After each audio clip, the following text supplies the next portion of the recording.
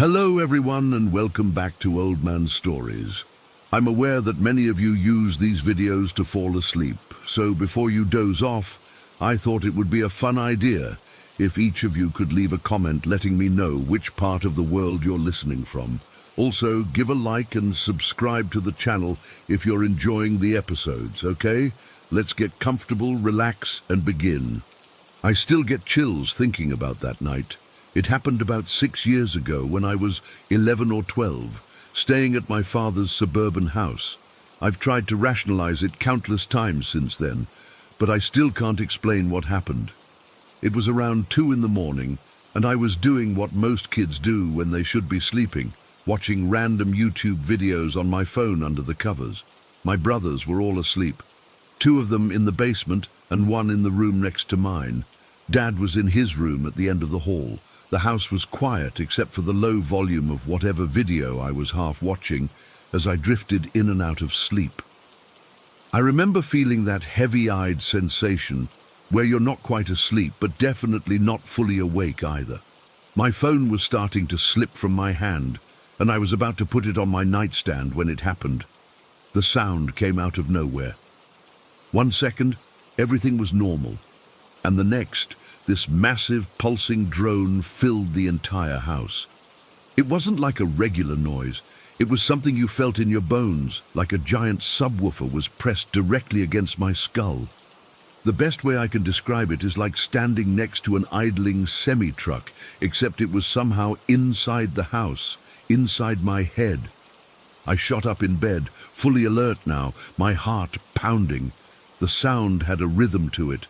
Not random like an earthquake or something natural. It was precise, mechanical even, like a giant heartbeat made of metal and electricity.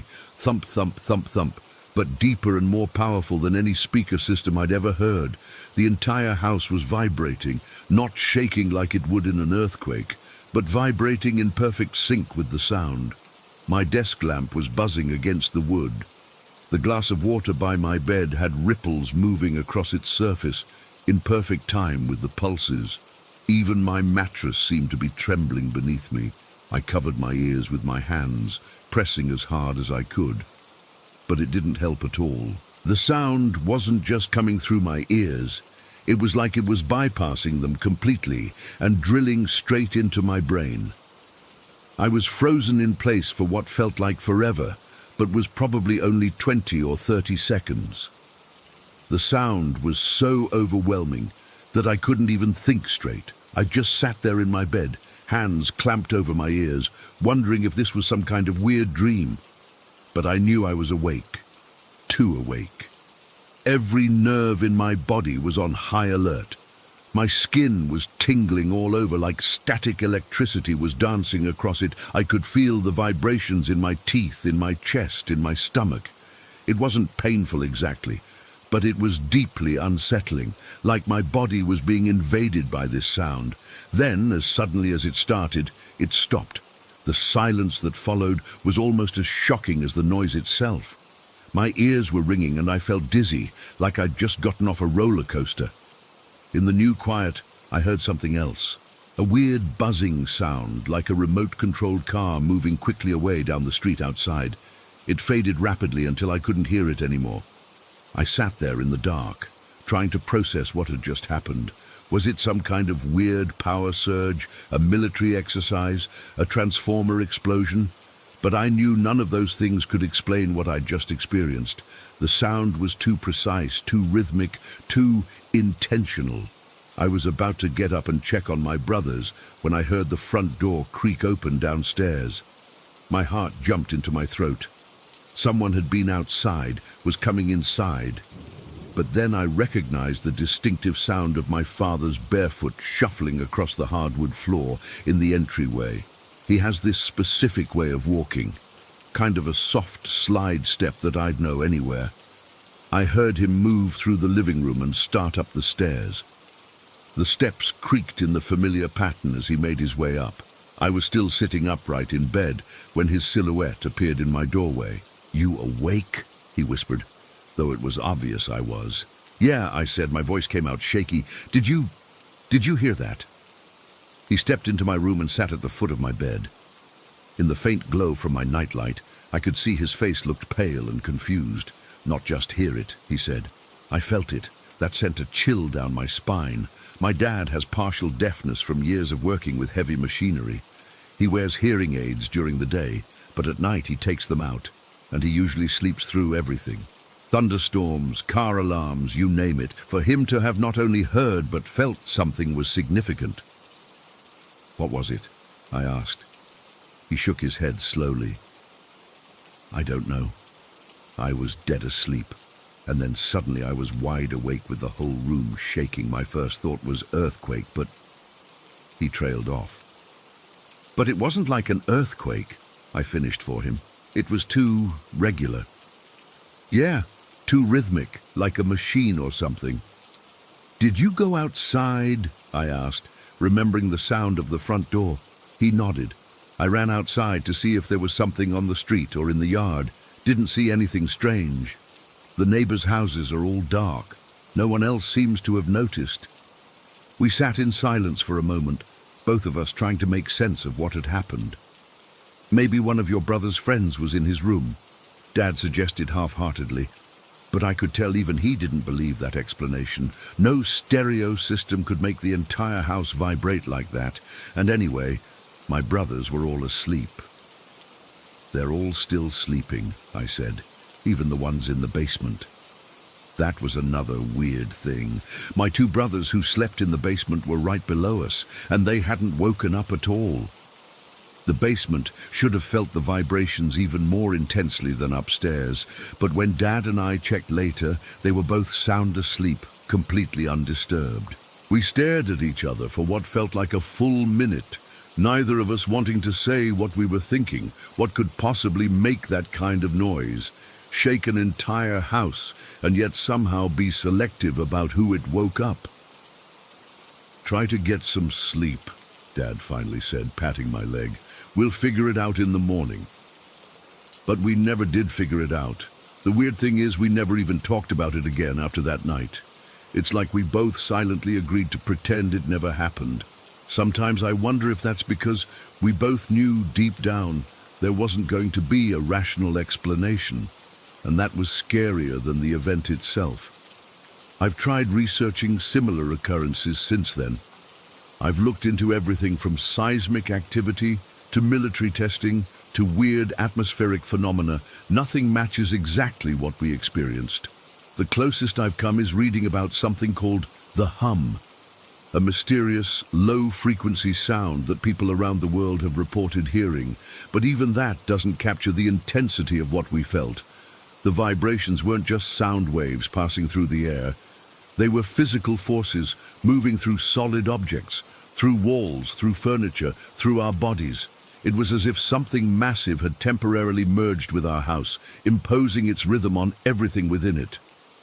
I checked our neighborhood's Facebook group the next day, hoping someone would mention hearing something strange, but there was nothing.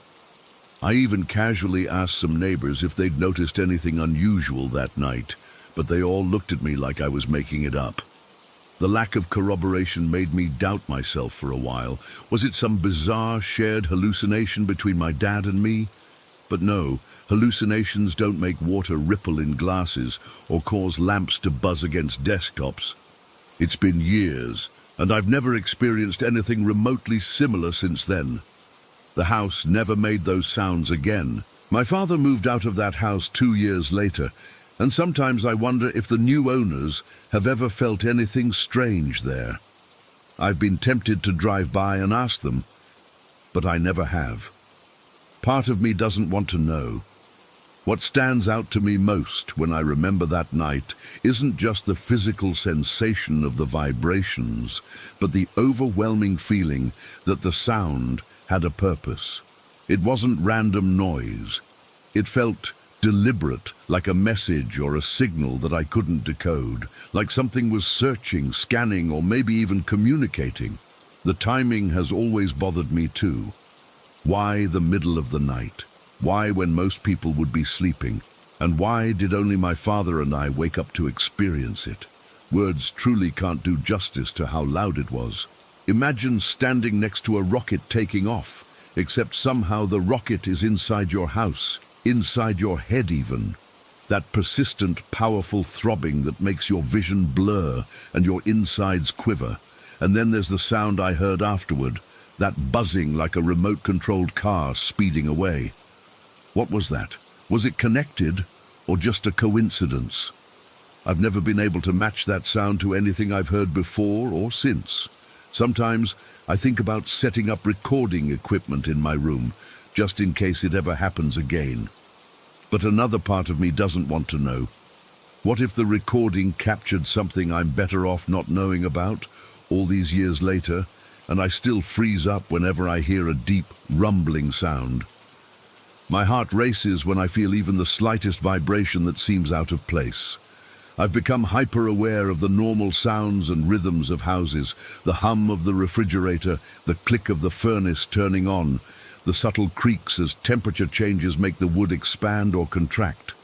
None of them, not even close, resemble what I felt that night. I don't know what shook our house. I don't know what made that sound. But sometimes in those moments between being awake and falling asleep, I find myself listening for it, wondering if it will ever come back, and what it might mean if it did. Story 2.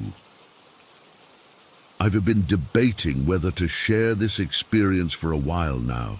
It's not something I talk about casually, and honestly, I'm still trying to make sense of it myself. But maybe writing it down will help me process what happened, or maybe someone else has experienced something similar. It all started about 2 years ago when my sleep patterns went completely haywire. I'd always been a decent sleeper before that, in bed by 11, up around 7, nothing special. But then, out of nowhere, I started having this terrible insomnia. Night after night, I'd lie awake until 2:30 or 3 in the morning, staring at the ceiling or scrolling mindlessly through my phone, desperate for sleep that wouldn't come. The worst part wasn't even falling asleep, it was staying asleep. No matter when I finally drifted off, I'd jolt awake around 5 a.m., completely alert, as if someone had dumped a bucket of ice water over me. 2 hours of sleep became my new normal. I was exhausted all the time, irritable, finding it hard to concentrate at work. I tried everything: melatonin, cutting out caffeine, white noise machines, meditation apps, even prescription sleep aids. Nothing worked. But that's not what makes this story unusual. It's what happened during those brief hours when I actually did manage to sleep. The first time it happened, I thought it was just a weird dream. I found myself in this vast, colorless place.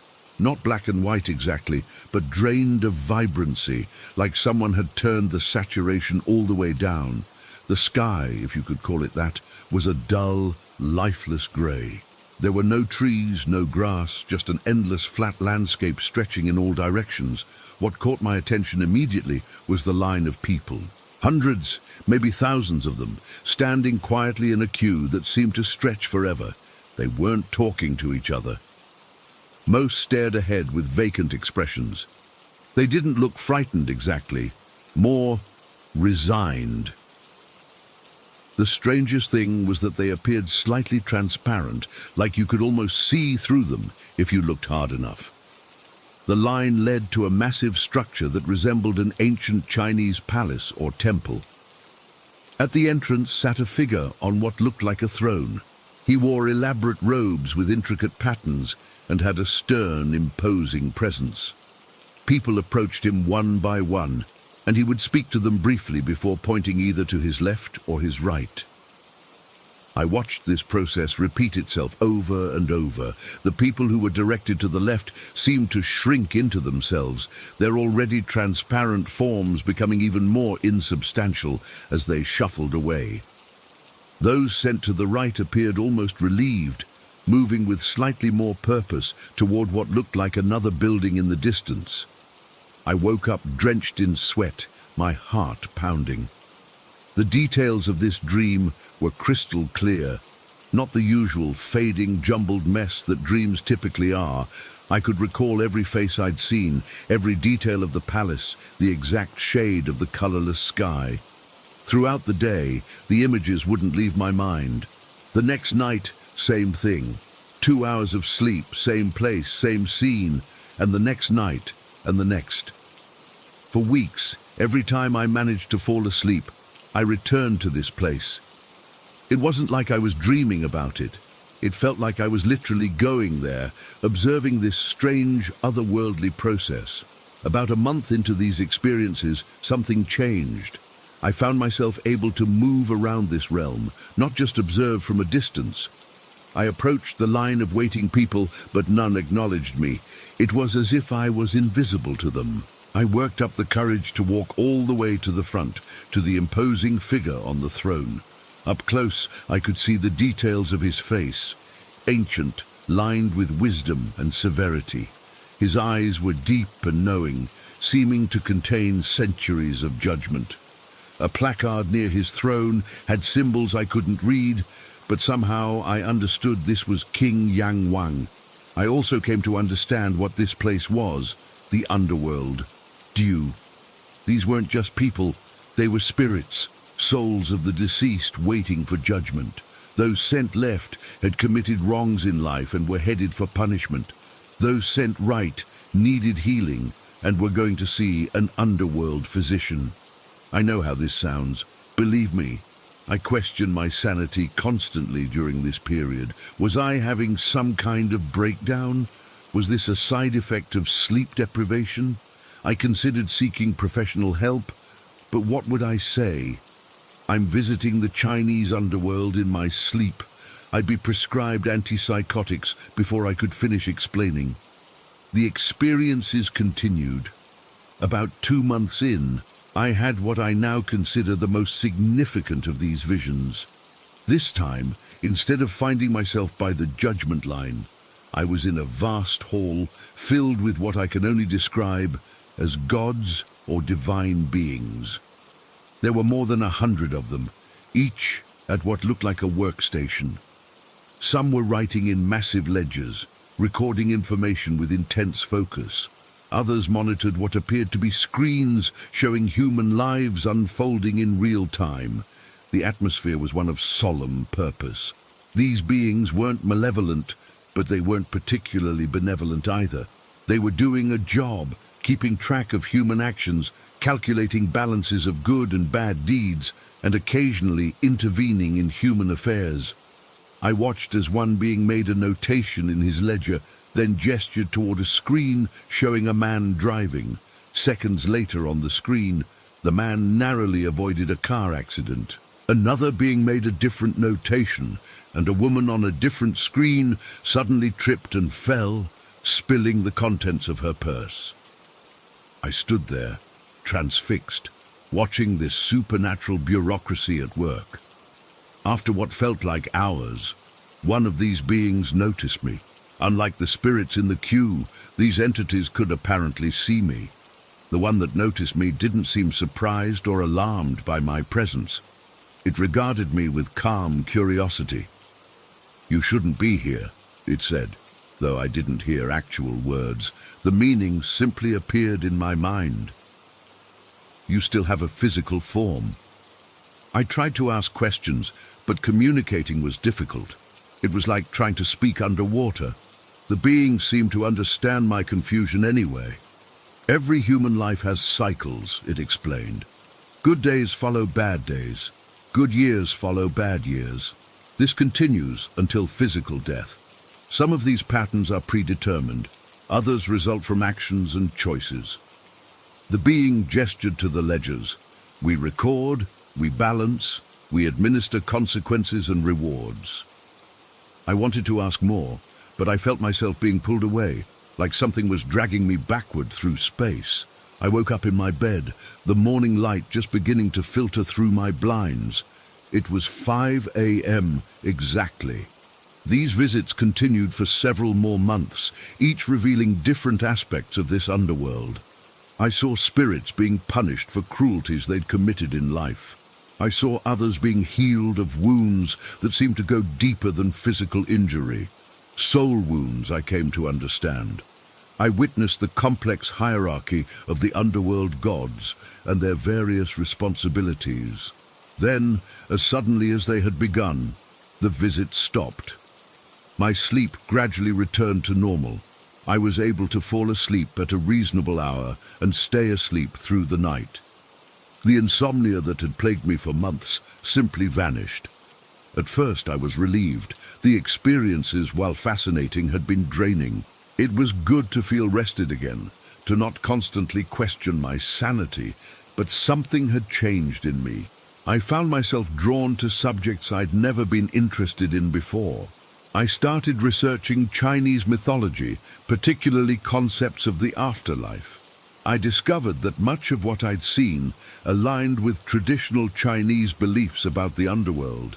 King Yang Wang, or Yan Luo Wang, as a judge of the dead, the concept of punishment and healing in the afterlife, the recording of good and bad deeds. The most bizarre development came about a year after my last underworld visit. I suddenly developed an intense interest in Chinese astrology, particularly two complex systems called Ziwei Do Shu and Bazi reading. I'd never heard of these before, but I found myself drawn to books and websites about them. Here's where it gets truly strange. I don't read or speak Chinese, not a word. Yet when I looked at these complex astrological charts and systems, I could understand them. It wasn't that I could suddenly read Chinese characters, I couldn't, but I could somehow grasp the concepts, the relationships between elements, the meaning behind the calculations. I could look at a Bazi chart and intuitively know what it meant, even though by all rights I should have found it completely incomprehensible. I started doing readings for friends, just as a curiosity at first. Their amazement at the accuracy of what I told them only deepened my confusion about what was happening to me. How could I possibly understand this complex system that scholars spend decades mastering? I had no background in astrology, no interest in it before this, and certainly no knowledge of Chinese metaphysical concepts. The only explanation I can come up with is that something happened during those visits to the underworld. Something changed in me, opened some channel of understanding that wasn't there before. It's as if I brought back knowledge I shouldn't have. I still don't know what to make of all this. Was it real? Was it some bizarre manifestation of an undiagnosed mental condition? Was it something else entirely? I can't say for sure. All I know is that those experiences changed me in ways I'm still discovering, and the knowledge I somehow acquired defies rational explanation. Sometimes, when I'm drifting off to sleep, I find myself both hoping for and dreading a return to that colorless place. So far, it hasn't happened. But I can't shake the feeling that my brief journey into the underworld wasn't an ending, but a beginning of something I don't yet understand. Story 3. It started with small things. So small, I almost didn't notice them. I'd be watching TV and catch something move in my peripheral vision, just quick flashes of black or white. At first, I blamed it on my eyes being tired or maybe one of my cats running around. I have 3 living cats, Midnight Pumpkin and Luna, but I've had others before them. The flashes gradually became more defined, more frequent. I'd see them during the day, but they were most active at night. These weren't just random movements anymore. They were shapes, human shapes. Sometimes I'd see them standing in doorways or at the end of the hallway, never fully formed, just enough to make out a silhouette. What really unsettled me was how they seemed to get closer over time. In the beginning, they'd stay at a distance, like they were observing me from afar. Then they started appearing closer, in the same room as me, standing in corners or beside furniture. I tried telling myself it was just my imagination, but deep down, I knew something wasn't right. The most active area was near my bedroom closet. I'd frequently see what looked like a young girl standing beside it. She never moved or made any noise, just stood there watching. I started sleeping with my bedroom door closed and a small light on. It didn't help. Then came that night. It was around 1 a.m, and I was drifting off to sleep when I heard it, a distinct bell sound coming from inside my closet. It wasn't loud, but in the silence of night, It might as well have been a fire alarm. My entire body went cold. None of my cats were in the room with me, and the other bells in the house, on their toys, were nowhere near my bedroom. I lay there paralyzed, not from any supernatural force, just pure fear. The bell didn't ring again, but I couldn't bring myself to check the closet until morning. When I finally did, there was nothing there, no bell, nothing out of place, just my clothes and shoes, exactly as they'd been the day before. After that night, things escalated. I started seeing shadow cats around the house, not my living cats. These were different. One was larger, moved more slowly, with what looked like a dark brown tabby pattern when the light hit it just right. The other was completely black, like a hole cut out of reality. I knew instantly they were Handsome and Onyx, my cats who had passed away a few years ago. Handsome had been my companion for 15 years, and Onyx for 12. Seeing them again was both comforting and terrifying. Unlike the human apparitions, the cat shadows never felt threatening. They'd curl up in their favorite spots. Handsome on the windowsill in the living room, Onyx at the foot of my bed. Sometimes I'd feel a weight on the mattress, like a cat jumping up, but my living cats would be elsewhere in the house. The worst experience happened about 3 months after the bell incident. I woke up in the middle of the night and immediately knew something was wrong. I couldn't move, not even a finger. Sleep paralysis. I'd had it before, but never like this. There were figures in my room, not shadows or vague shapes, but fully formed apparitions. 2 girls, around 12 years old, stood at the foot of my bed. They wore identical white nightgowns that looked like something from another century, high-necked with lace trim and long sleeves. Their hair was long and straight, one blonde, one brunette. Behind them stood an older woman, maybe in her 60s, wearing a similar nightgown, but with her grey hair pulled back in a bun. But what terrified me most was the man standing in the corner. Unlike the others who seemed almost translucent, he was solid and dark. He wore what looked like old work clothes, dark pants and a button-up shirt with the sleeves rolled to the elbows. His face was partially obscured, but I could feel him staring at me with an intensity that made my blood run cold. I couldn't scream, couldn't move. I just lay there watching them watch me. The girls didn't seem threatening. If anything, they looked curious. The older woman stood protectively behind them, her hand on the blonde girl's shoulder. But the man, there was something wrong about him, something that made me want to run and never look back. After what felt like hours, but was probably only minutes, they faded away, starting with the man and then the others. As they disappeared, I could move again.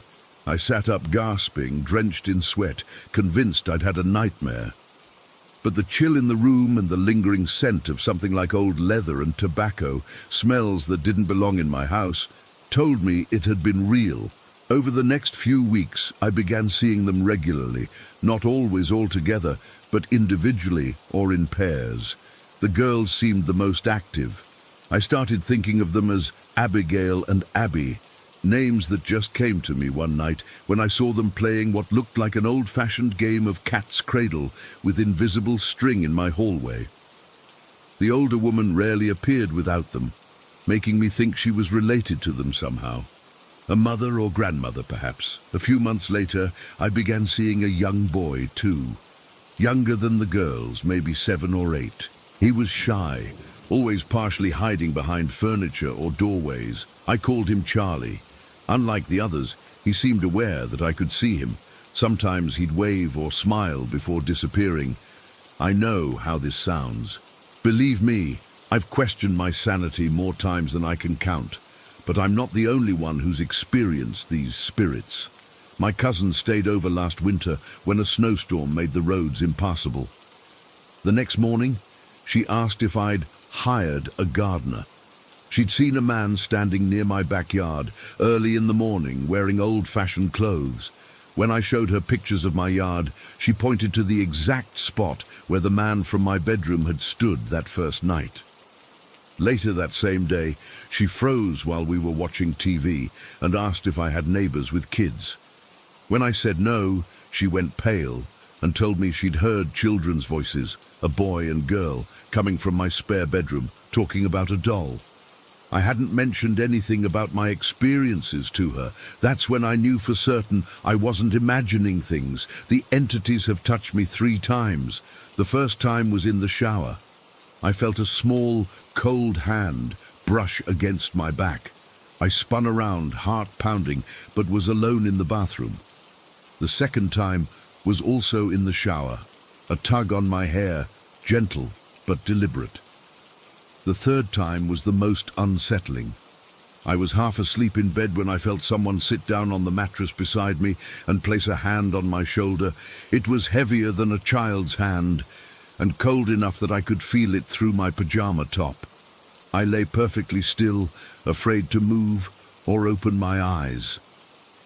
After a few seconds, the weight lifted, both from my shoulder and from the mattress. I've thought about moving, but something keeps me here. As terrifying as some moments have been, there's also a strange comfort in knowing I'm not alone. The children especially don't seem malicious, just lost, perhaps. Sometimes when I'm cooking or cleaning, I'll talk to them as if they're really there. "Careful, Charlie, the floor's wet," or "Abigail, Abby, did one of you move my keys again?" It sounds crazy, I know, but it feels right somehow. The strangest part is that while I'm still frightened sometimes, especially when the man appears, I've grown almost protective of the children. One night, after a particularly bad day at work, I came home to find all 3 of my living cats staring at the same corner of the dining room, tails puffed up. I felt the familiar chill and saw Charlie standing there looking frightened. Without thinking, I said out loud, "It's okay, buddy. They won't hurt you." And just like that, the cats relaxed, and Charlie's apparition seemed to brighten slightly before fading away. That night, as I was falling asleep, I heard a child's voice whisper, "Thank you." It should have terrified me, but instead I felt peaceful. I've come to think of them as extended family in a way. Handsome and Onyx, Abigail, Abby, Charlie, the older woman, and yes, even the man, though he still makes me uneasy. My cousin thinks I should bring in a medium or priest, but I'm hesitant. What if they're not ready to move on? What if they're here because they need something? Or what if forcing them to leave makes things worse? The most comforting thought, as strange as it might seem, is knowing there are more kids than just me in the house. I live alone, and the house can feel empty and quiet. But now, even in the silence, I know I'm not really by myself. There are children playing in the hallways, cats sleeping in sunny spots, and yes, sometimes an older presence watching from the shadows. Just last night, around 1 in the morning, I heard that bell again, same as before, coming from my closet, a single clear ring in the darkness. But this time, instead of fear, I felt a strange sense of acceptance. Whatever is happening in my house, whatever these spirits want or need, I'm part of it now, and somehow, I don't think they want to harm me. I think they just want to be acknowledged, to be remembered, and maybe, just maybe, they're protecting me too. Story 4. I never used to believe in ghost stories. I'd roll my eyes whenever someone would start with, "This house is haunted," or "I felt a presence." That was all just people's imagination running wild, or their brains trying to make sense of random noises. At least that's what I always told myself. My partner Kate would occasionally bring up paranormal shows she'd watched, and I'd dismiss them with logical explanations and scientific reasoning. We were the perfect balance. Her openness to the unknown and my grounded skepticism. When we found the house last year, I fell in love with it immediately. 200 years of history embedded in those walls, original hardwood floors that creaked with character, and windows that filtered the sunlight in a way modern houses just can't replicate. The real estate agent mentioned something about the house having stories to tell, but I took it as the usual sales pitch. Kate gave me a knowing look when he said it. She always had a thing for historic places and their energy. I just loved the architecture and the price, which was surprisingly reasonable for such a well-preserved piece of history. The first month was pure bliss. We spent weekends stripping old wallpaper, repainting rooms, and discovering little architectural quirks hidden throughout the house. I found a small compartment behind a loose floorboard in the upstairs hallway. Nothing inside, just an empty space that might have held someone's secrets centuries ago. Kate was thrilled by these discoveries. I was just happy to be restoring something with so much craftsmanship. It was exactly 42 days after moving in when the first incident happened. I remember because we had just finished hanging the last of our artwork, officially completing the move-in process. We were sitting in the living room, sharing a bottle of wine to celebrate when we both heard it, a phone ringing. Not our phones. This was different. It was loud, clear, and had an old-fashioned tone to it, like something from decades ago. I immediately checked my cell. Nothing. Kate checked hers too. The ringing continued for about 15 seconds and then stopped. "Did you hear that?" Kate asked, her eyes wide. "Of course I heard it," I replied, already on my feet. It must be coming from outside or maybe one of the neighbors, but it hadn't sounded distant. It had sounded like it was coming from inside our house, from everywhere and nowhere at once. I walked through every room, checking for anything that could possibly make that sound. Nothing. No old phones tucked away, no alarms, no devices we'd forgotten about. When I returned to the living room, Kate was still sitting exactly where I'd left her, wine glass untouched. The neighbors must have their windows open, I concluded, but even I didn't fully believe it. The sound had been too clear, too present. We brushed it off as one of those weird, unexplainable things that happen sometimes. But 3 nights later, as we were getting ready for bed, it happened again. Same ring, same duration, same inability to locate the source. This time I even went outside to check if it could be coming from another house. The night was silent, and none of our neighbors had their lights on at 11:30 at night. Kate suggested it might be some kind of electrical interference with something in the house. I latched onto this explanation eagerly, even though I knew enough about electronics to realize it didn't make much sense. Then the vibrations started. We'd be sound asleep, and I'd jolt awake to the unmistakable buzzing sound of a phone vibrating against a hard surface. The first time it happened, I instinctively reached for my phone on the nightstand, but it was dark and still. Kate's, too. We looked at each other in the dim light coming through our bedroom window. "Did you hear that?" she whispered. I nodded, already getting out of bed to investigate. Again, nothing, no explanation, no source. These vibration notifications continued happening every few nights. Sometimes once, sometimes 3 or 4 times, always at night. Always when we were either trying to fall asleep or had already been asleep for hours. The pattern was random, which made it even more unsettling.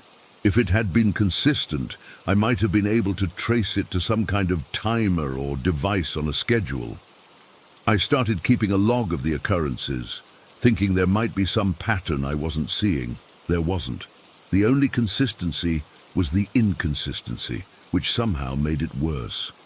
About 2 months after the first ringing phone, we started hearing something new. We'd be watching TV or reading in separate rooms, and there would be the distinct sound of 2 glass bottles gently clinking together, like someone had bumped a table where 2 bottles were sitting side by side. The first time, I assumed Kate had dropped something in the kitchen. She thought I had knocked something over in my office. When we realized neither of us had caused the sound, I spent an hour checking every glass item in our house, making sure nothing was precariously balanced or placed where it might move on its own. Everything was secure. The bottle clinking continued happening at random times, but primarily at night. Sometimes it would happen 3 times in quick succession, like someone was deliberately tapping bottles together. Other times, it was just a single gentle clink that might have been easy to miss if our house wasn't so quiet at night. I started trying to record the sounds. I set up my phone to record all night, But of course, on the nights I recorded, nothing would happen. The moment I stopped recording, the sounds would return. It was maddening. Kate was handling it better than I was, in some ways. She'd always been more open to the idea that there are things we can't explain. I, on the other hand, was becoming increasingly frustrated by my inability to find logical explanations. Maybe the house is trying to tell us something, she suggested one morning after a particularly active night of phantom phone vibrations and bottle clinking. Houses don't try to tell people things, I snapped, immediately regretting my tone. I'm sorry. I'm just tired of not being able to figure this out.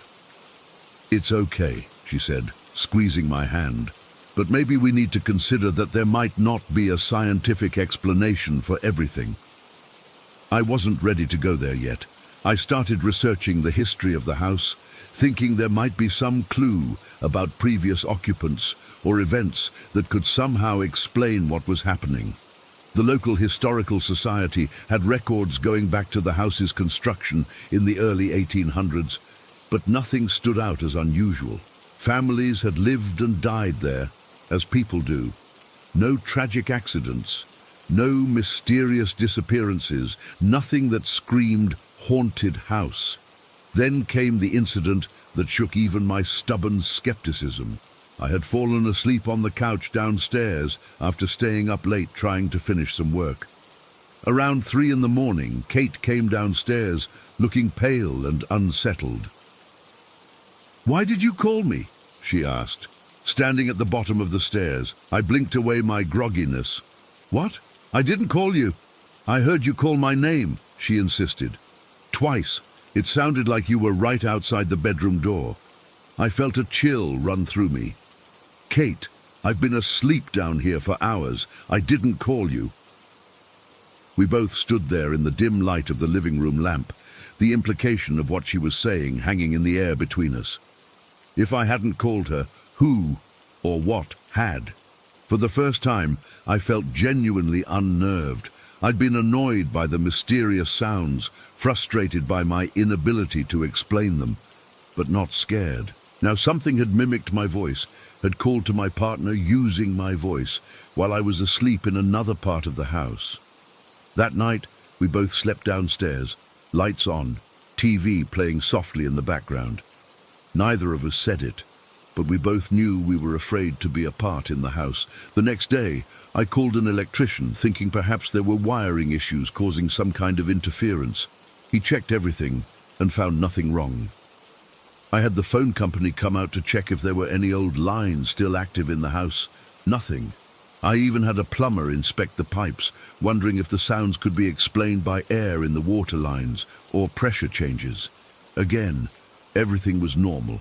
I was running out of rational explanations, and it terrified me.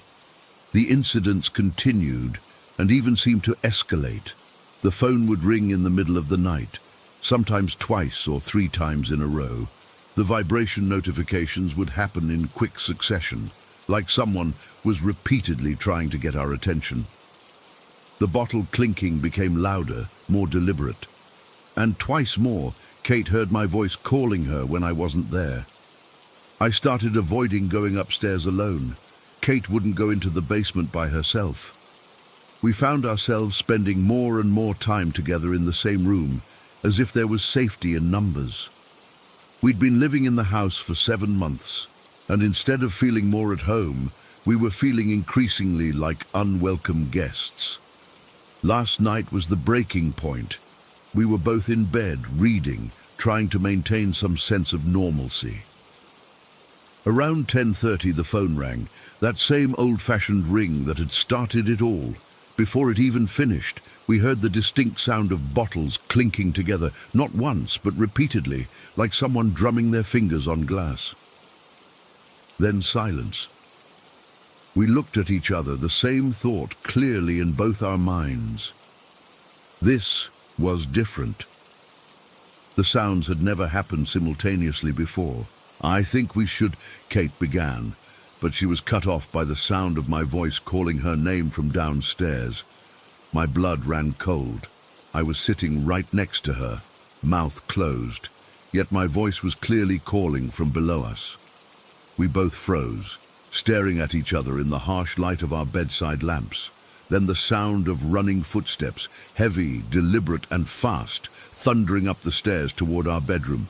Kate grabbed my arm so hard it hurt. I couldn't move, couldn't think. The footsteps reached the top of the stairs, paused, and then continued down the hallway toward our room. Each step was distinct, unmistakable, the old floorboards creaking under invisible weight. They stopped right outside our door. For what felt like minutes but was probably only seconds, there was complete silence. Then slowly, our bedroom door, which had been halfway open, began to close on its own. Not slammed, not blown by a draft, but deliberately pushed closed until it clicked shut. The phone started ringing again, but this time it sounded like it was coming from inside our bedroom closet. The vibration notification buzzed from under our bed. Bottles clinked from the bathroom, and then silence again. Complete, utter silence that somehow felt louder than all the sounds combined. We didn't sleep at all last night. We're sitting in a coffee shop right now as I type this, both of us bleary-eyed and jumpy. We're discussing what to do, where to go from here. Kate wants to contact someone who specializes in paranormal phenomena. Part of me, the part that has always scoffed at ghost stories, wants to resist. But I can't explain what's happening in our house. I've tried every rational explanation, explored every logical possibility. Nothing fits. Nothing makes sense. For the first time in my life, I'm facing something I cannot explain away, and I don't know what to do next. The house is waiting for us to return, and I don't know if we should... Story 5. I never really believed in ghosts or anything supernatural. Growing up, I'd roll my eyes at those ghost hunting shows my sister loved to watch. But something happened to me 5 years ago that completely changed my perspective, and I still get goosebumps thinking about it. My family moved into this old house when I was 17. It wasn't like a typical suburban home. This place had history. It was built in the early 1900s as housing for military officers during World War I. The real estate agent actually used that as a selling point, talking about how it had character and historical significance. My parents ate that stuff up. It was a pretty impressive house, 2 stories with high ceilings, ornate wooden banisters on the staircase, and these weird little alcoves built into the walls. The kind of place where you could imagine officers in their uniforms having serious discussions about war strategies. My bedroom was upstairs at the end of this long hallway that always felt a bit colder than the rest of the house. We'd been living there for about 8 months when it happened. My parents and sister had gone to visit my grandparents for the weekend, but I stayed behind because I had a big exam to study for. I'd never spent the night alone in that house before. Looking back, maybe that's what triggered everything. I remember it was a Friday night in November. The weather was miserable, raining hard with this biting wind that made the old windows rattle. I'd spent most of the evening studying in my room, then watched some Netflix before going to bed around midnight. I fell asleep pretty quickly, but woke up at exactly 3:17 a.m. I know because I checked my phone immediately after what happened. What woke me was this horrible, loud blast of sound coming from downstairs, like someone had cranked a radio to maximum volume on a station with no signal. Just this awful static noise, but distorted and somehow aggressive. My heart was racing as I sat up in bed. The sound was so loud it seemed to be vibrating through the floorboards. At first I thought maybe someone had broken in, but who breaks into a house to turn on a radio? I grabbed my phone as a flashlight and crept down the hallway to the stairs. The noise got louder as I made my way down, step by step. It was coming from our living room. I hesitated at the doorway, terrified of what I might find. When I finally gathered the courage to look inside, I saw that my dad's old hi-fi system was on. The display was lit up and tuned to some random radio frequency that was just broadcasting pure static. The volume was turned all the way up to the maximum level. This was weird for several reasons. First, nobody in our family ever used the radio function on that system. We only used it to play CDs or connect our phones. Second, my dad was super protective of his audio equipment. He always kept the volume at a reasonable level to protect the speakers. And third, I was certain the system had been off when I went to bed. I walked over and turned it off, my hands shaking as I pressed the power button. The sudden silence felt almost as jarring as the noise had been. I stood there for a minute listening. The house creaked and settled, but otherwise everything was normal. I checked all the doors and windows.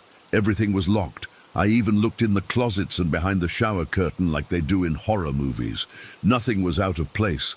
I figured maybe there was some kind of electrical surge or malfunction with the system's timer settings, though I didn't know if it even had timer settings. I went back upstairs, but I couldn't fall asleep right away. I kept thinking I heard footsteps or whispers. Eventually, exhaustion took over and I drifted off. I don't know exactly how much time passed, maybe 30 minutes, maybe an hour, when I was jolted awake again by the same horrific blast of static, even louder than before if that was possible. My whole body went cold with fear. I knew I'd turned that system off. I knew it. I grabbed my phone again and saw it was 3:54 a.m. I crept downstairs for the second time, my legs feeling like jelly. Sure enough, the hi-fi system was on again, blasting that same distorted static at full volume. I felt the hair on the back of my neck stand up. Something wasn't right. This wasn't a malfunction. The dial had been physically turned to select the radio function, and the volume knob had been manually rotated to maximum. There was no way this could happen on its own. I turned it off again, my fingers trembling as I pressed the button, but this time I didn't immediately go back upstairs. I stood in the middle of the living room, suddenly aware of something. It's hard to explain, but it felt like the air had gotten thicker, like there was a pressure or presence in the room with me. I've never been a particularly brave person, but in that moment I did something I still can't believe I had the courage to do. I spoke out loud to the empty room. "I know you're here," I said, my voice barely more than a whisper at first. "I know you're trying to tell me something or get my attention." The house seemed to get even quieter, if that was possible. "I just want you to know that I respect you in this house," I continued, speaking more clearly now. "This was your home once, and now it's ours. I don't want any trouble, and I don't want you to harm my family." I stood there for what felt like forever, half expecting the lights to flicker or something to crash off a shelf like in the movies. But nothing happened. The house remained still and silent. Finally, I did something that made logical sense to me in the moment. I unplugged the hi-fi system completely from the wall. If there was no power going to it, it couldn't turn itself on again, right? I went back to my bedroom, but didn't even try to sleep. I just sat upright in bed with all the lights on, waiting for morning to come. Every creak of the house made me jump. I kept checking my phone, watching the minutes tick by agonizingly slowly. But the radio never came on again that night, or any night after. When my family came home on Sunday, I tried to tell them what happened. My dad checked the hi-fi system and said everything seemed normal. My mom suggested it might have been a power surge, or that maybe I'd been sleepwalking. My sister was the only one who seemed genuinely interested, but even she looked skeptical. I started doing research on the history of our house after that. I found out that one of the officers who'd lived there had been a communications specialist who worked with radio equipment during the war. He died in 1918, during the Spanish flu pandemic, not long after returning home. I don't know if that's relevant, but it felt significant somehow. I never experienced anything else supernatural in that house, but I couldn't shake the feeling of being watched after that night. I'd sometimes get goosebumps for no reason when I was alone in certain rooms. The hallway to my bedroom always felt wrong, like I was walking through something I couldn't see. I moved out about 3 months later when I started college. I told my parents it was because I wanted to be closer to campus. But really, I couldn't stand being in that house anymore. What's strange is that no one else in my family has ever reported anything unusual happening there. It's like whatever was there only wanted to communicate with me for some reason. My parents still live in that house. When I visit, I always unplug the hi-fi system before I go to bed, just in case. My dad thinks it's weird, but he doesn't know I'm still doing it. He'd probably say I was being ridiculous if he knew. I've tried to rationalize what happened many times over the years. Maybe there was a fault in the system. Maybe someone was hacking into it somehow, though it wasn't a smart device or connected to the internet. Maybe I really was sleepwalking or hallucinating from stress. But deep down, I know what I experienced. I know that something or someone was trying to communicate with me that night. And I know that when I acknowledged its presence and showed respect, it stopped. The experience completely changed my perspective on the supernatural. I don't watch those ghost hunting shows anymore, not because I think they're silly, but because they hit too close to home now. I know there are things that exist beyond what we can explain. Sometimes I wonder what would have happened if I hadn't unplugged the system that night. Would the entity have found another way to communicate?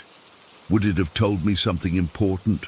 Or was it just testing me, seeing how I would react? I'll never know for sure.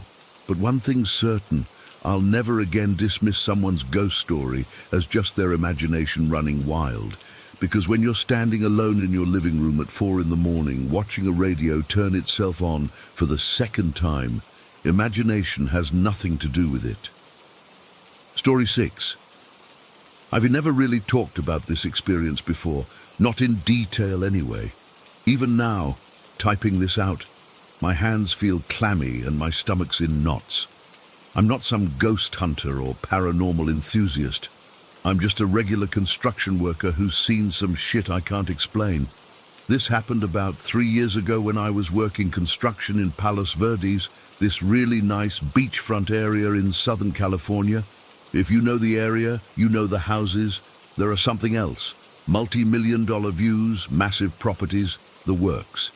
The job was a complete gut renovation of this older house that had probably been built in the 70s. The owners wanted everything torn down to the studs before rebuilding. I've always been sensitive to energy, I guess you could call it. Not like psychic stuff or anything woo-woo, but that feeling when the hairs on your arms stand up for no reason. That gut feeling when something's off. My abuela used to say I had el don, the gift. I just call it being perceptive. It saved my ass more than once, like the time I felt something was wrong at a bar and left right before a fight broke out that put 2 guys in the hospital. The moment I walked into that Palos Verdes house, that feeling hit me like a truck. It was like walking into a freezer, but the temperature hadn't changed. My skin just crawled. I remember standing in the entryway that first morning, looking around at what seemed like a perfectly normal house, thinking, something happened here. Something bad. There were only 2 of us on the job, me and Marco. The contractor was cutting corners, which is pretty standard these days. Marco was a good worker, but he always had these wireless headphones in, blasting reggaeton while he worked. At first I was annoyed, but later I realized maybe he had the right idea. That first day started normally enough. We began tearing out cabinets in the kitchen, ripping up old flooring. The usual demo work. Around noon, I heard what sounded like someone knocking on a door somewhere deeper in the house. 3 distinct knocks, like someone announcing their presence. I stopped working, chisel in hand, and listened. "Marco, you hear that?" I called out. He pulled one earbud out. "What?" "That knocking." He shrugged and put his earbud back in. I went to check the front door, thinking maybe it was the inspector showing up early. Nothing. No one at the back door either. I walked through the house, which was only partially demolished at this point, checking each room. Empty. When I got back to work, I heard whispers.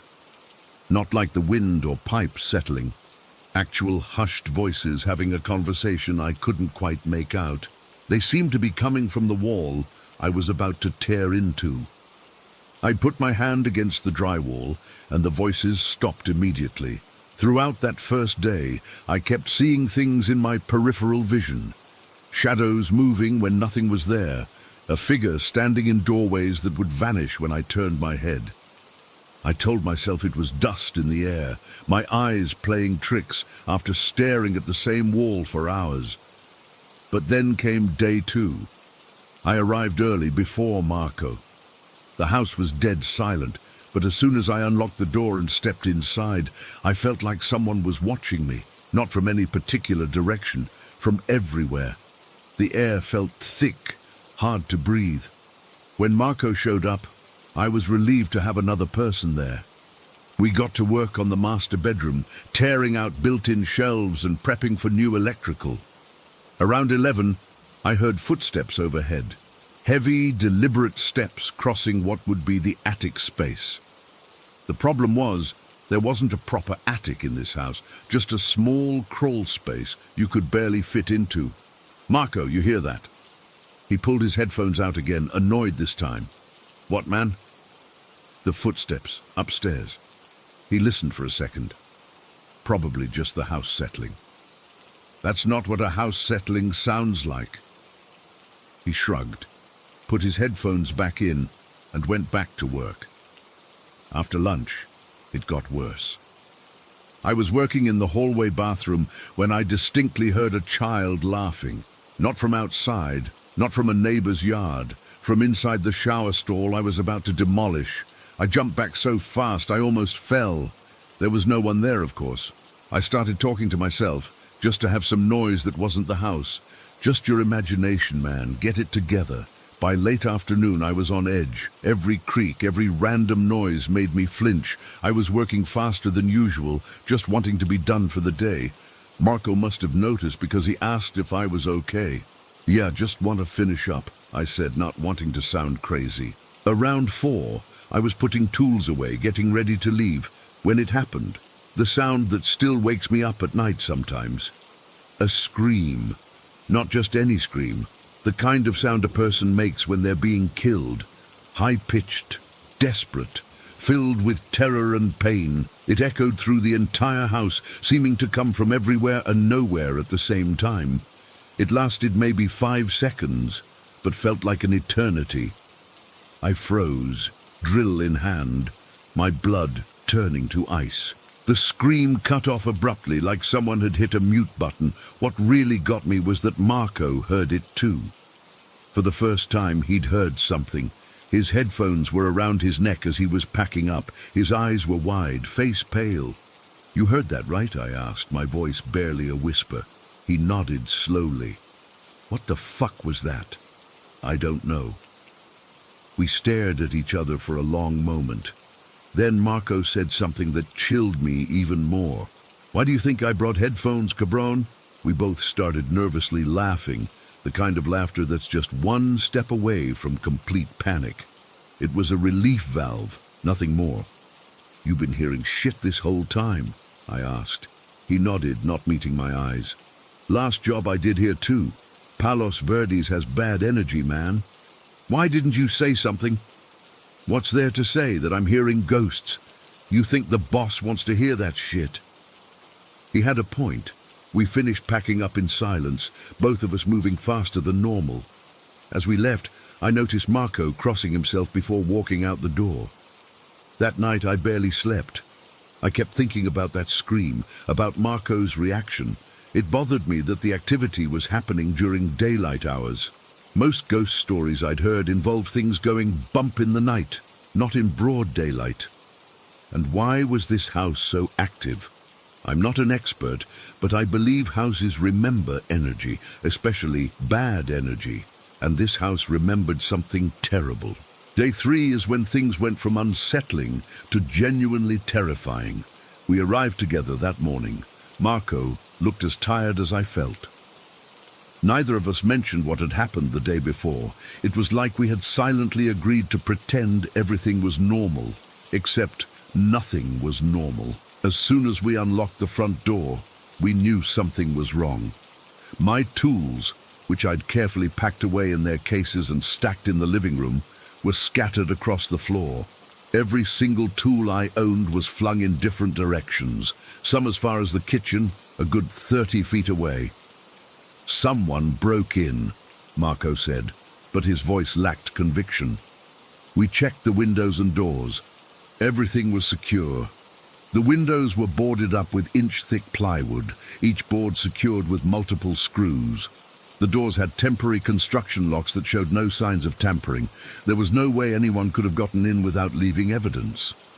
"Maybe an animal got in somehow," I suggested, knowing how ridiculous it sounded.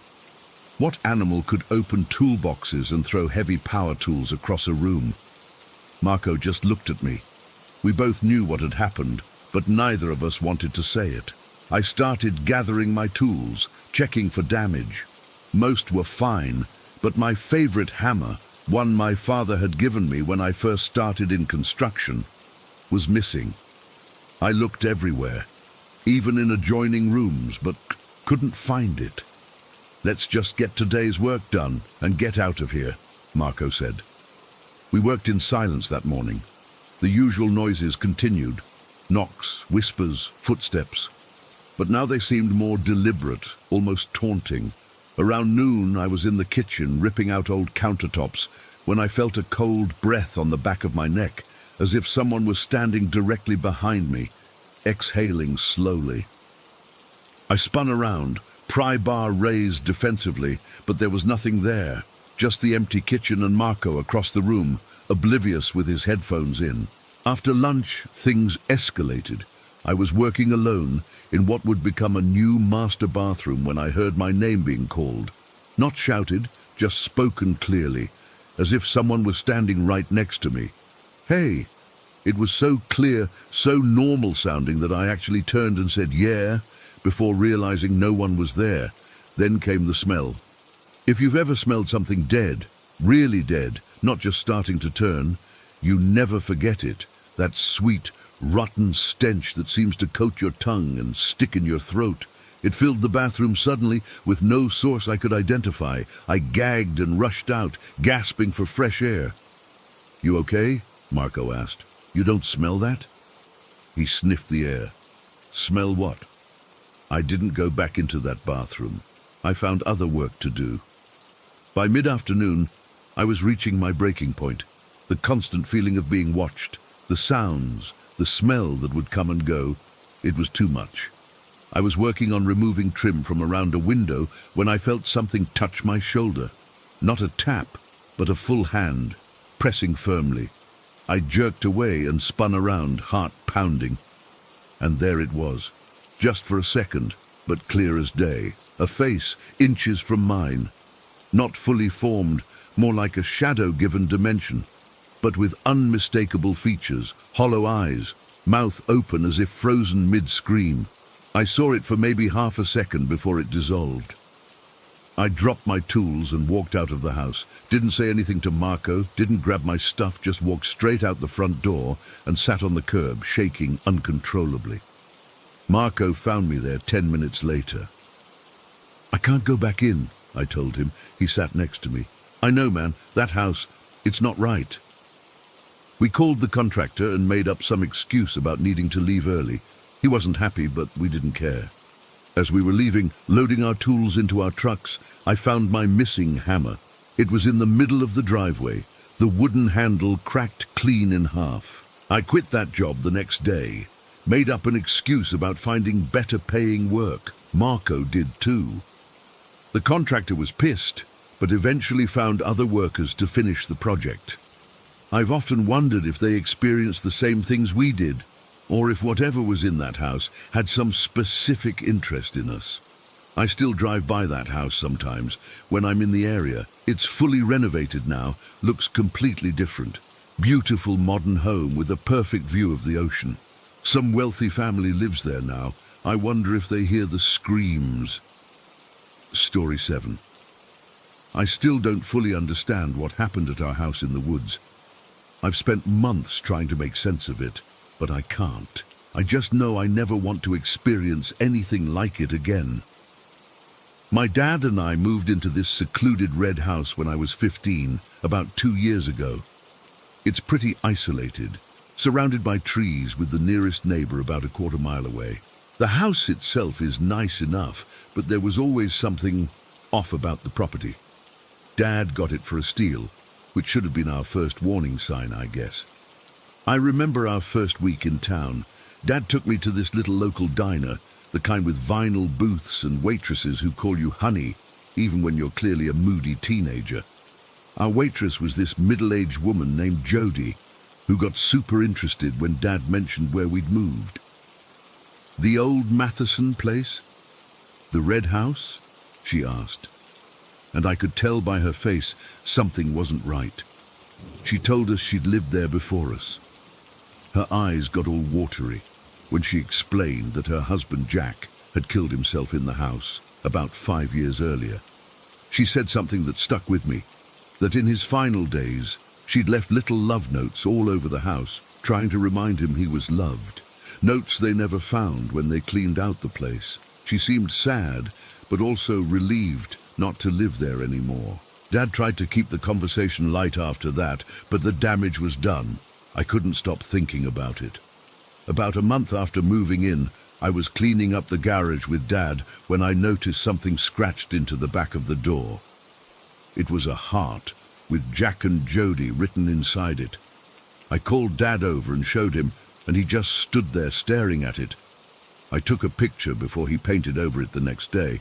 He said it was morbid to keep it, but I think he was more freaked out than he let on. The weird thing about our house is that it has two completely different vibes. Inside, it actually feels pretty safe, almost warm, like something protective is there. But outside, that's where things get messed up. I've always felt like I was being watched through the windows at night. We don't have curtains in a lot of the rooms because Dad thinks they make the place feel closed in. But when it's dark outside and the lights are on inside, anyone or anything could be watching you, and you'd never know. I used to tell myself I was just being paranoid. I mean, we're in the middle of nowhere. Who would be out there staring at us? But then things started happening that I couldn't explain away. It started with small stuff at first. Tapping on my bedroom window at night. Random thumping sounds on the porch, what sounded like whispers outside the bathroom window when I'd shower. Dad works nights 3 days a week at the factory in the next town over, so I was alone a lot. I started blasting music or keeping the TV on all the time just to drown out the noises. Then things escalated. I'd wake up at like 3 in the morning to the sound of something dragging across the side of the house, or I'd be doing homework and hear what sounded like someone pacing back and forth on our porch. I'd check. Nothing there. Our motion sensor lights would trigger randomly, but when I'd look out, there was never anything visible moving around. The worst incident happened about 6 months ago. Dad was working the overnight shift, so it was just me and our dog, Max. He's this big German shepherd mix who isn't afraid of anything. He's usually super chill, but that night he was acting weird from the moment Dad left. Following me room to room, whining, not settling down. Around 11:30 I was in the living room watching YouTube videos when Max suddenly jumped up and started barking like crazy at the front door. Not his normal someone's here bark, but this frantic, almost panicked sound I'd never heard him make before. I muted my video, and that's when I heard it. 3 loud, deliberate knocks on our front door. Not like someone casually stopping by. The knocks were slow and purposeful, like whoever was there wanted to make sure I heard them. Max went ballistic, snarling and jumping at the door. I froze, not knowing what to do. We weren't expecting anyone, and nobody drops by our house unannounced. Especially not that late at night. Then the most terrifying thing happened. A voice called out from the other side of the door, a voice that sounded exactly like mine. "Hey dude, it's me. Let me in. I don't know where my key is. Man, open the door." It was my voice, my exact inflection, my exact way of talking. But I was inside the house. I couldn't move. My whole body went cold and I felt like I couldn't breathe. Max was going absolutely insane, scratching at the door like he wanted to tear through it. Come on, open up, it's freezing out here. Again, my voice, perfect in every way. I finally managed to move, grabbing Max by his collar and literally dragging him away from the door. He fought me the whole way as I pulled him to my bedroom. I locked us both inside, turned the TV volume up as high as it would go, and huddled on my bed with Max, who was still growling and staring at my bedroom door like he expected whatever was out there to come through at any second. The knocking continued for another 20 minutes, getting louder and more insistent. Then it stopped suddenly. The silence was almost worse than the knocking. I kept the TV blaring until my dad got home at 6 in the morning. I was too terrified to leave my room, even to use the bathroom. When Dad got home, I told him everything. He checked around the house, but said there were no footprints in the mud outside the front door, no sign anyone had been there. He tried to convince me it was just some local kid playing a prank, but I know what I heard. No one could imitate my voice that perfectly. After that night, the phenomena became more frequent. If Dad was gone, something would knock on the doors or windows. I'd hear my name called from outside in my own voice. Once, while I was taking a shower, I heard what sounded like fingernails slowly dragging down the bathroom window. When I got out and checked, there were actually scratch marks on the outside of the glass. I started spending the nights my dad worked at my friend Tyler's house. When his parents asked why, I made up excuses about our heating being broken or the water being shut off. I couldn't tell them the truth, that something that looked or sounded like me was trying to get into my house. One day, I finally broke down and told Tyler everything. I expected him to laugh or think I was making it up, but he got really serious instead. His mom is into all this new age spiritual stuff, and he'd picked up some of it from her. He told me it sounded like I was dealing with a mimic entity, something that can take on aspects of a person to trick them. Tyler gave me some crystals his mom had, selenite to put above all the exterior doorways and black tourmaline for the corners of the house. He said selenite creates a barrier that negative entities can't cross, and the tourmaline absorbs negative energy. I felt stupid doing it, but I was desperate enough to try anything. Surprisingly, it seemed to help. The activity didn't stop completely, but it changed.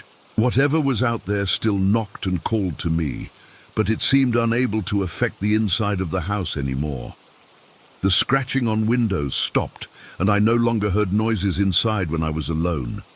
But the thing outside became more aggressive, like it was frustrated it couldn't get in. The knocking got louder, more persistent. It would happen for hours sometimes. Max would go crazy every time, but he stopped trying to get to the door. Now he would position himself between me and whatever was outside, like he was protecting me. One night about 2 months ago, I was alone again. I was in my room with headphones on when Max started barking. I pulled my headphones off and heard what sounded like dozens of hands slapping against every window and door of the house simultaneously. It was like the house was surrounded. Max was spinning in circles, not knowing which direction to bark toward. Then every mirror in the house shattered at once. The bathroom mirror, the decorative mirror in the hallway, even the small makeup compact I had on my desk, all broken in the exact same moment. I grabbed Max, ran to my closet, and called my dad, begging him to come home. By the time he got there 45 minutes later, everything was quiet again. He found me still huddled in my closet with Max, unable to stop shaking. The mirrors were all broken, just like I'd said. He couldn't explain it, but still tried to rationalize it as maybe a small earthquake or something. I could tell he didn't believe that explanation himself. Dad installed security cameras the next day, one facing each side of the house. For a few weeks, nothing happened when I reviewed the footage, which was almost worse. Like whatever was out there knew about the cameras and was being careful. Then last month, while Dad was at work, the knocking started again. I immediately checked the live feed from the cameras on my phone, but they showed nothing. Empty porch, empty yard. Yet the knocking continued, clear as day. Max barking frantically at the invisible visitor. The voice came again. "Let me in! I'm you! I'm supposed to be in there, not you!" I watched the camera feeds the entire time, seeing nothing while hearing everything. After about an hour, the camera facing the back of the house went offline. The app said it had lost connection. Minutes later, the side camera went down too, then the front. The only one still working was pointed toward the driveway. I called my dad in a panic, and he left work immediately. While waiting for him, I heard a new sound, scratching like someone dragging their nails down every exterior wall of the house simultaneously. Max was going crazy, running from window to window, snarling. Then I saw something on the remaining camera feed that made my blood freeze. A dark shape moved quickly across the frame, not clearly human, more like a shadow but more solid somehow. The camera went offline immediately after. When Dad got home, we found all 4 cameras torn from their mountings, the wires ripped out. But there were no footprints in the soft ground beneath them, no way to explain how someone could have reached the cameras mounted 10 feet up without leaving any trace. We're moving out next week. Dad finally agreed. We can't stay here anymore. The activity has been constant lately. Knocking, my voice calling out, scratching. Sometimes we hear it pacing on the roof at night. Max won't go outside after dark anymore, not for anything. I don't know what's out there. I don't know why it has my voice or why it wants in so badly. All I know is that the protection Tyler gave me seems to be the only thing keeping it outside. I sleep with selenite under my pillow now and black tourmaline in my pocket at all times. The waitress Jody came into my work last week. I got a job at the same diner where we first met her. I wanted to ask her more about the house, if she'd experienced anything similar, but she called in sick the next day and hasn't been back since. My supervisor said she suddenly moved away, no notice. I'm writing this from Tyler's house. I refuse to spend another night in that place alone. Dad's at work, and I told him I wouldn't stay there by myself anymore. We've got 5 more days until we're out for good, but I can't shake this feeling that whatever's been trying to get in won't just let us leave, that it might follow us, that maybe it's been after me specifically all along. Sometimes I wonder if Jack, Jody's husband, encountered the same thing before he died. I just know that there's something out there in the darkness around our house. Something that knows my voice. Something that looks like me. And it's still trying to find a way in. Story 8. I never thought I'd be sharing this. Part of me still can't believe this is my life now. 3 years ago, I was normal. Successful even. I had a good job in marketing, friends who respected me, and confidence that bordered on cockiness sometimes. I was the guy who spoke up in meetings, who made decisions easily, who people came to for advice. Now I can barely string a sentence together when speaking to cashiers. It started so gradually, I didn't notice at first. Just some trouble sleeping, weird dreams, random thoughts that didn't seem like mine. I brushed it off as stress. My company was going through layoffs, and I was working overtime to prove my worth. But then things got stranger. I'd be sitting at my desk, focused on work, when suddenly my mind would fill with images of Norwegian forests, rune symbols, and rituals I'd never seen before. I'd feel my concentration drain away, like someone had pulled a plug. I'd try to shake it off, but within minutes I'd be staring at my screen, unable to remember what I was doing. After a few weeks, I started hearing voices right as I was falling asleep. Not like schizophrenia. I've researched that extensively.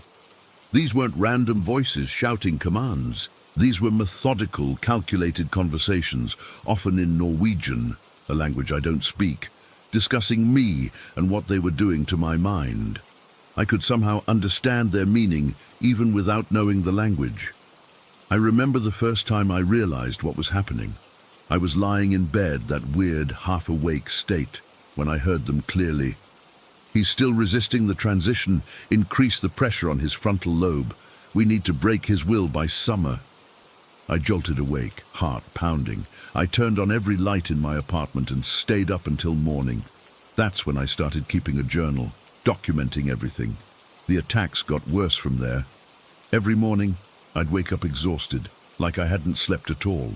I'd feel this heavy pressure in my head pushing down on my thoughts. I'd try to gather my motivation for the day, and it would just evaporate.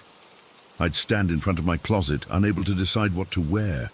Not just normal indecision, but a complete shutdown of my ability to make choices. At work, it became unbearable. In meetings where I used to dominate the conversation, I found myself sitting silently, unable to formulate thoughts. When I did speak, my words came out jumbled, or I'd forget mid-sentence what I was saying.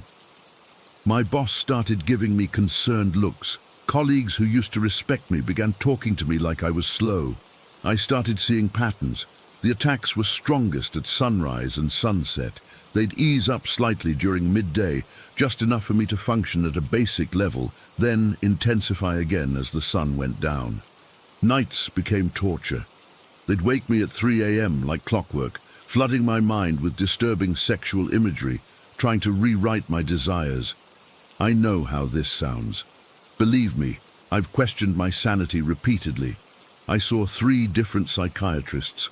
All 3 diagnosed me differently: depression, anxiety disorder, and one suggested early-onset schizophrenia. I tried the medications, nothing helped. The antipsychotics actually made it worse. They dulled my defenses without stopping the attacks. By the 1-year mark, I'd lost my job. I couldn't focus enough to complete basic tasks. My friends stopped calling after I bailed on plans too many times or showed up acting weird. My personality was changing, and not by my choice. The occultists, I've identified at least 5 distinct voices or presences, have specific goals. They tell me so directly now. They want to strip away my identity and rebuild me as something else, something submissive, something they control. They attack what they call my core traits: my confidence, my decisiveness, my self-respect. 2 years in, I discovered who they were through bits of information they carelessly revealed. A group of Norwegian occult artists who combine technology with ancient magical practices. They call themselves transformers of will in their language. They select targets based on specific personality traits, people with strong natural willpower and clear identities. Breaking someone like me is like a perverse artistic achievement for them. I've tried everything to stop them. Meditation, prayer, protective crystals, blocking techniques from psychic defense books, electromagnetic shielding in my apartment, moving to different locations. Nothing works for long. They find me, and the assault continues. Let me describe what a typical day is like now. I wake up around 6 a.m. with a crushing headache and the feeling that someone is standing over me. My first thoughts aren't mine. They push in foreign ideas, usually degrading ones about my worth as a person. I have to fight to remember who I really am. I try to make coffee, but suddenly I'm hit with confusion about how to operate my coffee maker, something I've used daily for years. It's like they selectively block access to basic knowledge. By 7, I feel a shift in my emotional state. Artificial sadness floods in, or sometimes inappropriate euphoria that doesn't match my situation. My emotional regulation is completely hijacked. At 8, I try to read news online, but my interests are manipulated. Articles I'd normally care about seem boring, while topics I've never cared about suddenly seem fascinating. My music preferences change mid-song. I'll start playing a rock track I've always loved, and suddenly it sounds grating and unpleasant.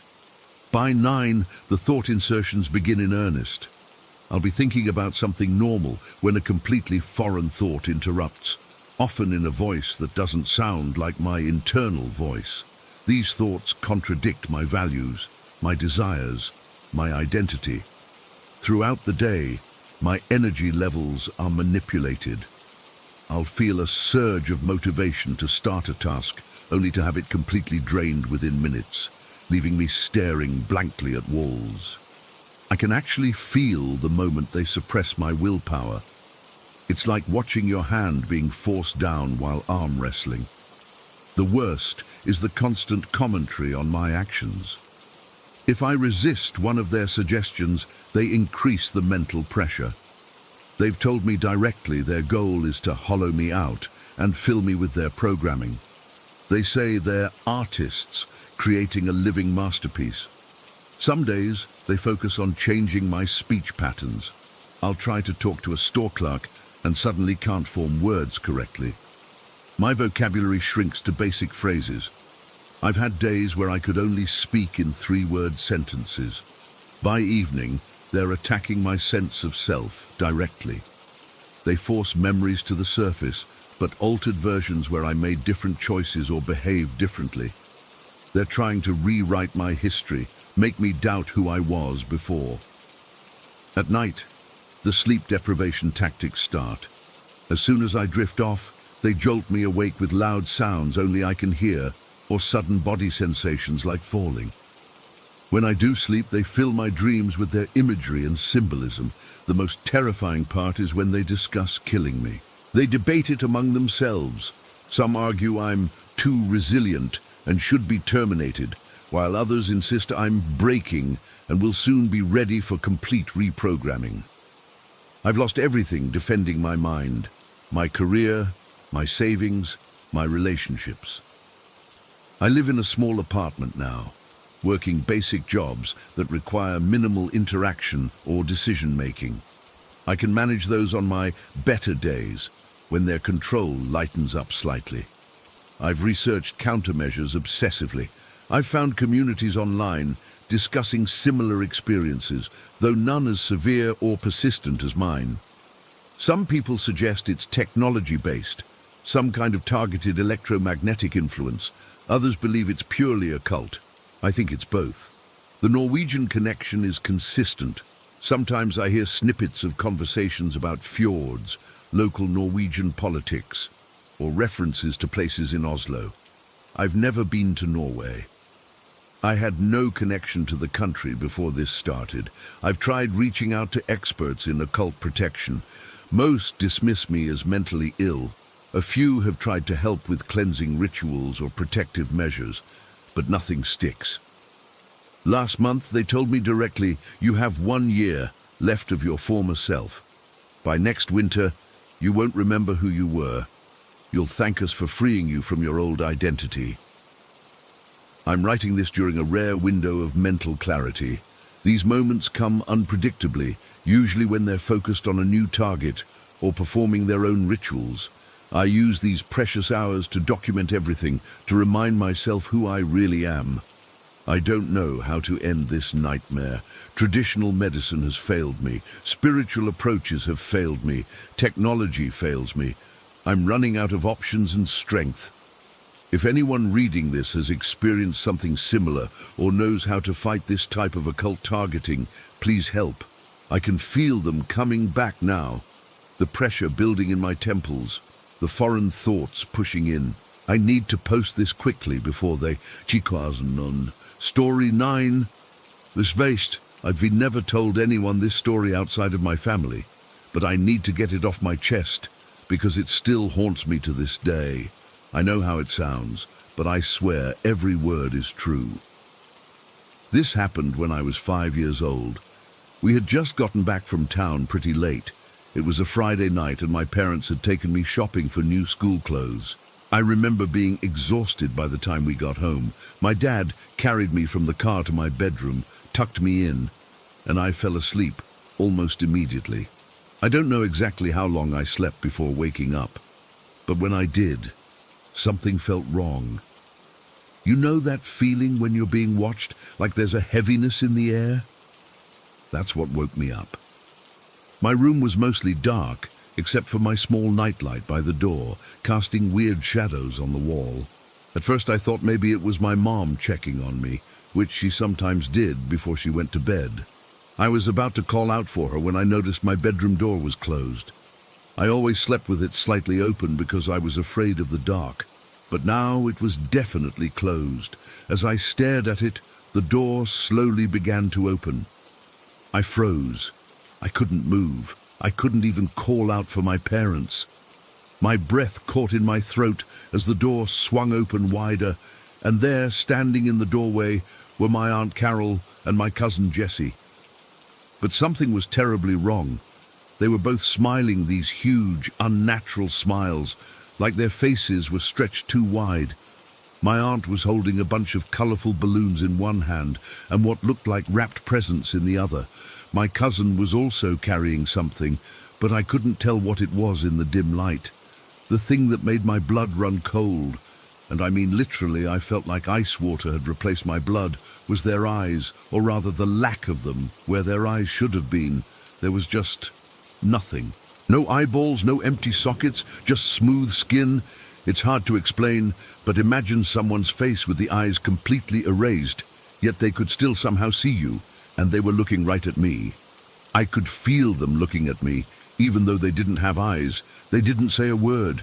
They just stood there grinning those awful grins, holding those balloons and gifts.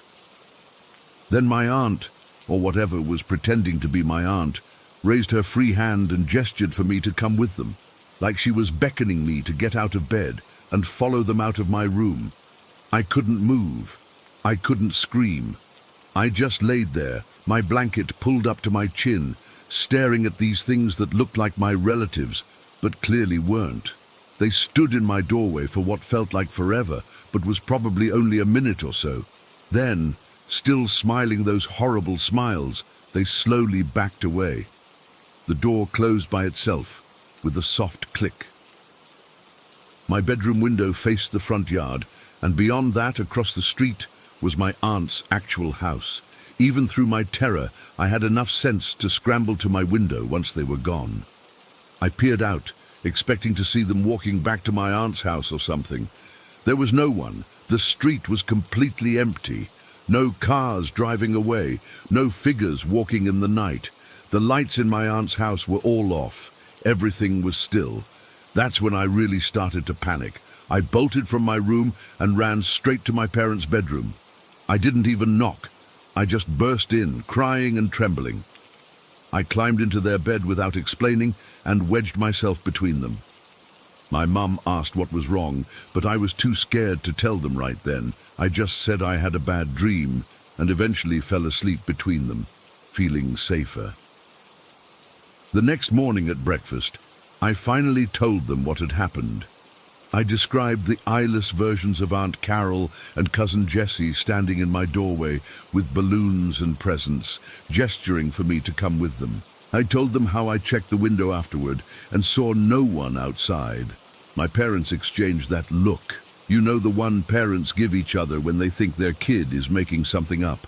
My dad gently explained that I must have had a very vivid nightmare that Aunt Carol and Jessie couldn't have been in our house because they would have heard them come in. The doors were locked all night and they had the only keys. I kept insisting it was real, that I had been wide awake, but they just didn't believe me. My mum suggested that maybe I was overtired from our late-night shopping trip and my mind was playing tricks on me. A few days later, we visited Aunt Carol's house for Sunday dinner, which was our usual routine. I was nervous about seeing them, half expecting them to have those same horrible, eyeless faces. But when we arrived, they looked completely normal. My aunt gave me a big hug like always, and my cousin wanted to show me her new toys. While the adults were busy in the kitchen preparing dinner, I worked up the courage to ask my cousin about that night. I asked her if she remembered coming to my house late at night with balloons and presents. She looked at me like I was crazy and said no, she had been asleep in her bed all night. Later, when I had a moment alone with my aunt, I asked her the same question. She seemed concerned and told me she hadn't visited our house that night. She said, "Honey, we were all sleeping. It was almost midnight when your family got home from town, and we were already in bed by 10. That's when it really hit me. Whatever I saw that night wasn't my aunt and cousin, and it wasn't a dream either. I was wide awake, and those things were standing in my doorway, trying to lure me out of my room. For weeks afterward, I refused to sleep in my own room. My parents tried everything, leaving all the lights on, checking under the bed and in the closet before bedtime, even letting our dogs sleep with me. Nothing worked. I would start out in my bed, but always ended up in theirs before morning. Eventually, they took me to see a child psychologist who specialized in night terrors. She told my parents it was a common phase some kids go through, that the combination of being overtired and the shadows in my room probably triggered a very vivid hallucination. She suggested a stricter bedtime routine and a brighter nightlight. But I knew what I saw. Those things in my doorway were real, or at least they felt real. As I got older, I tried to rationalize it in different ways. Maybe it was sleep paralysis, though I could move and did get up to look out the window. Maybe it was some weird waking dream where reality and imagination blended together. But none of these explanations ever felt right. What bothers me most, even now as an adult, is why they were holding balloons and presents. It was like they were trying to tempt me, to make me want to go with them. Where would they have taken me if I'd gotten out of bed that night? What would have happened if I had taken their eyeless aunt's outstretched hand? I'm 32 now, and I still think about that night sometimes. I've researched similar experiences, read about doppelgangers and other supernatural phenomena. Nothing quite matches what I experienced. The most rational explanation is that it was some kind of hallucination or dream that felt real. But if that's the case, why do I still remember every detail so vividly after all these years? Why can I still see those smooth, blank spaces where their eyes should have been? Why do I still get goosebumps when I think about those unnaturally wide smiles? I've had plenty of nightmares in my life, and they fade over time. This never has. My aunt passed away 3 years ago from cancer. At her funeral, my cousin and I were catching up. We hadn't seen each other much as adults since she moved to another state for work. After a few glasses of wine at the reception, I finally worked up the courage to bring up that night again. Do you remember when we were kids, and I asked if you and your mom came to my house late at night with balloons? I asked her. She gave me a strange look. Yeah, I remember. You were so insistent about it. Why? I still remember it so clearly, I said. 2 figures that looked exactly like you and your mum, standing in my doorway without eyes, wanting me to follow them. She was quiet for a moment, then said something that made my blood run cold. You know, my mum told me something weird a few years before she died. She said that when she was a little girl, she saw her dead grandmother standing in her doorway one night, holding out her hand, wanting her to follow. The only difference was, she said her grandmother had no mouth, just smooth skin where her mouth should have been. We didn't talk about it anymore after that. Some things are better left undiscussed. I still sleep with my bedroom door locked, and sometimes, when I wake up in the middle of the night with that feeling of being watched, I don't look at the door. I don't want to see what might be standing there, smiling at me with no eyes, waiting for me to finally say yes and follow them to wherever they wanted to take me that night when I was 5. Story 10. I've been putting off writing this down for a while now, but I need to get it off my chest. What happened to me and my buddy Josiah in the Ozarks last fall still gives me nightmares, and maybe sharing it will help, or at least serve as a warning to others. We were deep in the backwoods near Eminence, Missouri, probably 15 miles from the nearest paved road. Josiah and I have been camping together since high school, and we'd been planning this trip for months. We'd found this perfect plateau that overlooked a valley, completely secluded, no trails leading to it, just pure wilderness.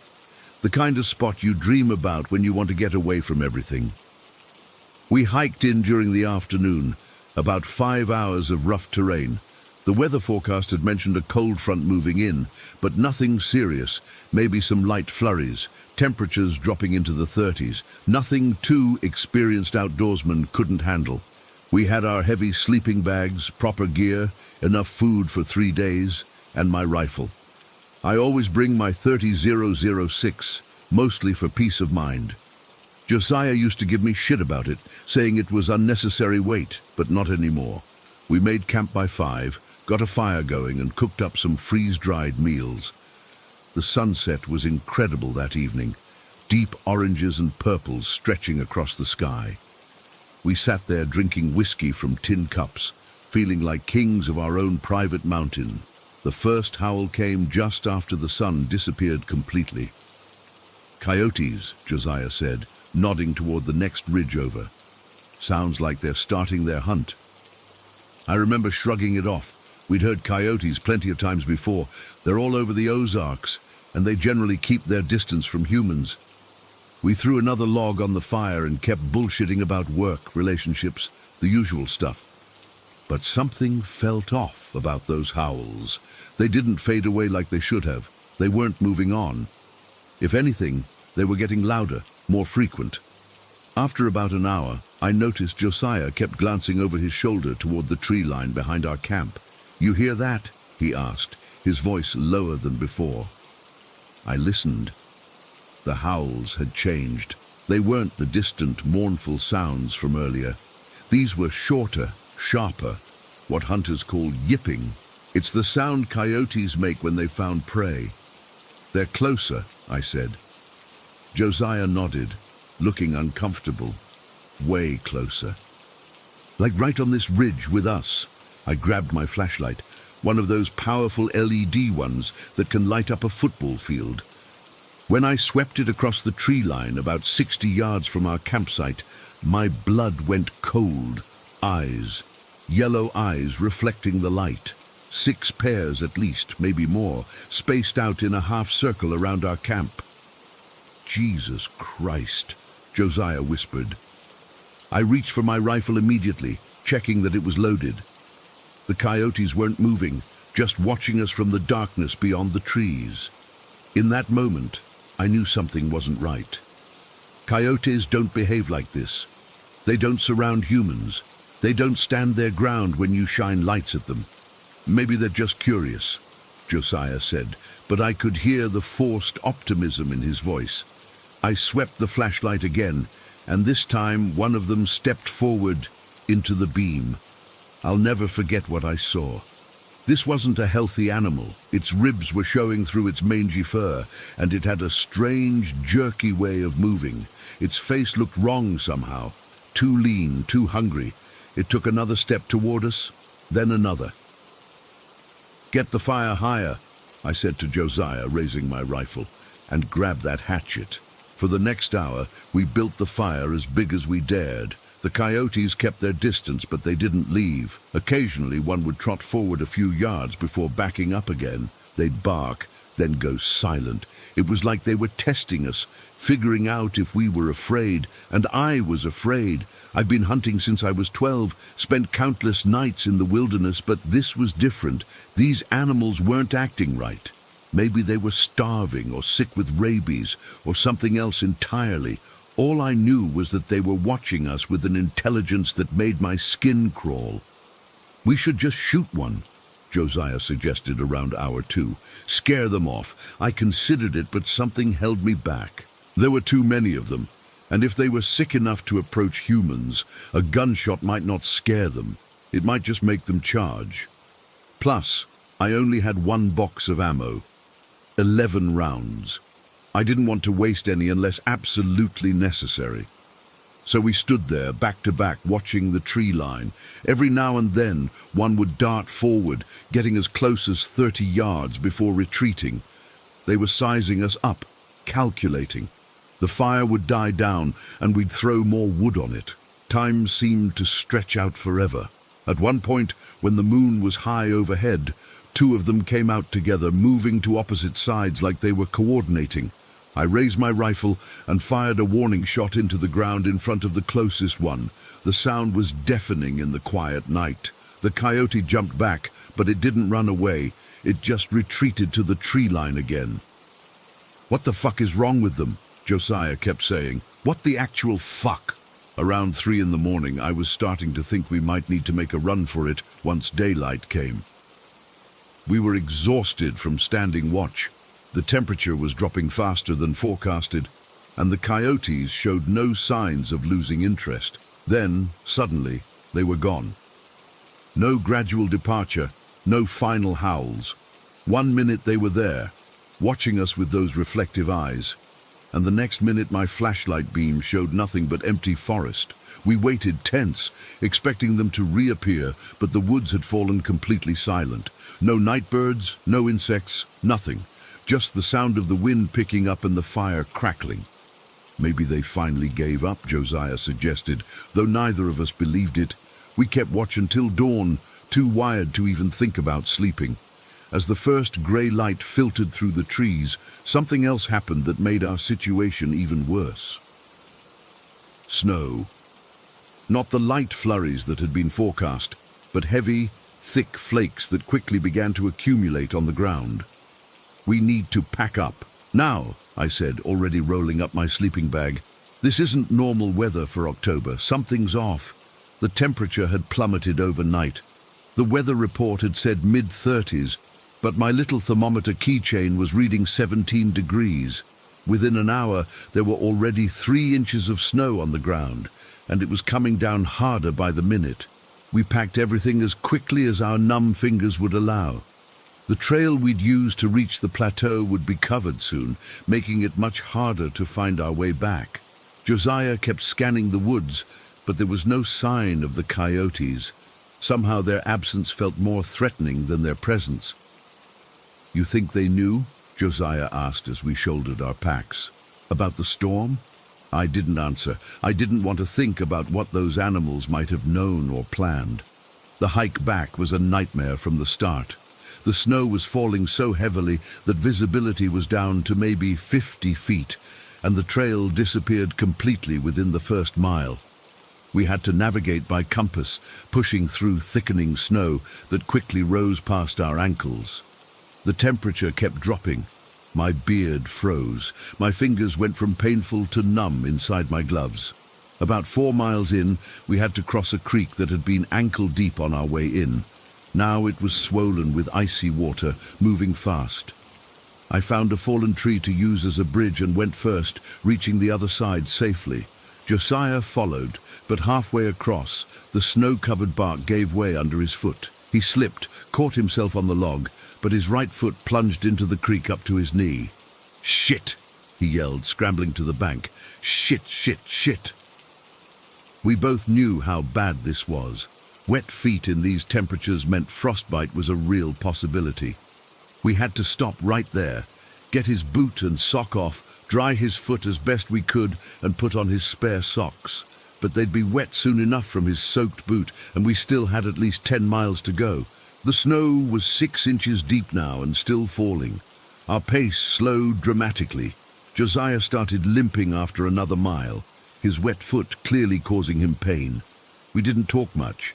It took too much energy, and we needed to focus on pushing forward. Around noon, I thought I heard howling again, far behind us. Josiah didn't say anything, but I saw him glance back over his shoulder. We picked up our pace as much as we could, but the snow was past our calves by then, and every step was exhausting. My fingers and toes had gone completely numb. Josiah's limp was worse, and his face had taken on a grey pallor that scared me more than the howls. Hypothermia was setting in. We kept going through sheer force of will, following the compass, hoping we were still on track. When we finally spotted my old Jeep through the curtain of snow, I almost cried with relief. We'd made it. Somehow, through what was now nearly a foot of snow, we'd managed to navigate back to our starting point. I unlocked the doors with trembling hands, cranked the heat as high as it would go, and we sat there for 20 minutes, just thawing out. Josiah's foot was bad, not black with frostbite, thank God, but angry red with early trench foot. We changed into the dry clothes we'd left in the Jeep and slowly made our way down the Forest Service Road, chains on the tires, creeping along at maybe 15 miles per hour.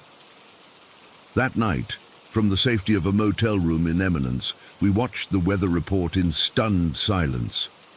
The storm had dumped 18 inches of snow in the Ozarks, a record for October by a wide margin. If we'd stayed at that campsite another night, we might never have made it out. I've replayed that night in my mind 1,000 times since then. Those coyotes surrounded us for hours, testing our defenses, and then vanished right before the storm hit, like they knew what was coming, like they were trying to keep us there, hoping the weather would do their work for them. Josiah doesn't camp anymore. His foot healed, but something in him didn't. As for me, I still go out, but never without my rifle, and never in that part of the Ozarks again. There are some places where humans aren't meant to be, and some predators that haven't forgotten that we too can be prey. Story 11. I've been debating whether to share this for weeks now. I'm not sure if writing it down will help me process what happened or just make it more real, but I need to tell someone. And I don't think I could say this out loud without sounding completely insane. It was a Friday evening about a month ago. My boss had let us leave work 45 minutes early, which never happens. I was so relieved because it had been the week from hell. 3 project deadlines, 2 clients threatening to walk, and my supervisor breathing down my neck the entire time. All I wanted was to get home, crack open a beer, and not think about anything work-related for the next 48 hours. The commute to my apartment is about an hour in good traffic, and I was feeling pretty good despite being exhausted. I even splurged on one of those fancy cold coffees from the place next to our office to celebrate surviving the week. I remember thinking how perfect the timing was, hitting the road before rush hour really picked up. I got to the first red light about 5 minutes into my drive. I was just taking a sip of my coffee when I heard a gentle tap on my window. I looked over to see this homeless guy standing there. He wasn't particularly threatening looking, just a middle-aged man with wild, unwashed hair and a scruffy beard that hadn't seen scissors in months. He was wearing this dirty green cloth thing over a light grey t-shirt that might have been white at some point. His shorts were this dark brown colour, and I remember noticing they were frayed at the edges. He was holding a walking stick in one hand and one of those tin cans for collecting money in the other. "Spare some change, kind sir?" he asked through the glass. His voice was muffled but clear enough. "I'm not opposed to helping homeless people. I really am not." But my wallet was in my backpack, which I tossed in the back seat after work. I just didn't feel like unbuckling, turning around, digging through my bag, and then figuring out what to give him, all while holding up traffic when the light changed. So I just shook my head apologetically and mouthed, "Sorry, I don't have any change." This is where things started getting weird. Instead of looking disappointed or annoyed like most people would, his face split into this smile that was just wrong. It was too wide, stretched too far across his face. His eyes didn't match the smile at all. They stayed completely expressionless while his mouth curled up at the edges. The light turned green and I drove off, but I kept glancing in my rearview mirror. He was just standing there in the middle of the road, watching my car with that same unsettling grin. I figured that was that, and focused back on my drive. About 5 minutes later, I stopped at another red light. I was scrolling through my music playlist when I heard another knock on my window.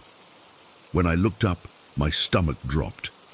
It was the same guy, the exact same homeless man from the previous intersection. "Hello, kind sir. Please spare some change for this poor soul." The same words, the same tone, like he was repeating a script. I was completely confused. How the hell had he gotten here so fast? The signals were at least a mile apart. There's no way he could have walked that distance in 5 minutes, especially not with a limp I now noticed he had. Maybe he had caught a ride, but that didn't make sense either. The light turned green, and I stammered out another quick apology before driving away. This time I was genuinely unsettled. I checked my mirrors constantly, scanning the sidewalks as I drove. There was no way this could happen again, right? It had to be some weird coincidence, maybe twins or something. The third signal was about 3 minutes ahead. As I approached it, my heart started racing. I carefully checked all around my car as I slowed to a stop. No sign of him. The countdown timer showed 30 seconds left on the red light.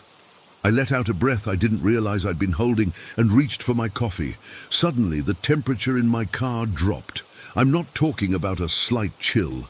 It was like someone had turned on industrial air conditioning.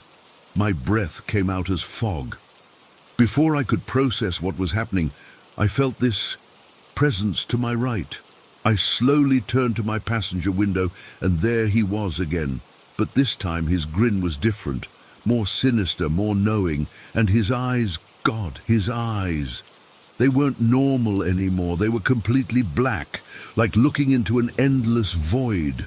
Not just the irises, the entire eyeball was pitch black. I wanted to scream, but I couldn't make a sound. I couldn't even move. It was like my body wasn't my own anymore. And the longer I stared into those eyes, the more I felt like I was falling into them, like they were pulling me in. I swear I could feel myself fading, like parts of me were being sucked into that darkness. Car horns blaring behind me snapped me back to reality.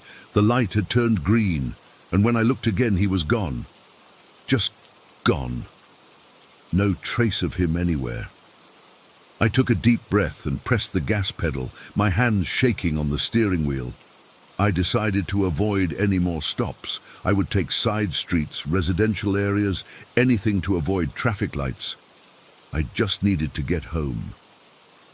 As I drove down a quieter road, I saw something on the footpath ahead. A figure standing completely still. As I got closer, I realized with rising panic that it was him. The same homeless man, just standing there waiting.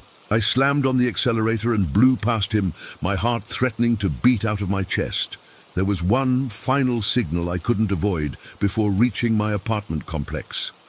As I approached it, I closed my eyes at the red light and just started counting backward from 30, praying it would change quickly. That's when I heard it. Knocks. Not just on one window, but all of them. Tap, tap, tap on the driver's side. Tap, tap, tap on the passenger side. Tap, tap, tap on the back windows. Then it changed from knocks to open-palmed slapping against the glass, getting louder and more frantic. I forced myself to open my eyes, and what I saw still haunts me. My car was surrounded by duplicates of the same homeless person, dozens of them, all with those void-like eyes and those terrible grins, pressing against every window, their faces distorted as they pushed against the glass. I blinked, and it was all gone. The light was green. The street was normal. No one was there. I turned the corner toward my apartment complex, but something wasn't right. The buildings looked different. The street signs were wrong, and then I realized with horror that I was back at the same traffic signal I had just left. Somehow, I'd made a complete circle, even though I'd driven straight. I tried again and again. Each time, I'd see the homeless man, but in increasingly disturbing forms. Once, he had skin where his eyes should have been. Another time, his mouth opened wider than humanly possible, revealing rows of teeth like a shark. Each time I tried to get home, I'd end up right back at that same damn intersection. After what felt like hours of this nightmare loop, I was completely drained, physically and mentally. I couldn't take it anymore. With trembling hands, I reached into the back seat, grabbed my backpack, and took out my wallet. I pulled out all the cash I had, about $40, and rolled down my window just enough to stick the money through. "Here," I said, not looking directly at whatever was out there. "Take it, please." I felt a hand take the money, a warm hand, warmer than any human hand should be. Then I heard a voice that wasn't human anymore. It was deep and layered, like multiple voices speaking at once with an echo that seemed to reverberate inside my skull rather than in my ears. "Almost," it said. Just that one word. When I worked up the courage to look, there was nothing there. The light turned green, and this time, when I drove forward, I actually made it home. I've been replaying this experience over and over in my head since it happened. Was it some kind of bizarre hallucination from stress and exhaustion? Was I being targeted by some kind of supernatural entity, or was it something else entirely? I don't know what would have happened if I had continued to refuse giving money. I don't know what almost meant. All I know is that I keep my wallet in the center console now, and I always have cash on hand. And if you see someone asking for change at a traffic light, maybe consider just giving them some. It might cost you a lot more if you don't. Story 12. I don't normally share this stuff. Honestly, I've spent most of my life trying to forget it. But after seeing some of your posts, I realized maybe writing it down might help. Maybe someone out there has experienced something similar. For 13 years, I lived in what I can only describe as a nightmare. Not the kind you wake up from, but the kind that follows you even in daylight. My childhood home on Mulberry Street wasn't just physically abusive, it was haunted by something I still can't explain. I was 7 when we moved in. The house seemed normal enough at first, a 2-story with peeling white paint and creaky floors that my dad promised to fix. He never did. My bedroom was upstairs across from my parents'. Between our rooms was this long hallway with this huge ornate mirror that came with the house. Nobody wanted to take it down because it was bolted to the wall or something. That mirror. I wish we'd destroyed it the first day. The problems at home started pretty much immediately. My dad had always had a temper, but in that house it got worse. Way worse. He'd explode over nothing. Dinner being 5 minutes late, a sock left on the floor, my grades not being perfect. My mum became his primary target. The screaming matches would echo through the whole house, usually ending with something breaking and my mum crying in the bathroom. I learned to make myself invisible, to breathe so quietly nobody would remember I existed. But even when they weren't fighting, the house never felt right. It was always cold. Not like turn up the thermostat cold, but this bone-deep chill that followed you from room to room, and the smell, like old meat and something burnt. My mom was constantly burning candles and incense to cover it up, but it never really went away. I was about 9 when I first saw it. I was walking past that hallway mirror late one night, trying to sneak to the bathroom without waking my dad. I glanced at the mirror, just out of habit, you know, and froze. Behind my reflection stood something tall. It had a man's body, wearing what looked like an old-fashioned black suit, but its head was a goat's. Not like a costume, but an actual goat head with those horizontal pupils and curved horns. It was just watching me. I ran back to my room and hid under the covers all night, too terrified to even cry. I saw it again and again over the years, always in that mirror, always watching. Sometimes it would be there when I looked, then gone when I blinked. Other times it would slowly fade in while I was looking at my reflection. I started avoiding that hallway entirely, going the long way around the house, just to get to the bathroom. My parents thought I was being dramatic. My dad would drag me in front of that mirror when he was drunk, forcing me to face my stupid imagination. He never saw anything, or if he did, he never admitted it. The activity in the house got worse after my 13th birthday. My cousin had given me a Ouija board as a gift, thinking it would be fun. My mum hated it immediately, but my dad thought it was hilarious to mock her superstition. He insisted we all use it together, his idea of family bonding. We sat in the living room with the board between us. My dad was drunk as usual, making jokes and pushing the planchette to spell out obscenities. My mum kept crossing herself and looking nervous. I just wanted it to be over. About 15 minutes in, the temperature dropped so suddenly my breath fogged.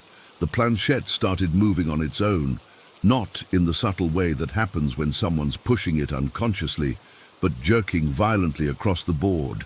It spelled out something. I don't remember what exactly, just that it wasn't in English. My dad accused me of moving it and flipped the board over, ending the session. That night, the house went crazy. Every door in the house slammed simultaneously. Pictures fell off walls. The TV turned on and off. My dad, convinced it was an electrical issue or the wind, passed out drunk. My mom prayed all night. I hid in my closet until morning. The next day, I found the Ouija board in my closet, even though I distinctly remembered my dad throwing it in the trash. I put it on the top shelf of my closet, covering it with some winter clothes. A week later, I noticed a smell coming from the closet. When I checked, there was a perfectly circular burn hole through all the clothes above where the board was stored. The board itself was untouched. I threw it away myself this time, walking it all the way to the dumpsters at the end of our street. The goat-headed thing started appearing outside the mirror after that. I'd see it standing at the end of my bed or in the corner of my room, just watching, never moving toward me, never speaking, just there. I stopped sleeping, started failing at school. My teachers thought I was being abused, which, I was, just not in the way they suspected. My dad's violence got worse too. He broke my mom's arm that year. One of the worst incidents happened when I was 15. I was vacuuming the hallway, doing it quickly because I hated being near that mirror. I glanced toward my parents' bedroom and saw what I thought was my mum standing in the doorway. I could only see the bottom of her nightgown and one bare foot, like she was partially hidden behind the door. I called out to her, asking if she needed something. No answer. I called again. Still nothing. I turned off the vacuum and walked toward the door, thinking maybe she was crying and couldn't hear me over the noise. As I got closer, the foot and the edge of the nightgown disappeared behind the door. I pushed the door open, expecting to find my mom, but the room was empty, completely empty. I ran downstairs and found my mom in the kitchen making dinner. She was wearing jeans and a t-shirt, not a nightgown, and had been downstairs the entire time. When I told her what I saw, she just hugged me and said nothing. That night, I heard her arguing with my dad about moving. He refused, as always. Things like that happened constantly. Objects would disappear and reappear in impossible places. I'd wake up with scratches on my arms and legs. Sometimes I'd hear children laughing in the middle of the night, even though I was an only child. My mom started drinking too, not like my dad, but enough to numb herself. I couldn't blame her. By the time I was 19, I was desperate to leave. I worked 2 jobs to save up for community college far away from there. My parents' marriage had deteriorated completely. They barely spoke except to scream at each other. The house felt like it was feeding on our misery, getting stronger as we got weaker. Then the foreclosure notice came. My dad had lost his job months before and had been hiding the missed mortgage payments from us. We had 30 days to get out. It was horrible, but secretly, I was relieved. Maybe whatever lived in that house would stay there when we left. We moved most of our stuff to a small apartment across town. On the final day, I went back alone to grab the last few boxes from my room. My dad was too drunk to help, and my mum refused to set foot in the house again. It was late afternoon when I arrived. The house empty, except for the few remaining boxes and that damn mirror they'd never taken down. I felt nervous being there alone, but I just needed 15 minutes to grab my stuff and leave forever. The house was eerily quiet. No creaking, no strange sounds, nothing. Just silence. To calm my nerves, I started whistling while I packed the last box.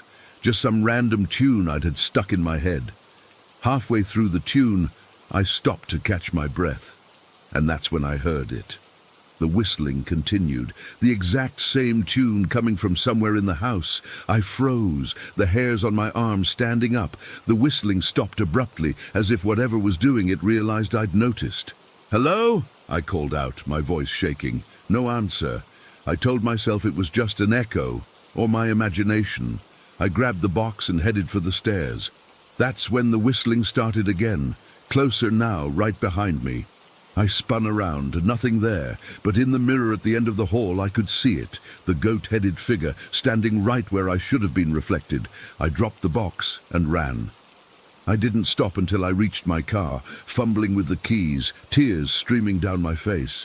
As I pulled away, I looked back at the house one last time. In the upstairs window, my old bedroom, I saw a figure watching me leave. Not the goat-headed thing, but what looked like a woman in a nightgown. That was 11 years ago. I've never gone back, not even to drive by. My parents split up shortly after we moved. My dad drank himself to death 4 years later. My mom's sober now, living in Florida, but she still won't talk about that house. I've kept tabs on the place, though. In the 11 years since we left, the house has had 7 different owners. Nobody stays longer than 8 months. It's been vacant more than it's been occupied. The last family that moved in left all their furniture behind, just walked away in the middle of the night, according to the neighbors. I still see the goat-headed figure sometimes in my dreams. I still wake up certain someone is standing at the foot of my bed. I've talked to therapists who say it was all a manifestation of the trauma from the abuse, that my brain created supernatural explanations for the very real horror of my home life. Maybe they're right.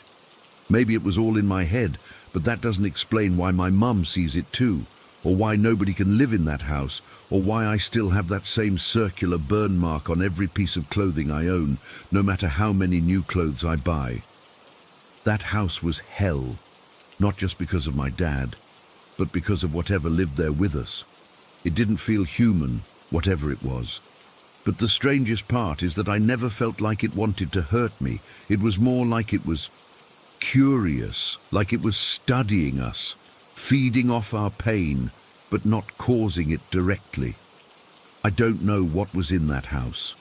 I don't want to know. Some days I can almost convince myself it was all imagination and coincidence.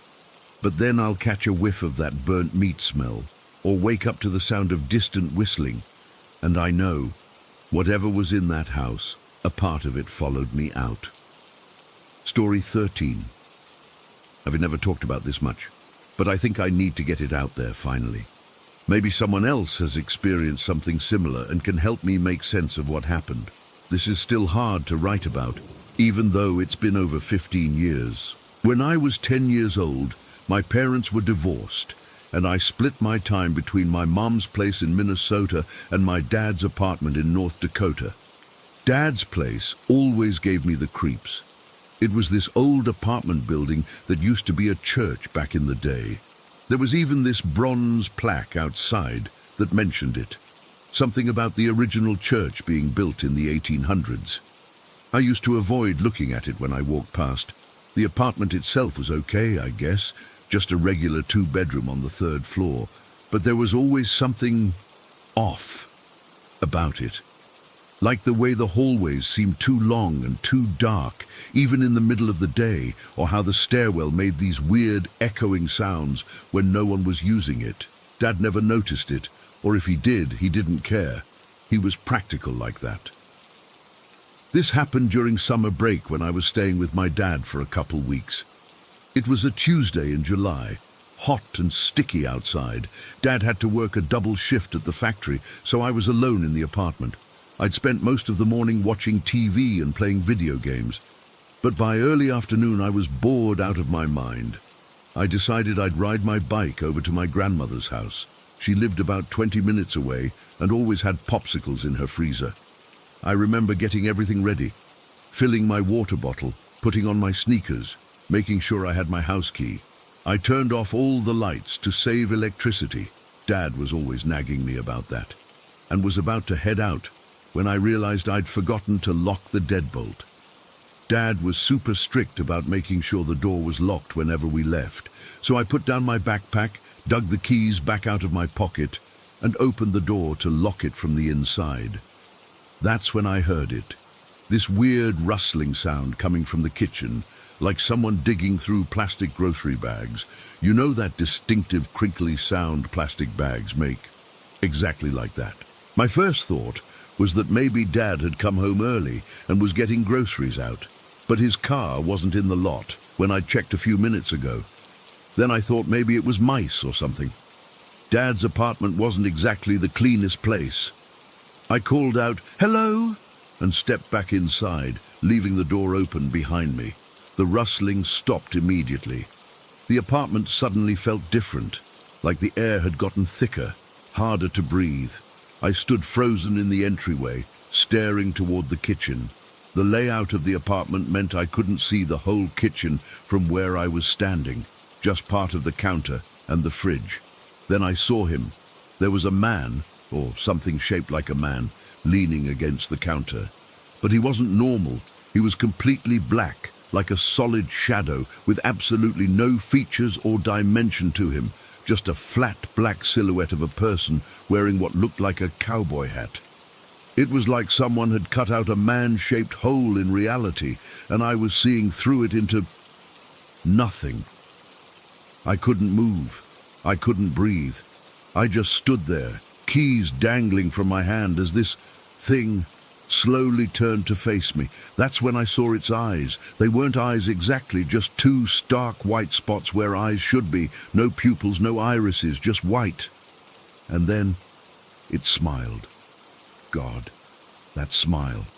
It started at one end of its featureless face and slowly spread across, a white crescent in that black void of a face. The smile was too wide, too white, too wrong. I screamed. I don't remember deciding to scream. The sound just ripped out of me, high and terrified. I stumbled backward, slammed the door shut and ran. I didn't bother with the elevator, just sprinted down 3 flights of stairs, nearly falling several times. My legs felt like jelly, but I kept going, bursting out of the building's front entrance and into the parking lot. I didn't stop until I reached the corner of the block, where I finally collapsed onto someone's lawn, gasping for breath, my heart pounding so hard I thought it might explode. I was crying without realizing it, tears and snot running down my face. I sat there for what felt like forever, terrified to move, but also terrified to stay still. What if that thing came after me? What if it was already following me? Eventually I got up and went to my grandmother's house. I didn't tell her what happened. I didn't know how to explain it, and I was afraid she'd call my dad and he'd be mad at me for making up stories. So I just said I was bored at home and wanted to visit. I stayed at her place until it was almost time for Dad to get home, then reluctantly headed back. I made Grandma watch me from her porch until I turned the corner, pretending it was just a game. By the time I got back to the apartment building, Dad's car was in the lot, which made me feel a little better, but I still had to force myself to walk up those stairs. Dad didn't notice anything wrong with the apartment. Everything was exactly as we'd left it. No sign that anyone or anything had been there. I checked the kitchen multiple times, looking under the sink where I'd heard the rustling. Nothing out of place. I tried to convince myself I'd imagined it, that maybe the stress of my parents' divorce was making me see things. That explanation was scary, but less scary than the alternative. I never told my dad what happened. I never told anyone. I was too afraid they'd think I was crazy or making it up for attention. But I never forgot that shadow man with the cowboy hat and that horrible white smile. For months afterward, I had nightmares about him, waking up drenched in sweat, convinced he was standing in the dark corners of my room. Eventually, the nightmares faded. I grew up, moved on with my life. Dad eventually moved out of that apartment, and I was secretly relieved I never had to go back there. I convinced myself it had been my imagination, or a weird, half-awake dream, or something I could rationalize away. Then, about 4 years later, something happened that made me realize the shadow man was real, and worse. He hadn't stayed in that apartment in North Dakota. I was 14 by then, living primarily with my mom in Minnesota.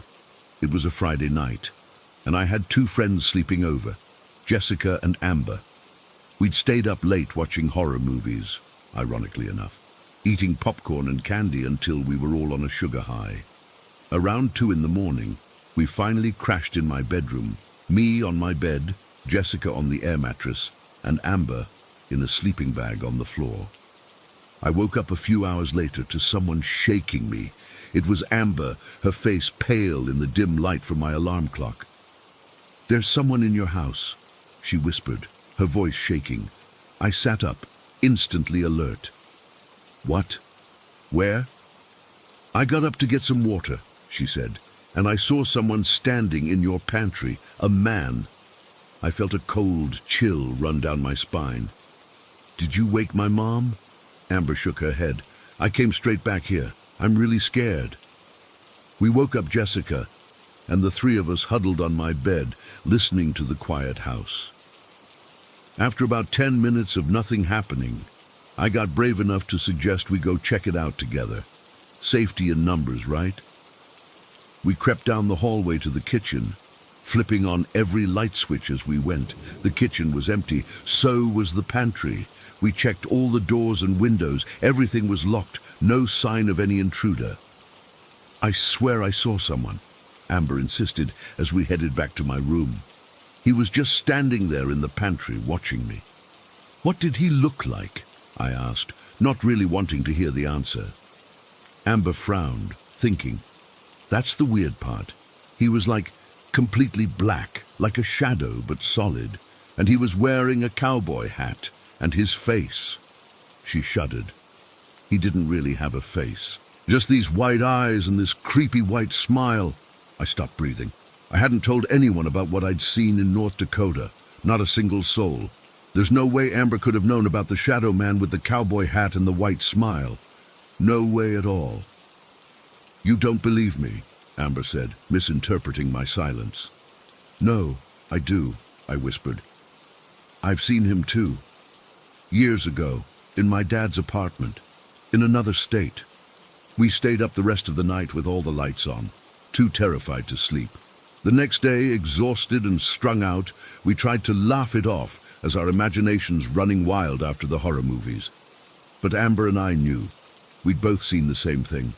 The exact same thing. That was the moment I realized that whatever I'd encountered in my dad's apartment hadn't stayed there. It had followed me. Maybe it had been following me for years, watching me without my knowing. The thought made me feel violated, exposed. How many times had it been there, just out of sight? How many strange sounds or movements glimpsed from the corner of my eye had actually been it?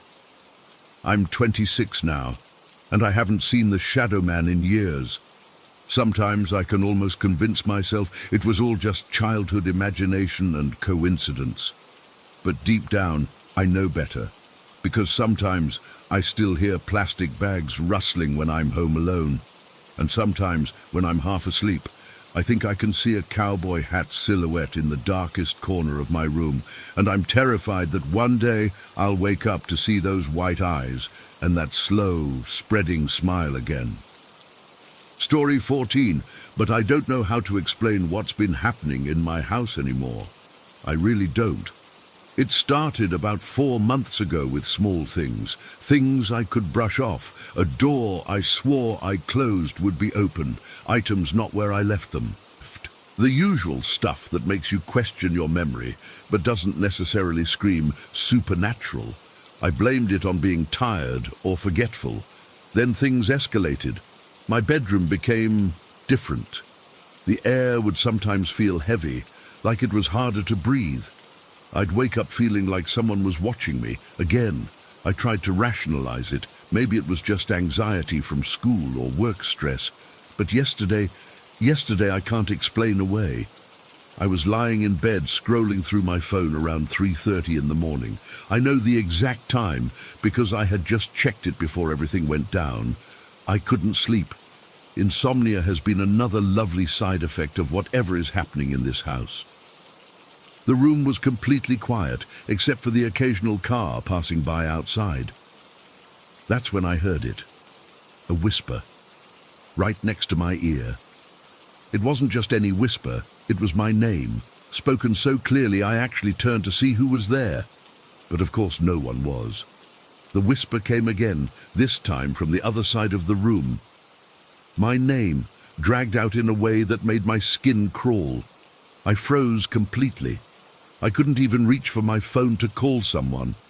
And then my bed started vibrating, not shaking like in an earthquake, but a steady, deliberate vibration that seemed to come from inside the mattress itself. This wasn't the first time either. It's been happening on and off for weeks now. Sometimes it's subtle, like someone's running an electric toothbrush underneath. Other times it's strong enough that I can see my water glass rippling on my nightstand. I wanted to scream, to call for my mom or my brother. But when I opened my mouth, nothing came out. My voice was just gone, completely gone. I tried to force sound out, but it was like my vocal cords had disappeared. The panic that sets in when you can't make a sound is unlike anything I've ever experienced. It lasted for maybe 20 seconds, but it felt like forever. This voice thing has happened before, too. Last month, I was in the middle of a conversation with my mum when my voice suddenly cut out mid-sentence. Not like a sore throat or laryngitis. 1 second I'm talking normally, the next complete silence, despite my mouth moving. My mum actually took me to a doctor who found absolutely nothing wrong with my throat or vocal cords, but the worst thing happened about a week ago. I woke up to my mum screaming from the hallway. When I ran out, there was blood on the floor, not a small amount either. It was splattered along the hallway carpet like someone had been injured. The thing is, no one was hurt. My mum, my brother and I were all completely fine. No cuts, no nosebleeds, nothing. We spent hours trying to clean it up, and my mum kept saying we needed to call the police, but what would we even tell them? There's blood in our house, but none of us are bleeding. They'd think we were crazy. My 17-year-old brother has had it even worse than me. He used to use my bedroom before I moved back home from college. 2 weeks ago, he woke up the entire house with his screaming. When we ran to check on him, he was pressed against the wall, as far away from his bed as possible, totally hysterical. It took almost an hour to calm him down enough to tell us what happened. He said he woke up feeling cold, and when he opened his eyes, there was a dark figure standing at the foot of his bed. Not just a shadow, but a solid black shape that was darker than the darkness of the room. He said it reached out and started pulling at his blanket, trying to tug it off him. But the most terrifying part was that it kept saying the same thing over and over. Say it, say it, say it. My brother refused to sleep in that room again. He's been camping out on the living room couch ever since, and even then, he keeps all the lights on until he absolutely has to sleep. I've been researching obsessively since these things started getting more intense. From what I've read, these might be demonic presences trying to get permission to fully enter our home or possess one of us. They apparently need some form of consent, which is why this thing keeps trying to get us to speak to it. Saying hello or yes or engaging in any way could be giving it permission. This explains why it's been trying to frighten us into responding. The whispering, the bed vibrating, the blood. It's all meant to terrify us into acknowledging it. And it's working. I'm terrified, but I refuse to give in. My family isn't particularly religious, but my grandmother was a devout Catholic. After my brother's experience, I remembered her old rosary and a box of her things in our attic. I've been carrying it with me everywhere in the house. I don't know if it's helping, but it makes me feel less vulnerable. Last night, after the whispering incident, I walked through every room in our house, saying prayers I half remembered from childhood and making the sign of the cross in each doorway. I felt ridiculous doing it, but also desperate. I've tried telling it aloud that it's not welcome here, that it has no power in our home. I've specifically said, in the name of Jesus Christ, leave this house. I read somewhere that's supposed to help. The atmosphere does seem to change when I do this. The heaviness lifts temporarily, but it always comes back. It's like whatever this is retreats, but doesn't actually leave. My mom suggested we get the house blessed, but I'm worried about bringing someone else into this situation. What if it gets worse? What if it follows them home? Plus, I still have that skeptical part of me that's embarrassed to tell a stranger that I think my house is haunted. They'll probably think we're all experiencing mass hysteria or something. The nights are the worst. As soon as the sun goes down, the energy in the house changes. The air gets heavier, sounds seem muffled, and that feeling of being watched intensifies. I've taken to staying up as late as possible with all the lights on, only sleeping when my body literally can't stay awake anymore. Last night, after the whispering and the bed vibrating, I grabbed my pillow and went to sleep on the living room floor near my brother.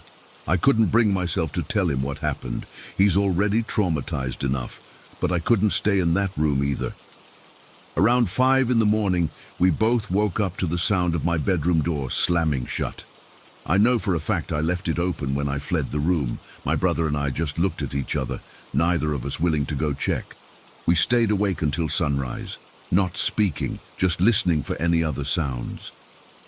The most frustrating thing about all of this is that I still can't fully accept what's happening. The logical part of my brain keeps searching for explanations. Maybe our house has some kind of gas leak causing hallucinations. Maybe there's mold affecting our minds. I've checked for both, nothing. Maybe someone is playing an elaborate prank. But that wouldn't explain the physical things like my voice disappearing or the blood that my mom saw too. I've started documenting everything, taking pictures when strange things appear, recording dates and times of incidents. I don't know if it will help, but it makes me feel like I'm doing something productive rather than just being a victim. The most recent development is that electronics have started malfunctioning around the house. My phone battery drains completely in minutes sometimes. The TV in the living room turns on by itself in the middle of the night. My brother's laptop crashed completely and won't turn on again. I've tried talking to friends about it, but I can tell they don't believe me. They give me that look, the same one I probably gave to others when they told me their ghost stories. That mixture of concern and skepticism that makes you feel even crazier. My mom has started looking at rental listings.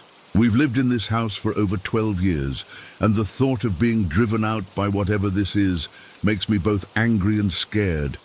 This is our home, but at the same time, I don't know how much more of this we can take. I don't know what's going to happen tonight. I've put fresh salt lines at all the doorways and windows. Another tip from my internet research. I've got my grandmother's rosary around my neck. I've said every prayer I can remember, but I can feel it getting stronger, more confident, less concerned with hiding itself. That whispering voice calling my name is getting louder every night. I'm writing this down because I need someone to know what's happening. Even if you don't believe me, I wouldn't have believed me either 4 months ago. But now I don't have the luxury of skepticism anymore. If anyone has experienced something similar or knows what might help, please tell me. I'm running out of options, and I'm scared of what happens when this thing gets tired of trying to scare us into acknowledging it. What happens when it decides to take what it wants by force? Story 15. I never believed in the supernatural until about 5 or 6 months ago. I'm still trying to make sense of what happened, and honestly, I'm hesitant to even write this down because it brings back memories I've been trying to suppress, but maybe sharing this will help me process it all. It started innocently enough. My sisters got a Ouija board from somewhere. I think it was a garage sale, or maybe one of their friends gave it to them. They'd been playing with it for a couple of days, without anything happening, just the usual pushing and accusations of, "You're moving it," that you'd expect. Then one evening, they asked me to join them. I was skeptical, but figured it would be a good laugh. What's the worst that could happen, right? God, I was so naive. The moment I put my fingers on the planchette, something changed. Both my sisters noticed it too. The thing started to move in ways that felt different, not the jerky, obviously someone is pushing it movement, but smooth, deliberate motions. When we asked who we were speaking to, it spelled out something like Q-U-A-Y and then later Q-U-O or K-E-Y. It wasn't consistent. When we asked basic questions like, "How old are you?" or "When did you die?" we got nonsensical responses. My sisters were freaking out, half excited and half scared. They kept saying, "It only works when you're touching it." I laughed it off, but something about it made the hairs on my arms stand up. Still, we did a few more sessions over the next couple of weeks. Nothing too dramatic happened. Just weird messages that didn't make much sense. Then came the day I'll never forget. My sisters were out and I was home alone. I don't know what possessed me, poor choice of words, I know, but I decided to try using the board by myself. I knew the rules. Never use a Ouija board alone, always say goodbye, don't ask about death or God. But curiosity got the better of me. I set up in my bedroom, placed the board on my bed, and arranged 3 candles around it, just like we'd done in our group sessions. I also held this small crystal my sister's friend had given us that was supposedly for protection. Looking back, that crystal did jack shit.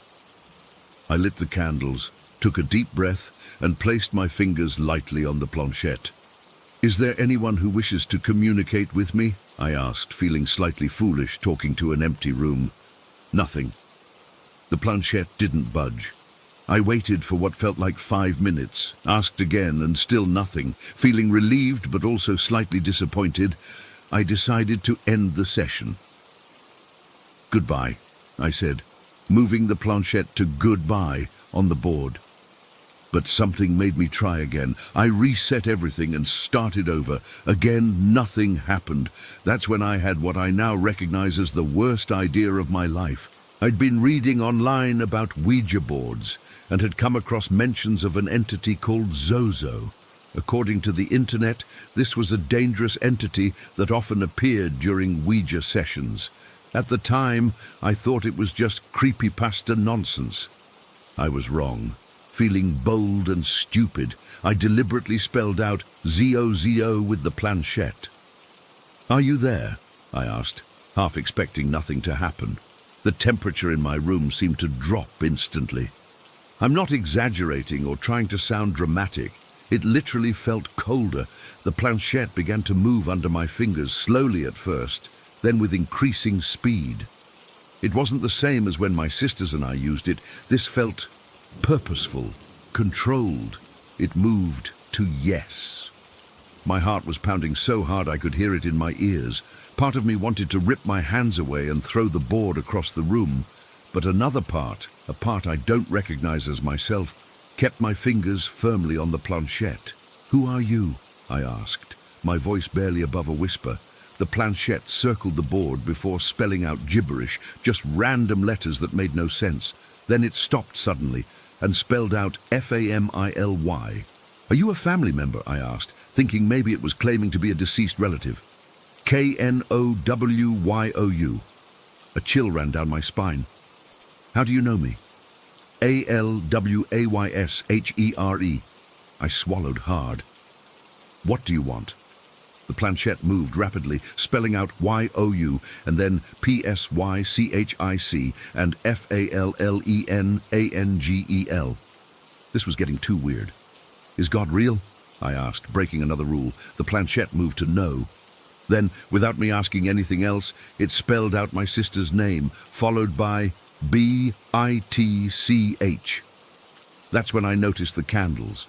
The middle one, a regular white pillar candle about 4 inches tall, had a flame that was shooting up at least a foot high. No flickering, no movement, just a steady, impossibly tall flame. The other 2 candles were burning normally. "What are you?" I whispered, unable to look away from that flame. ANGEL it spelled, and then TALKTOYOU.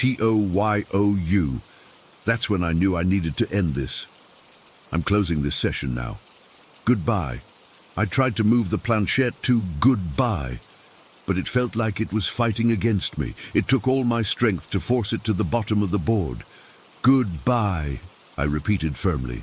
The flame on the middle candle instantly returned to normal. I blew out all 3 candles and packed away the board with shaking hands, shoving it deep into my closet. I spent the rest of the evening with all the lights on, jumping at every little sound. I didn't tell my sisters what happened. I didn't want them to think I was crazy, and honestly, I was trying to convince myself it had been my imagination. Maybe I'd been half asleep. Maybe the tall flame was just a draft in the room. I almost had myself believing these explanations. Until 3 days later, I'd just finished taking a shower. The bathroom was steamy as always. I like my showers hot. I wiped a circle in the fogged-up mirror so I could see to brush my teeth, and that's when I saw it. In the steam on the mirror, as clear as if someone had drawn it with their finger, was a perfect pentagram. I froze. My brain couldn't process what I was seeing. There was no way this was random condensation. It was precise. 5 points, perfectly proportioned, enclosed in a circle, and it wasn't there when I'd gotten into the shower. I'd used the mirror to check a spot on my face before turning on the water. Pure terror washed over me. I didn't even dry off properly, just wiped the symbol away frantically with my towel, threw on whatever clothes were nearest, and got the hell out of that bathroom. I spent that night at a friend's place, making up some excuse about a water leak in my apartment. When I came back the next day, I sage-smudged every room. I took the Ouija board to a dumpster 6 blocks away and buried it under bags of trash. I even sprinkled salt across my doorways and windowsills, like some article online suggested. It's been months, and nothing else has happened. At least nothing I can definitely point to. But things don't feel quite right in my apartment anymore. Electronics malfunction more often.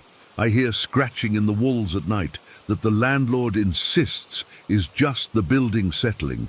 And sometimes, just sometimes when I'm about to fall asleep, I swear I can hear someone whisper my name. The worst part is not knowing for sure. Did I actually contact something through that board? Did I invite something into my home that's still here? Or am I just freaking myself out because of stories I've read online? All I know is I'm never touching a Ouija board again. And if you're reading this and thinking of trying one, especially alone, please don't. Some doors aren't meant to be opened, and some things, once invited, don't leave easily. I still can't explain that pentagram in the mirror. I still can't explain that impossibly tall flame. And sometimes, when I'm home alone late at night, I swear I can still feel something watching me. Story 16. About 3 years ago, I started having these episodes that I initially thought were just really intense sleep paralysis. I've had sleep paralysis before. That feeling of being awake but unable to move, sometimes with hallucinations. But this was different, so much different. The first time it happened, I had gone to bed around 11 after a normal day. Nothing unusual, no drugs, no alcohol, no medication changes, nothing that could explain what followed. I remember falling asleep quickly, which was rare for me. I woke up, and I use that term loosely because I wasn't actually awake, in what looked like an abandoned supermarket. The fluorescent lights were flickering overhead, casting this sickly green glow across empty shelves. The place was completely deserted, with that hollow, echoey feeling you get in large, empty spaces. What struck me immediately was how cold it was, bone-chilling cold that seemed to seep into my skin. The strangest part was the windows. Instead of seeing a parking lot or street outside, all I could see was fire. Not like a building on fire, but like looking straight into hell. Waves of orange and red flickering against black. No smoke, just fire as far as I could see. I couldn't move my legs at first, but I wasn't standing. When I looked down, I realized I was lying on this ornate bed with deep red velvet bedding. It was completely out of place, like something from a Victorian mansion plopped down in the middle of this empty Walmart or whatever it was. I tried to get up, but my body felt impossibly heavy, like I was pinned down by some invisible force. That's when I felt something change in the air around me. The temperature dropped even further, and I could see my breath coming out in little white clouds. I felt a presence before I saw it. This sense of being watched that made my skin crawl. She appeared at the end of the bed. I say she because it initially took a female form, but there was nothing human about it. At first glance, it looked like a woman with reddish skin, not like sunburn red, but a deep, unnatural burgundy color. But as I focused, I could see these horn-like protrusions curling from its head, shaped kind of like snail shells, and wings, not feathery angel wings, but leathery bat-like appendages folded against its back. The most disturbing thing was its face. It kept shifting, One moment it had the face of my college girlfriend, then it morphed into a woman I had a crush on at work, then a celebrity I'd been attracted to. It was like it was rifling through my mind, pulling out faces that would appeal to me, but always with those same hungry, completely inhuman eyes. I wanted to scream, to run, but I couldn't move a muscle. Not even my fingers would twitch. I was completely paralyzed, watching this thing stare at me with a mixture of hunger and amusement. It moved toward me with a fluid grace that wasn't quite right, like watching something that studied human movement, but doesn't quite have the mechanics down. It crawled onto the bed, and I could feel its weight on the mattress. That's when I knew this wasn't just a hallucination. You don't feel weight in a hallucination. I remember thinking, this is just sleep paralysis. It's not real.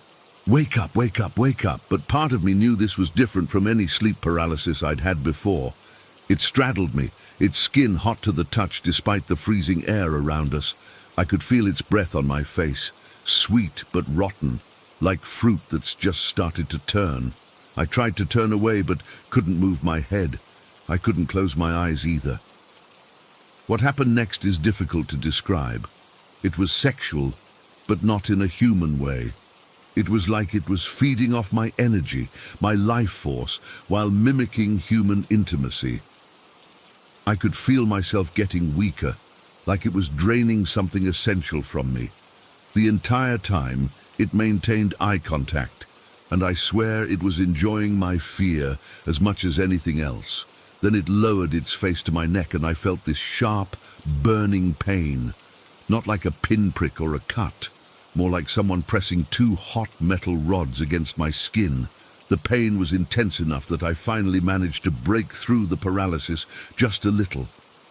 I gasped, and it seemed to please the creature. It pulled back slightly, and I saw my blood on its lips. It smiled. Not a human smile, but something that stretched too wide across its face. That's the last thing I remember before waking up, gasping in my own bed, covered in sweat, heart pounding like it was going to explode out of my chest. I immediately reached for the lamp and turned it on, frantically checking my surroundings. I was alone. My bedroom door was still locked from the inside. Windows closed. I sat there for maybe 20 minutes, trying to convince myself it was just a nightmare, an unusually vivid, terrifying nightmare, but nothing more. Then I felt this stinging sensation on my neck. When I touched it, my fingers came away with something wet. In the bathroom mirror, I saw 2 puncture marks on the side of my neck, about an inch apart. They were inflamed, raised, and had small beads of blood forming on them. I'm not an idiot. I know how this sounds. I checked for spiders, checked if I'd scratched myself in my sleep, looked for any rational explanation. There was none. And when I went back to the bedroom, I found small bloodstains on my pillow. I spent the next few days in a daze. I was exhausted beyond anything I'd ever experienced. Not just tired, but drained, like my very life had been siphoned away. The marks on my neck faded after about a week, but the memory didn't. I convinced myself it was some bizarre one-time event. I researched sleep disorders, bought a camera to record myself sleeping, even had a full medical checkup. The doctor said the marks on my neck were probably just from an insect bite that I'd scratched in my sleep. I wanted to believe her. For almost 2 years, nothing happened. The memory faded, became less vivid. I moved to a new apartment, started a new job, moved on with my life. I still thought about it occasionally, but it didn't dominate my thoughts anymore. Then 2 months ago, it happened again. This time I found myself in what looked like a medieval fortress or castle, stone walls with flickering torches, a high ceiling with wooden beams. I was lying on a large 4-poster bed with the same deep red velvet bedding from the first encounter. Outside narrow windows, I could see the same hellscape, fire and darkness. I knew immediately what was happening, and the terror was even worse this time because I knew what was coming.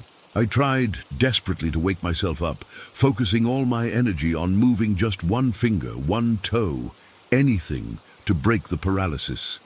It appeared from the shadows at the corner of the room, the same entity with its shifting face and inhuman eyes. It moved towards me slowly, savoring my fear. I noticed more details this time. Its fingers were slightly too long, with joints in the wrong places. Its movements had a predatory quality, like a spider approaching trapped prey. "You came back to me," it said, its voice a whisper that seemed to come from inside my own head rather than from its mouth. That was new. It hadn't spoken the first time. I tried to respond, to tell it to leave me alone, but my mouth wouldn't move. It tilted its head, studying me with those ancient, hungry eyes. "Your fear is delicious," it continued, crawling onto the bed with that same wrong, fluid movement. "But your desire is even better." The worst part was that despite my terror, there was a part of me that was attracted to it, not to its true form, but to the faces it wore, the familiar features it stole from my memories and fantasies. It knew this and used it against me.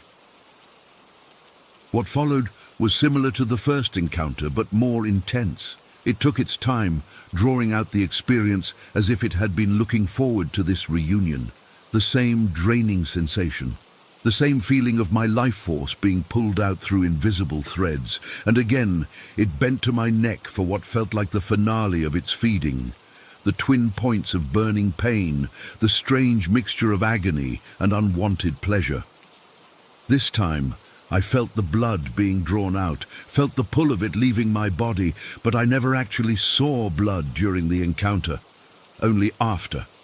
I woke up with a hoarse scream caught in my throat. My alarm clock showed 3:33 in the morning. I was drenched in sweat, my heart racing so fast I was genuinely afraid I might be having a heart attack. The exhaustion hit me immediately, worse than the first time. I could barely lift my arm to turn on the lamp. When I did, I saw the blood right away. Not just a few drops on the pillow this time, but a small puddle already soaking into the pillowcase. I stumbled to the bathroom and saw the same marks on my neck, but deeper, angrier looking. They were definitely teeth marks. 2 puncture wounds with smaller indentations around them, as if something had latched on with a whole mouth of teeth, but only 2 had broken the skin deeply. I called in sick to work for the next 3 days. I couldn't function. The exhaustion was crippling, like the worst flu of my life combined with severe anemia. I could barely make it from my bed to the bathroom without needing to rest. I drank orange juice by the gallon, ate red meat, took iron supplements, anything to try to feel normal again. It's been 2 months since the second encounter, and I'm still not right. I sleep with the lights on now. I've put religious symbols from 6 faiths around my room. I've lined my windows and door with salt. I don't know if any of it will help, but I have to try something. I've researched everything I can find about sleep paralysis, incubus and succubus legends, vampires, energy vampires, psychic attacks, you name it. Some sources suggest these are liminal experiences, encounters that happen on the threshold between waking and sleeping, where we're vulnerable to certain entities. Others say it's all psychological, manifestations of repressed desires or fears, but they can't explain the blood. They can't explain the teeth marks. They can't explain why I'm still so tired all the time, like something fundamental was taken from me and hasn't grown back. I don't know when or if it will come back. All I know is that I'm afraid to sleep, afraid to dream, and I can't shake the feeling that it's watching me, waiting, getting hungry again. Story 17. I've been sitting on this experience for years now, not really sure if anyone would believe me. It happened in Ripley, Tennessee, way back in 1998, when I was in high school, and again more recently. I'm still trying to make sense of it all. So back in '98, I was in the marching band. My parents worked late most days, so after practice, I'd usually hang out at the Sugar Hill Library until someone could pick me up. It wasn't your typical library. It was this old 2-story plantation house that had been converted years ago. My friend's mum was the librarian there, and she was cool with me spending time there after school. Most days my friend would be there too, and we'd hang out in the children's section on the first floor, reading or doing homework. But this particular day in October, my friend was home sick with the flu. The library was pretty empty that afternoon. Just me, my friend's mum, and maybe one or two other people. I remember I was sitting in this old armchair in the children's section, reading some Stephen King book. Probably not what the children's section was intended for, but whatever. It was getting late, maybe around 5:30, and the sun was already setting. The old house had these big windows that let in a lot of light during the day, but as it got darker, the place started feeling different. I was deep into my book when I first heard it. This weird sound like wrapping paper being pulled off a roll. You know that sound, right? That crisp, tearing sound. It wasn't loud, just noticeable enough that I looked up from my book. At first, I thought it was just my friend's mom shelving books or something, but when I glanced around, I didn't see anyone. The sound came again, definitely from upstairs. I'd never actually been up there before. The second floor was mainly used for storage and the library office, and there was never any reason for me to go up. But sitting there alone, hearing that sound, I got curious. I closed my book and walked over to the staircase. It was this beautiful old wooden thing with ornate balusters and a polished handrail. Looking up, I could see it led to a landing and then curved around. The upstairs was dark. No lights were on up there. I called out, "Hello, Mrs. Johnson?" But there was no answer. Just that same paper-tearing sound, a little louder now. I put my hand on the banister and took the first step up. Nothing seemed weird yet, just the normal creak of an old wooden stair. I took another step and another. By the fourth step, something felt off. I can't explain it exactly, but the air felt heavier somehow, colder too. By the time I reached the sixth step, I was about halfway up to the landing. That's when it hit me. This overwhelming feeling of dread. It wasn't like I was scared of the dark or being alone. This was different. It felt like someone was standing right behind me, breathing down my neck, except there was no one there when I turned to look. I kept going, though. I was 16 and stupid, I guess. 2 more steps up, and the feeling intensified. It wasn't just dread anymore.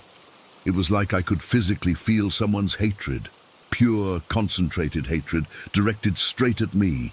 I had never felt anything like it before or since. It was like walking through a fog of pure malice. My heart was pounding so hard I could feel it in my throat. My hands were shaking. I made it to the landing, just a few steps from the top, when I heard what sounded like a footstep behind me.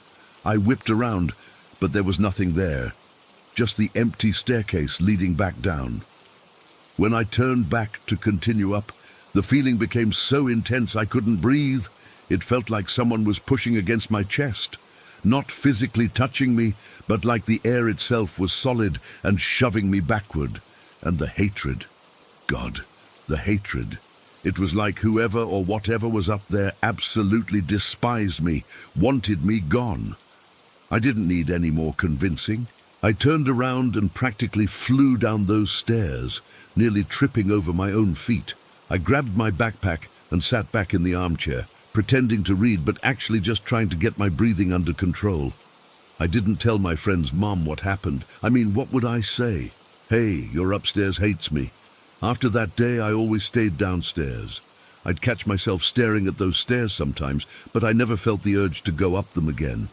Eventually, I graduated, moved away for college, and mostly forgot about the whole thing. Fast forward to 2013, 15 years later. I'd moved back to the area for work a couple of years before, and things had changed. The library had relocated to a newer building across town, and the old Sugar Hill house had become the Lauderdale County Chamber of Commerce. Part of my job involved regular visits there for community planning meetings. The first time I walked back into that building after all those years, I got goosebumps. Everything looked different. New paint, different furniture, offices where the bookshelves used to be. But it still felt the same somehow. And those stairs, they were still there, polished and pretty, leading up to what were now office spaces. For 2 years, I managed to avoid going upstairs. I'd make excuses, asking people to bring materials down or scheduling meetings in the downstairs conference room. I know it sounds ridiculous, a grown adult afraid of a staircase, but the memory of that hatred was still so vivid. Then, in 2015, I had to meet with Susan, the head of the Chamber of Commerce. Her office was upstairs, and there was no getting around it. I remember standing at the bottom of those stairs, staring up, my palms already sweating. People were walking past me, giving me weird looks, probably wondering why I was frozen there. I took a deep breath and started climbing. 1 step, 2 steps, 3. By the 6th step, that familiar heaviness returned. It wasn't as intense as before, but it was definitely there. That same oppressive feeling, that same sense of being unwelcome. I pushed through it, focusing on breathing and keeping my eyes fixed on the top of the stairs. When I reached Susan's office, I was visibly shaken. She asked if I was okay, and I made some excuse about being out of shape and winded from the stairs. We had our meeting, but I couldn't focus. I kept glancing at the door, half expecting it to slam shut on its own. As we wrapped up, I don't know what came over me, but I finally asked her, "Susan, do you ever notice anything strange in this building?" Her reaction was immediate. Her professional smile dropped, and she looked at me with this intense, serious expression. "What have you experienced?" she asked, not dismissing me or laughing it off like I expected. I told her about that day back in '98, about the feeling on the stairs. Instead of thinking I was crazy, she nodded and started sharing her own experiences. She told me about coming in some mornings to find chairs in different positions than she'd left them the night before, about hearing what sounded like distant laughter when she was alone in the building, but the most chilling thing she described happened about a year after they'd moved in. Susan had been working late one night, alone in her office. She heard a strange sound from the hallway, a rhythmic creaking. When she went to investigate, she found an antique tricycle, one that was normally kept as a display piece in the corner of the main hall, rolling in slow circles by itself in the middle of the hallway. No draft, no slope in the floor that could explain it, just moving on its own. After that incident, Susan had researched the history of the house. She discovered it had been built in the 1870s by a wealthy landowner who had 3 daughters. The eldest daughter was apparently forced into an unhappy marriage to expand the family's business connections. When her father died, she inherited the house. According to local records and stories passed down, she and her husband had a volatile relationship. During one particularly heated argument at the top of the stairs, she allegedly pushed him. He survived the fall, but was permanently crippled. He died several years later under suspicious circumstances. As Susan was telling me this, the temperature in her office seemed to drop. I'm not exaggerating. It got noticeably colder. The hair on my arms stood up, and I had this overwhelming urge to leave. Susan continued, seemingly unaffected by the cold. She said the paranormal activity had actually increased over the years. Chairs would move overnight. Children's toys, kept as historical displays, would relocate themselves. During some renovations they did in 2014, workers reported tools going missing, only to be found in completely different rooms.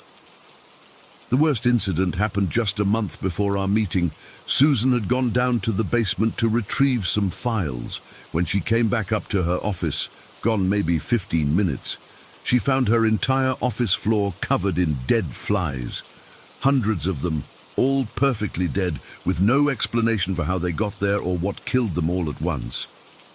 As she finished telling me this, we both heard that sound, that same paper-tearing noise I'd heard all those years ago.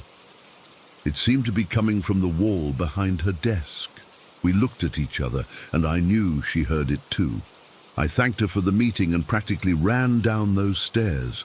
That oppressive feeling followed me all the way down, like something was chasing me. When I reached the bottom, I felt a cold breeze on the back of my neck, as if someone had exhaled right against my skin. I still have to go to that building occasionally for work. I've never experienced anything as intense as that first time on the stairs, but there's always something: cold spots, unexplained sounds, the feeling of being watched. I've learned to do my business quickly and leave. The Sugar Hill House is still the Chamber of Commerce. Susan still works there.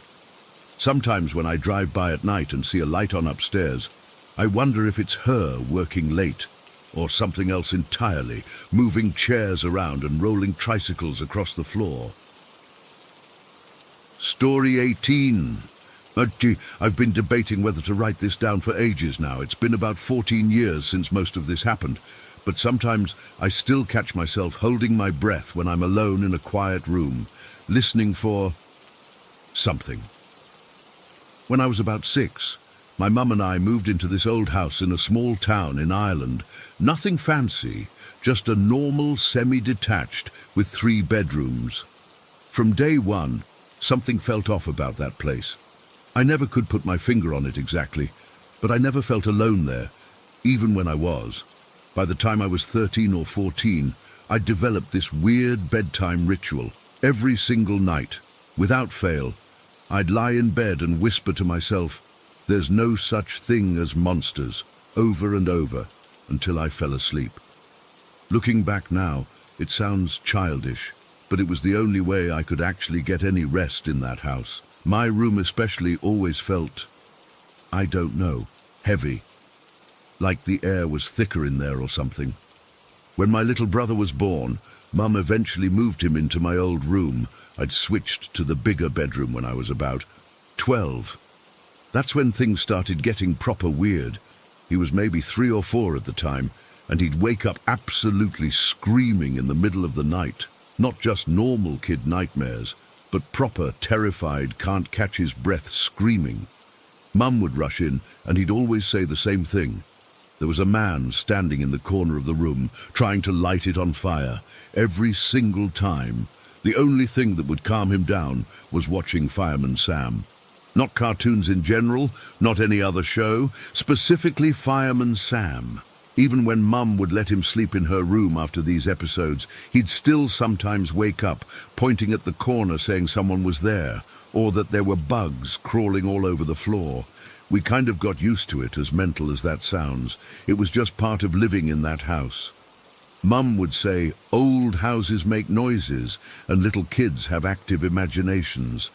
I never told her about my no monsters ritual. I was too embarrassed. Then about 7 years after we moved in, something happened to Mum that changed everything. She's always been pretty no-nonsense, not the type to believe in anything supernatural. She woke up one night to the sensation of someone breathing in her ear, like right up close, the kind of warm breath you can feel on your skin. She thought it was my brother coming into her room. He did that sometimes. But when she turned over, no one was there. Then she remembered. My brother wasn't even home that night. He was staying at his dad's place. She told me she jumped up, switched on every light in the room, and searched everywhere. Under the bed, in the wardrobe, behind the curtains. Nothing. She even checked the rest of the house, thinking someone might have broken in, but all the doors and windows were locked from the inside. She didn't sleep a wink the rest of the night. The next day I was home sick from school with tonsillitis, feeling absolutely miserable. Mum had gone to the shops to get me some medicine and soup, and I was lying on the sofa under a blanket watching daytime telly. The house was completely quiet except for the low volume of some rubbish game show. That's when it happened to me. At first, it felt like a weird pressure change, like when your ears pop on an airplane, except it was all around my head. The best way I can describe it is like a bubble formed around me. The sound from the TV got muffled, and the air felt different, heavier, colder. Then I heard it. Breathing. Right in my right ear, slow, deliberate breaths in, out, in, out. I could feel the warmth of it against my skin. I completely froze. I couldn't move, couldn't scream, couldn't even blink. It was like my body just shut down from pure fear. The breathing continued for what felt like forever, but was probably only about 30 seconds. Then the bubble feeling popped, and everything went back to normal. I convinced myself I'd imagined it because of my fever. I didn't even mention it to Mum when she got home. I just took my medicine and went to bed early, making sure to repeat my "no monsters" mantra about 100 times that night. The next morning, I was still feeling rough, so stayed home again. Mum had to pop out for a work meeting, but promised she'd be back by lunchtime. I was in the kitchen making toast when that same bubble feeling came over me again. The sound of the toaster ticking seemed to fade away, and the air got thick. This time, I felt something like a finger traced down the back of my neck before the breathing started again, right in my ear, slow and rhythmic. I dropped my plate and ran outside onto the street in my pajamas. I didn't care how mental I looked to the neighbors. I just couldn't be in that house anymore. I sat on the curb until Mum came home and found me there, shivering. When I told her what happened, I expected her to tell me I was being dramatic, or that it was just my illness making me imagine things. Instead, her face went white. "The same thing happened to me the other night," she said, and told me about her experience. We stood outside for a few minutes, both of us not wanting to go back in, but not knowing what else to do. Finally, Mum squared her shoulders and said, "Right, this ends today." She drove to this new age shop in the next town over and came back with sage, salt, and some other stuff. I waited outside while she went in and cleansed the house. She walked through every room burning the sage, saying something under her breath that I couldn't make out. When she was done, she opened all the windows to let the negative energy out, even though it was freezing outside. That night, we both slept in the living room with all the lights on. Nothing happened. The next day was the same. No bubble feeling, no breathing. By the end of the week, things seemed to have gone back to normal. Even my brother stopped having his nightmares about the man in the corner. We started to relax a bit, thinking whatever it was had gone. About 3 weeks later, Mum bought this fancy heat-resistant mug for her tea. She was showing it off in the kitchen, demonstrating how you could pour boiling water in it and the outside wouldn't get hot. "It's nice to have normal things to worry about again," she said, laughing. "At least the ghosts are gone." The moment, and I mean the exact moment, those words left her mouth, the mug shattered in her hand. Not just cracked, but exploded into pieces. Boiling water went everywhere. Thankfully, she wasn't badly burned, just a few small red marks on her hand. We both stood there in shock, staring at the broken ceramic all over the floor. Then Mum started laughing, this slightly hysterical laugh that didn't sound like her at all. "I guess not," she said, and I knew exactly what she meant. We moved out about 2 years later, not because of the weird stuff.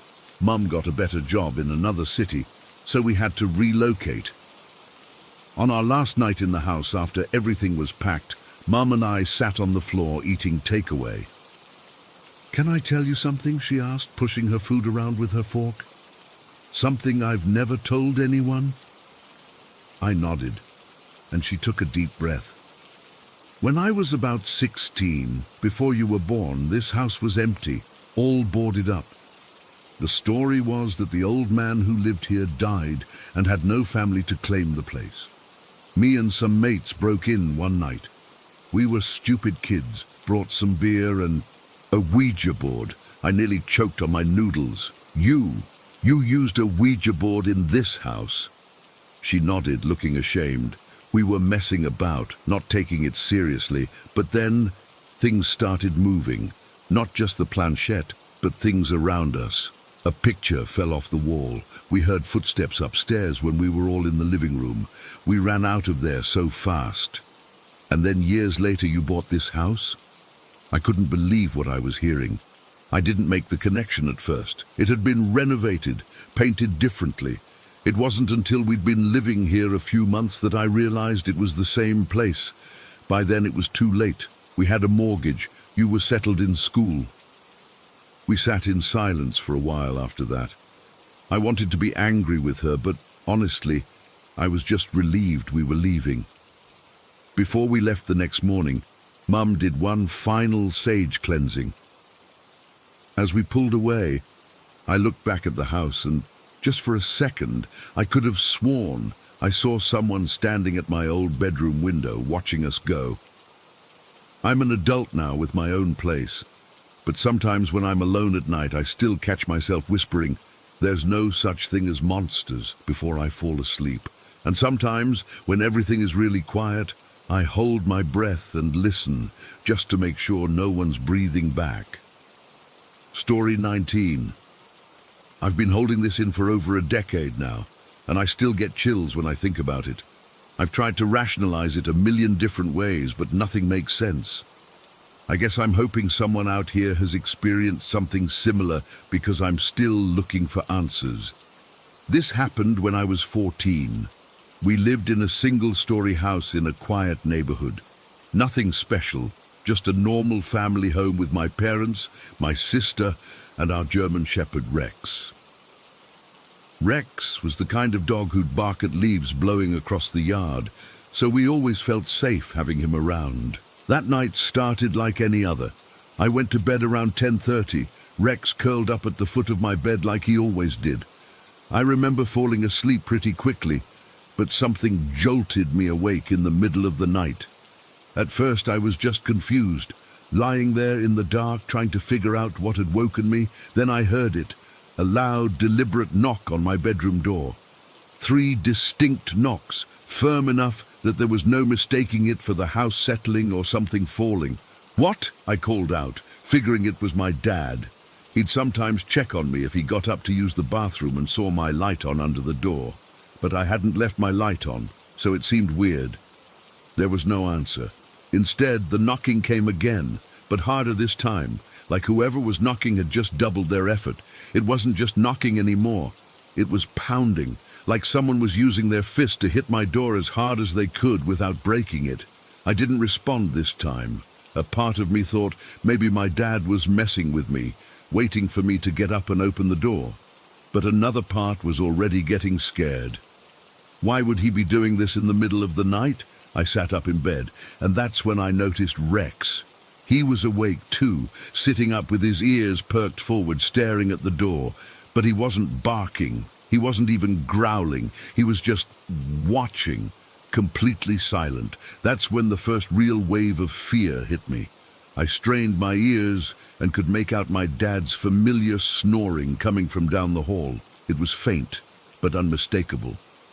If he was asleep in his room, then who the hell was pounding on my door? The pounding got even louder, and I pulled my blanket up to my chin like that would somehow protect me. My heart was beating so hard I could feel it in my throat.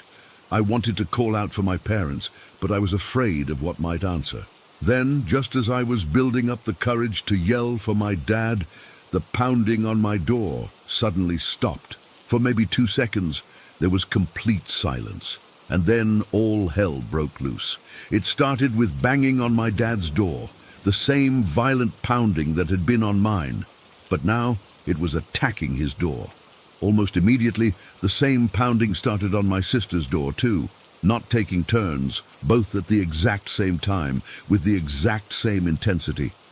Before I could process that, I heard the same pounding start on our front door. Then the sliding glass door that led from our backyard into the kitchen. Then the windows. Within seconds, there was violent pounding on every entrance to our house, every door, every window, all at the exact same time. It sounded like there were dozens of people trying to break in from all sides. The noise was deafening, a synchronized attack that made the walls seem to vibrate. I was frozen. I couldn't scream, couldn't move. Rex had crawled up the bed next to me, pressing against my side. He was trembling, and I could feel his rapid heartbeat against my leg. This 100-pound German Shepherd who'd chase off delivery guys was now trying to hide behind me, shaking like a puppy. The banging was so loud I couldn't understand how everyone else was still sleeping. I could still hear my dad snoring beneath the chaos. How was that possible? It sounded like our house was being torn apart. I sat there with Rex, both of us completely paralyzed with fear. I remember wanting to run to my parents' room, but being too terrified to put my feet on the floor, let alone open my door. What if whatever was making that noise was right outside? The pounding was perfectly synchronized, all hitting at the exact same time, with the exact same force. It wasn't random. It had a rhythm to it, almost like it was being orchestrated by a single entity. That thought made it even more terrifying.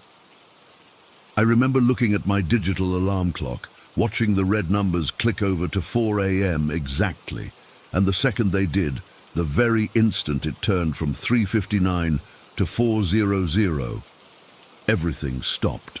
The silence was so sudden and complete, it felt like being underwater. I sat there barely breathing, waiting for it to start again, but it didn't. It was just over. After what felt like an eternity, but was probably only a few minutes, I worked up the courage to slide out of bed. Rex wouldn't leave my side, pressing against my leg as I crept to my bedroom door. I put my ear against it, listening for any sound, but there was nothing except the distant sound of my dad snoring. With shaking hands, I turned the knob and cracked the door open just enough to peek into the hallway. Empty. Just the dim nightlight plugging the darkness. I waited there for another minute, then finally stepped out into the hall with Rex glued to my side. I tiptoed to my parents' room and peeked in. Both of them were sound asleep. My dad was snoring, exactly as I'd heard through all that chaos. My mum was curled up on her side, breathing steadily. I checked on my sister next, also asleep, undisturbed, her face peaceful. How? How had they slept through that? It was impossible. The noise had been so loud, so violent, that the window should have shattered. The door should have splintered from the force, but everything was intact. No signs of damage anywhere. I spent the rest of the night sitting up in bed with Rex, afraid to close my eyes. When morning came, I asked everyone if they'd heard anything unusual during the night. They all looked at me like I was crazy. No one had heard a thing. The only one who knew something had happened was Rex. For weeks afterward, he wouldn't sleep in my room anymore. He'd stand in the doorway looking in, but wouldn't cross the threshold. Eventually, he started sleeping with my sister instead. I've spent years trying to come up with logical explanations. Maybe it was a vivid dream, except Rex experienced it too. Maybe it was the house settling, except nothing could explain that level of synchronized noise coming from everywhere at once. Maybe it was a small earthquake, except no one reported one that night, and earthquakes don't create perfectly timed pounding on every entrance to a house. I've researched all sorts of phenomena since then. Infrasound that can cause hallucinations, gas leaks, even local legends about similar events. Nothing fits. Nothing explains why only Rex and I were aware of it, or how something could pound on every entrance simultaneously, or why it stopped precisely at 4 a.m.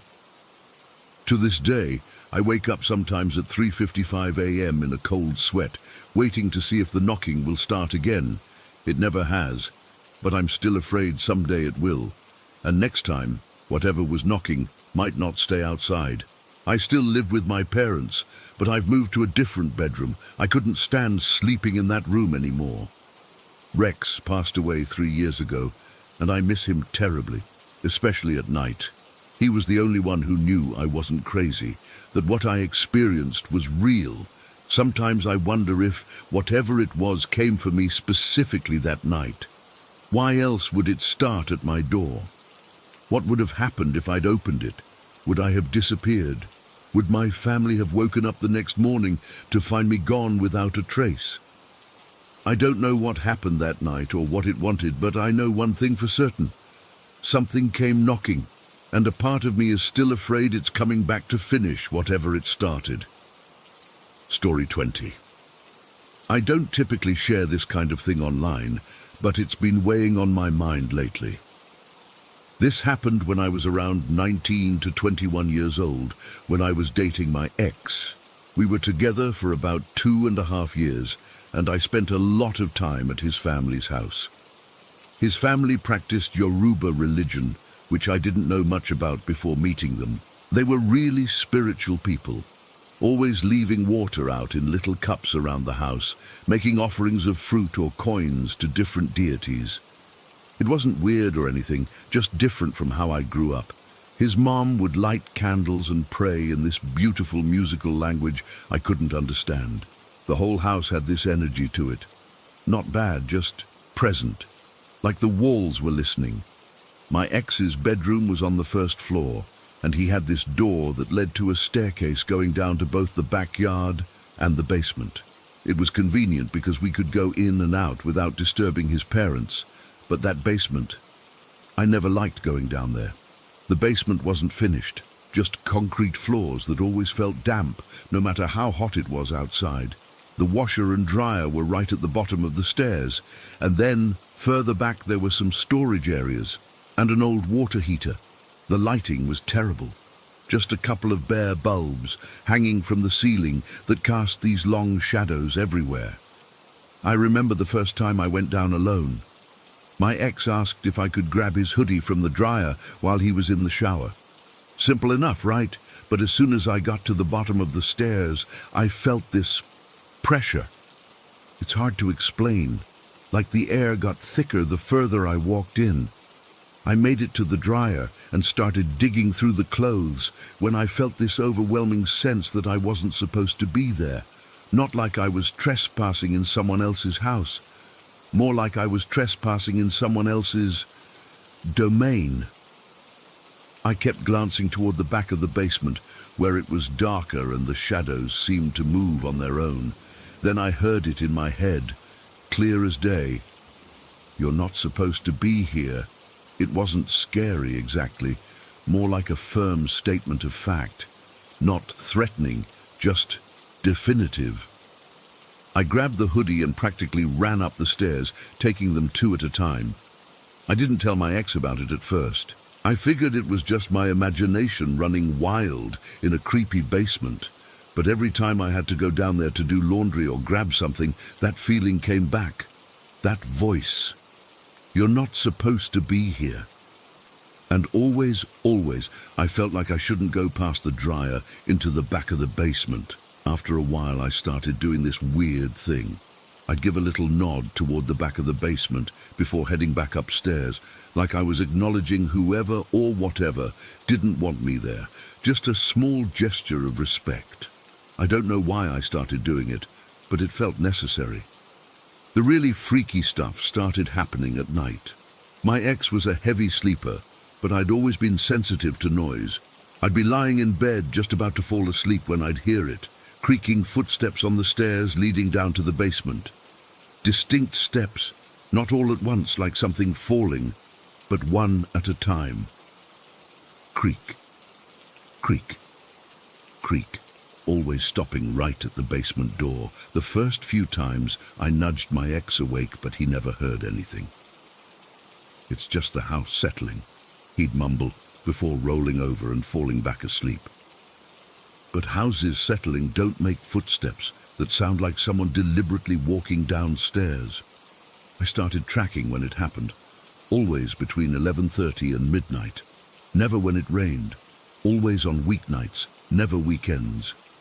There was a pattern to it that made it impossible to believe it was just random house noises.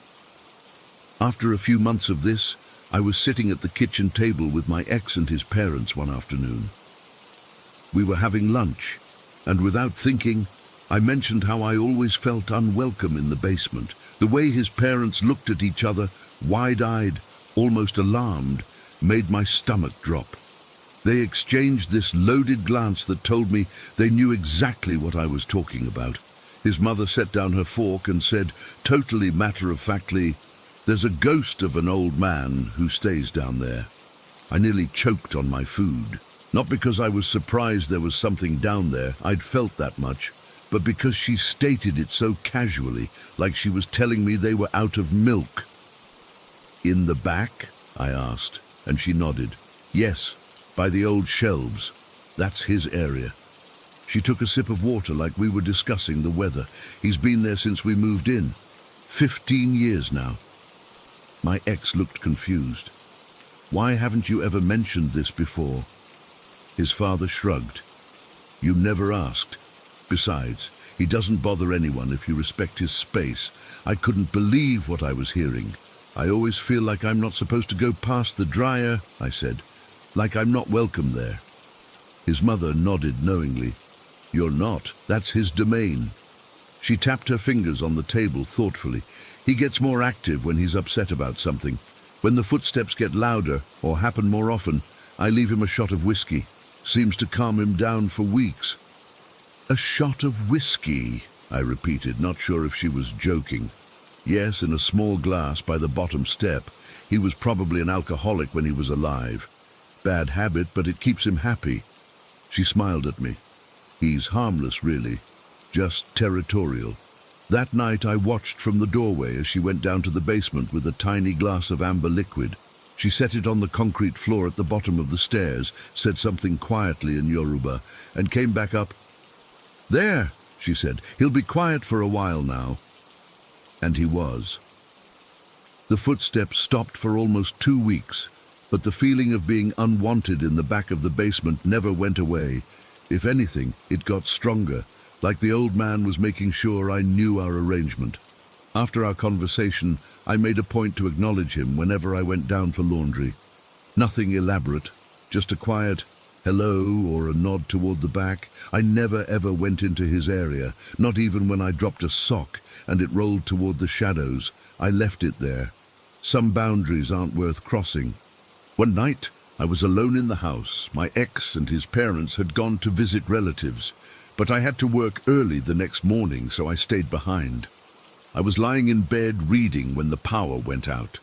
Just my luck. A summer storm had knocked out the electricity, and I needed to find the flashlight I knew was in the kitchen drawer. I used my phone's light to navigate through the house, found the flashlight, and was heading back to the bedroom when I remembered my phone charger was in the dryer. I'd thrown it in with a load of laundry earlier and forgotten about it.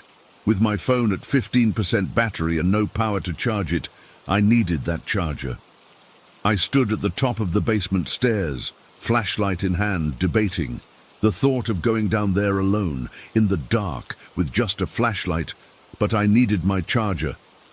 I'm just going to the dryer, I said out loud. I'll be quick. I respect your space. I took the stairs slowly, my flashlight beam bouncing off the walls. The basement seemed different in the dark, bigger, older, more alive somehow. I made it to the dryer and yanked it open, digging through the warm clothes until I found my charger. As I turned to leave, my flashlight beam swept across the back of the basement, just for an instant, and I froze. For a split second, I thought I saw someone sitting in an old chair by the shelves. Just the outline of a figure, hunched and still. I didn't run, I didn't scream. Some instinct told me that would be disrespectful. Instead, I lowered my eyes, gave a small nod, and said quietly, "Sorry to disturb you. I'm leaving now." The air felt thick as I walked back to the stairs, like moving through invisible cobwebs. I took each step deliberately, not rushing, my heart pounding so hard I could feel it in my throat. Just as I reached the top step, I heard it, a gravelly voice, so quiet I almost missed it. "Good girl." I shut the door firmly behind me and leaned against it, trembling. I didn't open that door again for 3 days. When my ex and his family returned, I didn't mention what had happened. Somehow it felt private, between me and the old man. But his mother must have sensed something, because the next day I saw her take another shot of whiskey down to the basement. The footsteps on the stairs continued occasionally, always stopping at the door. But now, when I heard them, I wasn't as afraid. It was just the old man, doing his rounds, checking his domain. As long as I respected his boundaries, he respected mine. I'm not with my ex anymore. We broke up about 5 years ago, for reasons that had nothing to do with his basement. But sometimes I still think about that old man, guarding his little corner of the world so fiercely. I wonder if he's still there, if the family still leaves him whiskey, if new visitors feel that same unwelcoming pressure when they venture too far into the basement. Sometimes when I'm falling asleep at night, I swear I can hear those footsteps on stairs that don't exist in my apartment. Creak, creak, creak. And in those moments between wakefulness and sleep, I give a little nod of acknowledgement to the empty corner of my room, just in case he followed me. Story 21. I've never told this story to anyone outside my family before. It's not something that would make sense to people who haven't seen the photo for themselves. And honestly, I'm still trying to process what happened in that house after all these years. This all started back in 1982, when my great-aunt Marge and great-uncle Frank moved into this suburban home just outside of Atlanta. I was around 7 years old at the time. The house itself wasn't particularly remarkable, just a typical split level from the 60s with dark wood paneling and shag carpet in most rooms. But there was something about that basement that never felt right. When they first moved in, Uncle Frank was meticulous about documenting everything for insurance purposes. He took photos of every room, every fixture, every potential issue. That's just how he was. Methodical, practical. Nothing escaped his attention, but something escaped his notice that day, something that only showed up later when the photos were developed. I remember the first time I saw the photo. We were all gathered at their house for Sunday dinner about 2 weeks after they'd moved in. Uncle Frank had picked up the developed photos from Photomat that morning and was showing everyone the before pictures of the house. My parents, grandparents, and a few other relatives were passing the stack around, making comments about the wallpaper or the kitchen cabinets. Then my mom gasped. "Frank, who is this?" she asked, holding up one of the photos. The photo showed the bathroom door in the basement.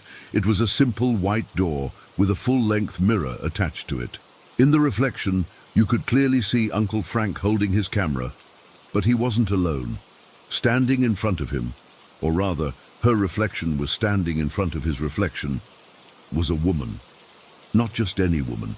She was semi-transparent, like you could see the wall pattern behind her, but she was distinctly there. She was wearing what looked like a white period dress, maybe from the 1800s, with her hair pinned up. In her hand was a lit candlestick, the flame was visible, and perched on her shoulder was a black cat. Her face was what really got to me. She was pretty, with delicate features, but her expression was so sad, not crying, not distressed, just profoundly melancholy, like she'd been carrying a heavy burden for a very long time. Uncle Frank went pale when he saw it.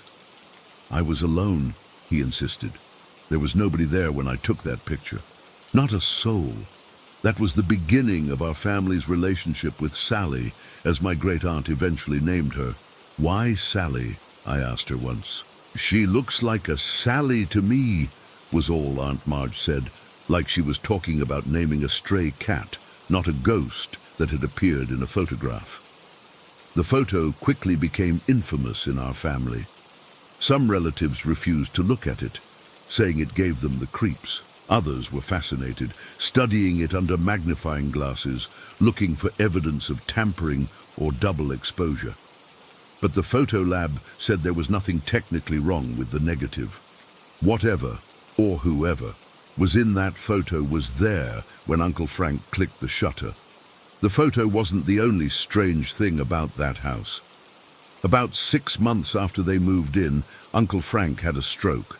It wasn't severe, but he needed care while he recovered. So my grandmother moved in temporarily to help Aunt Marge.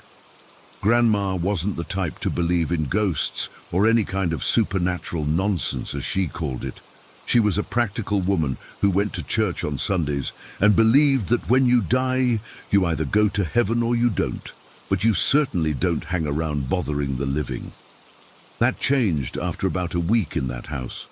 I remember visiting with my parents and finding Grandma sitting at the kitchen table, hands wrapped around a mug of coffee, looking shaken. "Something's not right in this house," she told my mom in a hushed voice. When pressed, she described being in the basement laundry room when all the empty coat hangers on the rod suddenly started swinging violently back and forth. Not just swaying slightly, like from a draft, but swinging wildly, as if someone was pushing them. And then, she said, an icy cold wind ran through her, not around her, but through her, like someone had walked right through her body.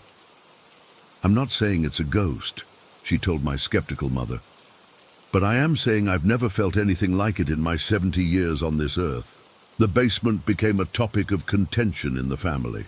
Uncle Frank refused to discuss any strange occurrences, attributing everything to drafts or old house noises. Aunt Marge was more open to the possibility of something supernatural, especially after candles in the basement started behaving strangely. The basement was poorly lit, with just a couple of old fixtures that cast weak yellow light, so Aunt Marge kept candles around. Several times she'd go downstairs to find candles lit that she was certain she'd blown out. Other times, candles that were burning would suddenly extinguish themselves, despite no windows being open and no air circulation in the room. Whenever relatives would visit overnight, the basement became the de facto kids' room. There was a pull-out couch down there, and a couple of cots could be set up when needed. I dreaded those visits. Even before I knew about Sally, something about that basement made my skin crawl. The air felt different down there, heavier somehow, like it was pressing down on my chest. My cousin Tyler, who was about 4 years older than me, claimed he saw Sally one night when we were staying over. He got up to use the bathroom, the one with the mirrored door where Sally had first appeared in the photograph, and swears that when he looked in the mirror, he saw her standing behind him, holding her candle and watching him with those sad eyes. He said he was frozen with fear, unable to move or call out, and then, the strangest part, the candles on the shelf behind him, which Aunt Marge had lit earlier to give us some light in the unfamiliar space, suddenly went out, all at once, like someone had blown them out. Tyler ran upstairs after that and refused to go back down. The adults thought he was just trying to get out of sleeping in the basement, but I believed him. I'd felt something down there too, though I hadn't seen her directly. Not yet. After that, I started sneaking upstairs as soon as the adults went to bed. I'd curl up on the living room couch, preferring to risk getting in trouble than spend the night in the basement. Sometimes Aunt Marge would find me there in the morning, but she never sent me back downstairs. I think she understood. It was during one of these overnight stays, when I was about 8, that I had my own encounter with Sally. I'd been trying to hold my bladder all night to avoid having to use the basement bathroom, but by 3 in the morning, I couldn't wait any longer. I crept down the stairs, feeling the temperature drop with each step. The basement was pitch black except for a small nightlight in the hallway. I hurried into the bathroom, trying not to look at the full-length mirror on the door. I did my business quickly, then went to the sink to wash my hands. Above the sink was a small medicine cabinet with a mirrored front.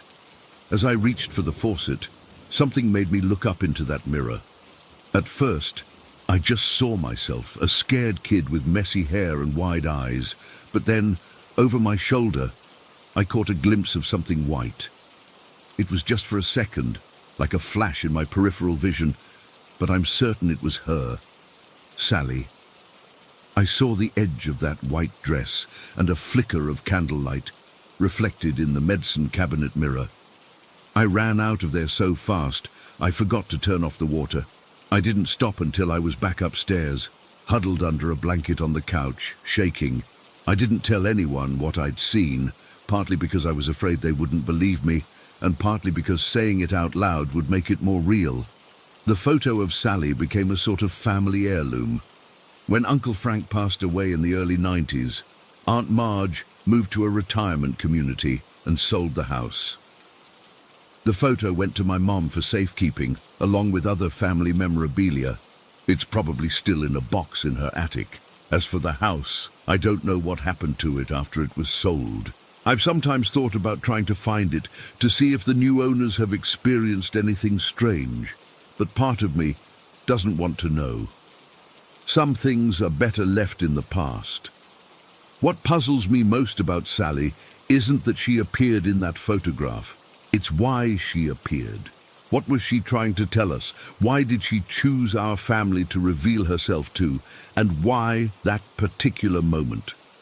I've done some research over the years, trying to find out if there were any historical records of a woman matching Sally's description who lived or died in that area. But there's been nothing conclusive. Whoever Sally was, or is, her story remains untold. Sometimes I dream about her. Not nightmares exactly, but unsettling dreams where she's trying to tell me something, but I can't hear her words. She's always holding that candle, that black cat perched on her shoulder, looking at me with those sad eyes. The rational part of my brain says there must be some explanation for the photograph, a double exposure, a trick of the light, maybe even a prank, though I can't imagine Uncle Frank going to such lengths. But then I remember the cold spots in the basement, the swinging hangers, the candles that lit and extinguished themselves, and I remember that glimpse of white in the medicine cabinet mirror. Whatever happened in that house outside Atlanta all those years ago, I can't explain it. The photo exists. Sally existed, or exists still, perhaps, and sometimes, when I catch my reflection in a mirror unexpectedly, I find myself looking over my shoulder just to make sure I'm alone. Story 22. I've always considered myself a rational person, not easily spooked, but what happened in my apartment last month has shattered that self-image completely. I'm writing this partly as a warning, partly because I need to get it out, and partly because I still can't believe it happened. I moved into my one-bedroom apartment about 8 months ago. Nothing fancy, just a basic place in a converted older building with high ceilings. The rent was reasonable, the location convenient for work, and I was happy to finally have a place to myself after years of roommates. The first few months were completely normal. I settled in, got into a routine, made the space my own. Then small things started happening that I couldn't quite explain. At first it was just food going missing from my fridge, not entire meals, but portions. Like half a sandwich I'd made for lunch the next day would be gone in the morning, or the level in my orange juice carton would be lower than I remembered. I blamed myself. I must have eaten that sandwich last night during my Netflix binge and forgotten. Or maybe I drank more juice than I thought. It's amazing how easily we gaslight ourselves when the alternative is too unsettling to consider. Then came the kitchen incidents. 3 times I woke up to find my gas stove burner on low. The first time I panicked, thinking about how I could have died from gas poisoning or a fire. But I convinced myself I'd just been careless while making tea before bed. By the 3rd time, doubt was creeping in. I'm not perfect, but I'm not that forgetful or reckless, especially about something so dangerous. I started doing little tests. I'd arrange items in specific ways before leaving for work or going to bed, a line of pennies across my counter. My shoes placed exactly side by side. Nothing valuable, just things I'd notice if they moved. And sometimes, not always, they would be slightly different when I returned. The pennies a fraction of an inch out of alignment, one shoe turned at a different angle. Still, I rationalized. Maybe the building settled. Maybe vibrations from the street. Maybe I was losing my mind a little bit from working too much. Then came the night that changed everything. It was around 3 in the morning when I jolted awake, not from a nightmare or a sound outside, but from footsteps inside my apartment. Slow, careful footsteps that paused between each step, as if someone was trying to be quiet, but couldn't quite manage it on my creaky hardwood floors. The sound was unmistakable. I live alone. There shouldn't be footsteps. My heart started hammering so hard I could feel it in my throat. I lay frozen in bed, straining to hear over the blood rushing in my ears. The footsteps continued, from what sounded like the kitchen moving toward my living room. Deliberate, unhurried, like whoever it was knew exactly where they were going and wasn't concerned about being caught. That's what terrified me most, the confidence in those steps. This wasn't a random break-in. This person moved like they knew my apartment, like they'd walked this path many times before. I slid my hand under my bed where I keep a baseball bat, but my fingers hit empty space. I'd moved it to the closet last week after cleaning. The closest weapon was in the kitchen, where the footsteps had come from. Fighting against every instinct screaming at me to stay hidden, I reached for my phone to call 911. But what would I say? Someone's walking in my apartment, but I haven't seen them. What if they left before police arrived and I looked crazy? What if there was some rational explanation? The footsteps stopped.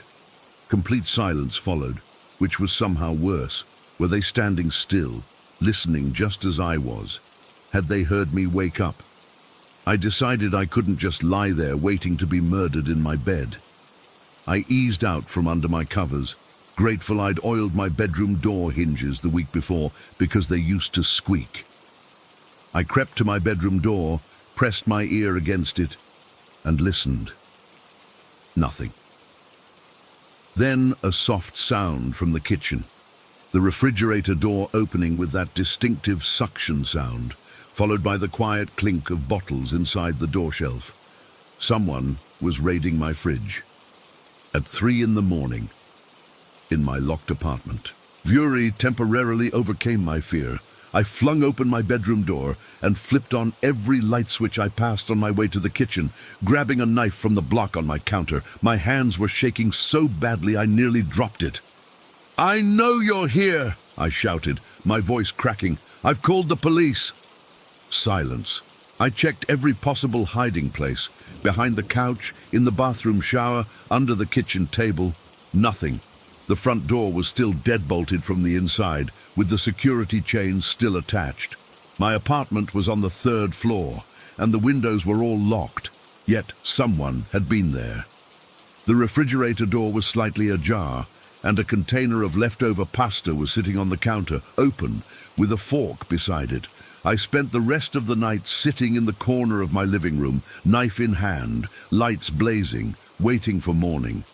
I called in sick to work and spent the day installing new locks and a security camera system that would alert my phone if it detected movement while I was away. For nearly a week, nothing happened. No missing food, no moved objects, no footsteps in the night. The cameras showed nothing. I began to wonder if stress had caused some kind of waking hallucination that night. Then, while organizing my closet on Saturday afternoon, I noticed something that made my stomach drop. The access hatch to the building's attic space, a small square panel in my closet ceiling, was slightly ajar, just a fraction of an inch, but enough that I could see it wasn't flush with the ceiling as it should have been. I'd never even thought about that hatch before. It was painted the same color as the ceiling, and without a ladder it was well out of reach. I'd assumed it was sealed shut, or that management had the only access. Now, staring up at that dark sliver between the hatch and ceiling, I felt ice spreading through my veins. I didn't have a ladder tall enough to investigate properly, and there was no way I was sticking my head up into a dark attic space alone. Instead, I set up one of my security cameras aimed directly at the closet ceiling and left for work the next morning, checking the feed obsessively throughout the day. Nothing happened for hours. The apartment remained still and empty. I was beginning to feel silly about the whole thing when movement caught my eye around 2 in the afternoon.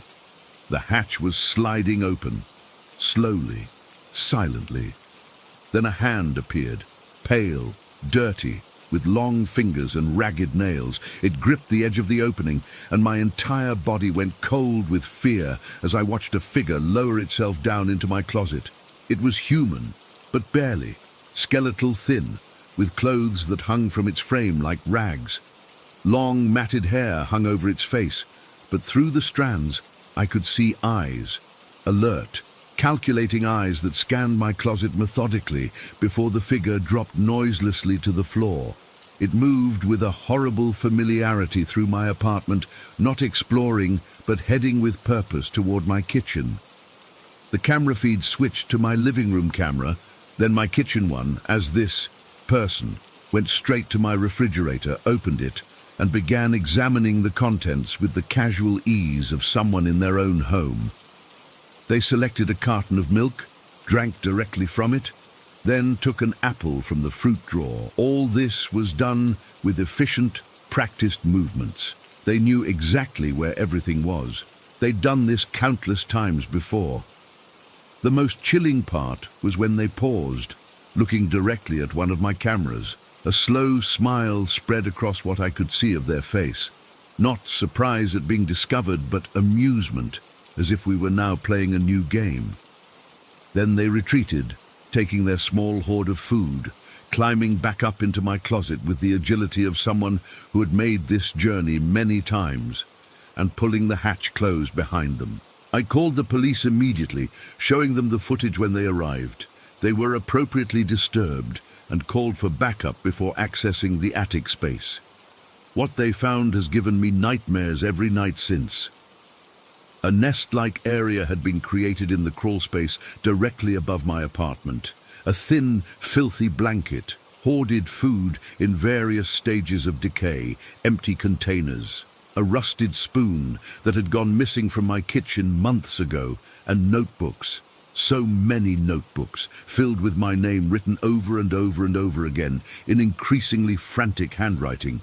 Pages detailing my schedule, my habits, what I ate when I showered, who called me, what I watched on TV. Notes about my sleep patterns. Restless tonight, deep sleep for 7 hours, talked in sleep again about work. This person hadn't just been living above me. They had been studying me, learning me, becoming an expert in my existence. The police said they'd likely been there since before I moved in, watching previous tenants too. They never caught them. The crawl space connected to other parts of the building's attic with multiple access points. By the time police searched the entire space, whoever it was had vanished, taking nothing but leaving all their horrifying documentation behind. I moved out that same day, packed what I needed, and went to a hotel.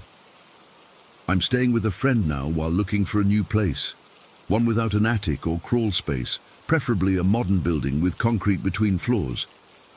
The police told me they think it was likely a squatter, possibly someone with mental health issues who had found a way to live undetected in the building. They said I was lucky. It wasn't worse. Lucky? I can't sleep without checking closets, looking under the bed, staring at the ceiling. I throw away food if I can't remember exactly how much was left. Every unexpected sound makes me jump. I keep thinking about those notebooks filled with observations of me at my most vulnerable, most private moments. Someone watched me for months. Someone knew when I was asleep, when I was showering, what I ate, what made me laugh while watching TV alone. Someone slid down from my ceiling and walked through my home while I slept, breathing the same air, existing in my space without my knowledge.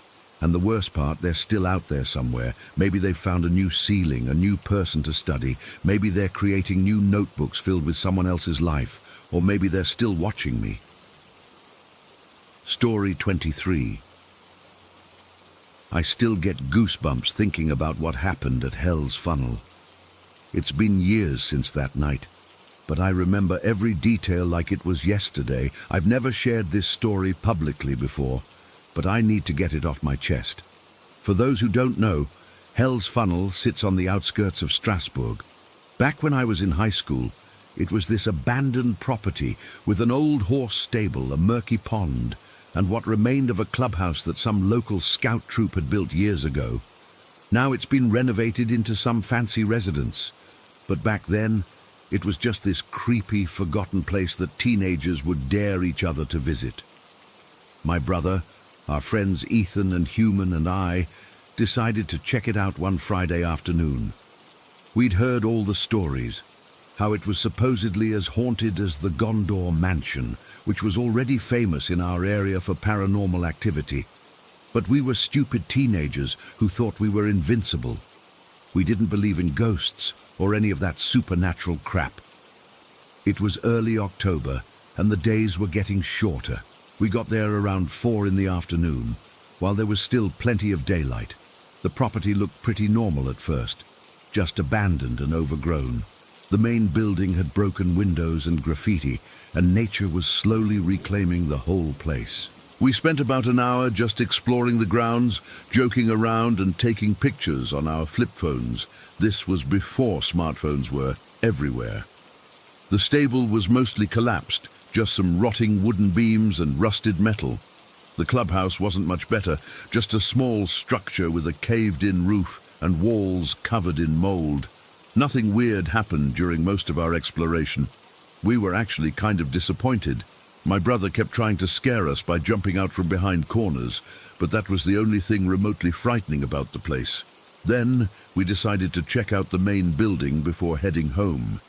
The sun was starting to set, casting long shadows across the property. The building had 2 floors and a basement. The first floor was empty, except for some broken furniture and beer cans left by other teenagers. The second floor had a few rooms with peeling wallpaper and creaky floorboards, but nothing special. We were about to leave when Human suggested we take a quick look at the basement. None of us were super excited about the idea. Basements in abandoned buildings are never a good idea, but we didn't want to seem scared. The basement door was at the back of the house. It took all 4 of us pushing to get it open, since it had swollen from years of moisture. The stairs leading down were wooden and looked like they might collapse under our weight. "I'll stay up here and hold the flashlight for you guys," my brother said. He was trying to play it cool, but I could tell he was nervous. Ethan, Human, and I carefully made our way down the stairs, which creaked with every step. The basement was pitch black except for the beam from my brother's flashlight. It smelled like mold and something else I couldn't identify, something metallic and unpleasant. We reached the bottom of the stairs and looked around. There wasn't much to see, just a concrete floor, some old shelves, and what looked like an ancient furnace in one corner. "This is boring," Ethan said. "Let's go." That's when it happened. My brother moved the flashlight beam to the far corner of the basement, and we all froze. There was someone or something standing there. It looked like a person wearing some kind of red material that moved slightly, even though there was no breeze in the basement. For a few seconds, nobody moved or said anything. Then the figure seemed to shift slightly toward us. "Run!" I don't even know which one of us shouted it, but suddenly we were all scrambling up the stairs, practically climbing over each other to get out. We burst out of the basement door and kept running until we reached the edge of the property. My heart was pounding so hard I thought it might explode. What the fuck was that? Human was bent over, hands on his knees, trying to catch his breath. "I don't know," my brother said. His face was pale. "I don't know." The weird thing was, there weren't any curtains in that building. There was nothing red anywhere else we'd seen, and the way it moved, it wasn't natural. We practically sprinted back to where we'd parked our bikes and pedaled home faster than we ever had before. None of us talked about what we'd seen for days afterward. About a week later, I ran into this guy from school whose family lived near Hell's Funnel. When I mentioned we'd been there, his expression changed immediately. "Did you see anything?" he asked, his voice low. I hesitated, not wanting to sound crazy, but eventually told him about the red figure in the basement. He nodded slowly. "I camped there once with my uncle. Never again." He told me how they'd set up a tent near the pond one summer night. Around midnight, they started hearing strange noises outside. Not animal noises, but something else. Footsteps maybe, or something being dragged across the ground. His uncle got out of the tent to check, flashlight in hand, but couldn't see anything. After a few minutes of searching, he came back and said it was probably just raccoons. They were about to go back to sleep when they heard the noises again, closer this time. They both got up and walked around the tent, but again found nothing. As they were heading back to the tent, my friend felt someone grab his shoulder from behind. The problem was, his uncle was walking in front of him. There was nobody else there. They grabbed their stuff and ran, leaving most of their camping gear behind.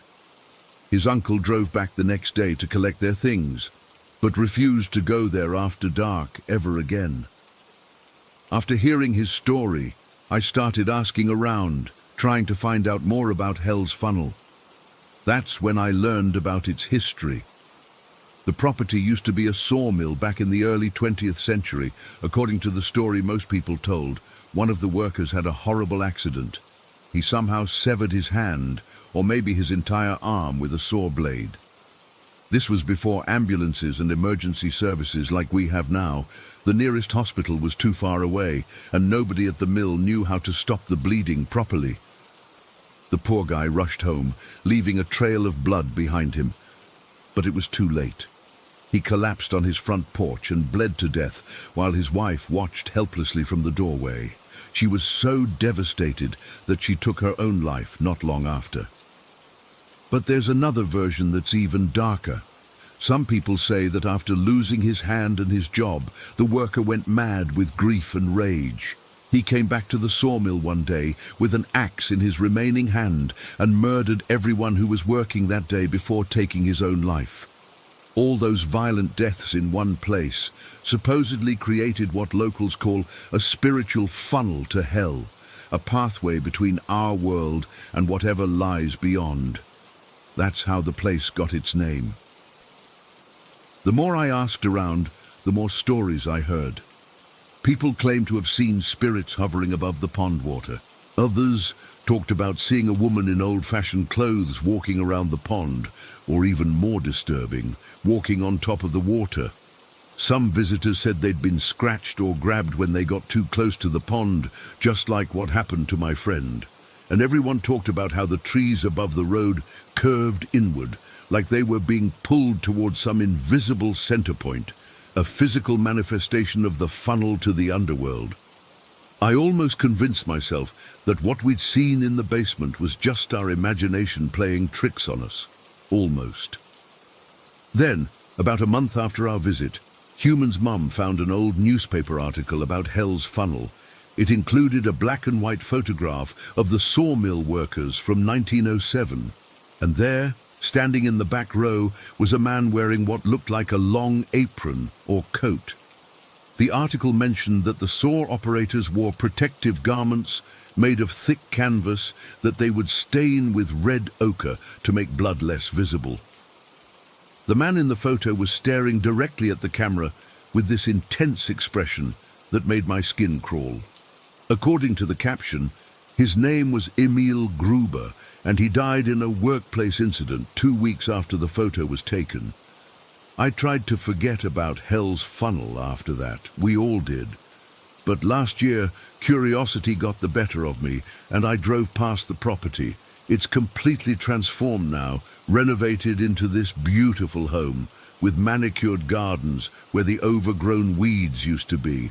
The pond is still there, but it's been cleaned up and looks like any normal decorative water feature.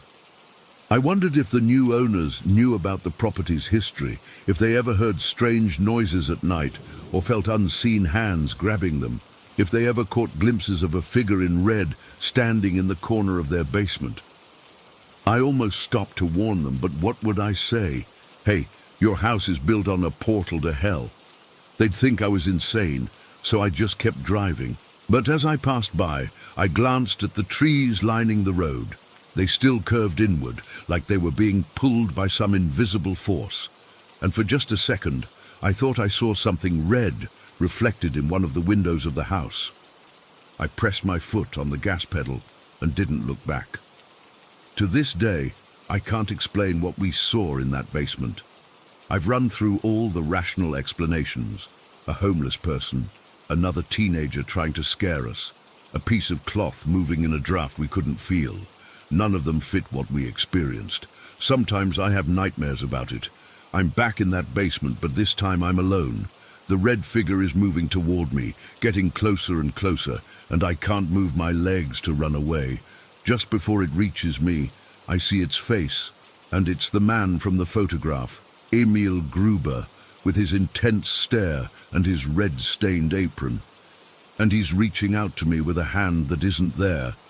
I always wake up before he touches me, but one of these nights, I'm afraid I won't. Story 24.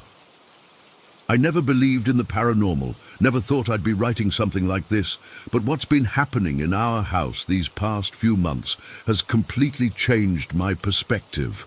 I've always been the logical one in the family, the one who explains away the creaks and shadows. Not anymore. We've lived in this house for almost 7 years now. It's about 30 years old. Nothing special, just a regular suburban home with a nice yard. When we first moved in, everything was normal. We brought our 2 cats with us, Midnight, a sleek black cat we'd had for 8 years, and Whiskers, our tabby kitten who was only 6 months old at the time. 3 years ago, Midnight developed kidney failure. It was horrible watching him deteriorate. We tried everything, special diets, medications, but eventually we had to make that awful decision. I buried him at the back of our yard under an old oak tree. Whiskers seemed lost without him. Then, just last year, Whiskers suddenly got sick. The vet diagnosed FIPS, feline infectious peritonitis. It was devastating. Within 2 weeks we lost him too. I buried him next to Midnight, made little markers for them both. Life went on. We adopted Luna, a sweet grey female cat who's now about 2 years old. But then, about 4 months ago, I had to replace this old retaining wall at the back of our property. The cat graves were right next to it. I didn't want to disturb them, but I had no choice. I carefully dug up their remains, moved them closer to the house near the back porch, and reburied them with respect. That's when things started getting weird. My youngest son, who's 11, started complaining about not being able to sleep. At first, I thought it was just normal kid stuff. Staying up too late, maybe anxious about school. But then he started describing something specific. Feeling pressure on his back or stomach at night, like someone was sitting on him. He'd wake up feeling like someone was watching him from the corner of his room. I told him it was just his imagination. Around the same time, my oldest son, he's 15, mentioned that he'd seen something strange a couple of weeks before. A white orb floating around his room at night. He'd been too scared to tell us right away. He said it moved with purpose, not like dust or a reflection. It floated from one side of his room to the other before disappearing through the wall. I brushed it off, said it was probably headlights from a passing car. Then, about 3 weeks ago, I had my own experience. I was lying in bed, almost asleep, with Luna curled up at my feet. The house was completely quiet. My wife was working a night shift at the hospital. Suddenly, I heard the distinctive sound of cat paws tapping on our wooden floor, that quick, light patter that's unmistakable when you've had cats for years. But there was nothing there. Luna heard it too. She suddenly jerked awake with this startled murp sound she makes when surprised. Her ears perked forward, eyes wide, staring intensely at the empty doorway. The footsteps continued across my bedroom floor, even though I couldn't see anything. Luna's eyes followed the invisible movement, her tail puffed up. The sound went right past my bed, into the attached bathroom, and then stopped. Luna remained alert for several minutes before eventually settling back down, though she seemed nervous the rest of the night. I tried to rationalize it. Maybe it was the house settling, or pipes, or the wind. But deep down, I knew exactly what it had sounded like. It sounded like Midnight, who used to make that exact same pattern walking across our bedroom floor every night before jumping onto the bed. About a week after that incident, I had this vivid dream. I was lying in bed, and I felt a weight on my chest. I opened my eyes, and there was Midnight, sitting on me just like he used to do. His black fur was glossy, his yellow eyes staring directly into mine. It felt so real. I could feel his weight, hear his purr. Then he stood up, walked across me, jumped to the floor, and padded into the bathroom. But instead of walking into the bathroom, he sort of floated up and vanished. I woke up immediately, my heart racing, completely disoriented. My youngest son's experiences continued. He started sleeping with his light on. He told me he was afraid to look toward the presence he felt in his room. It's watching me. he insisted. "And if I look at it, it'll know I can see it." He described feeling cold spots in his room and sometimes hearing scratching sounds from inside his closet. His room is directly above where the cats are now buried. My oldest son revealed something he'd never told us before. About a year after Whiskers died, he claimed he saw what looked like the ghost of our kitten sitting outside his window one night. We live on the second floor. He said he froze, unable to move or call out, and watched as the transparent form of Whiskers seemed to meow at him silently before disappearing. He'd convinced himself it was just a dream until all this started happening. The strange occurrences kept escalating. About 2 weeks ago, the fire alarm in the hallway between the boys' rooms went off at 3 in the morning.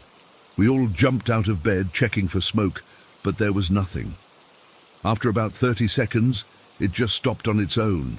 We checked the batteries, tested it the next day. It worked perfectly normally, but it happened again 3 nights later, same time, same duration. For almost 2 weeks, the door to the guest bedroom wouldn't stay closed. We'd shut it, hear it latch, and minutes later it would be open again.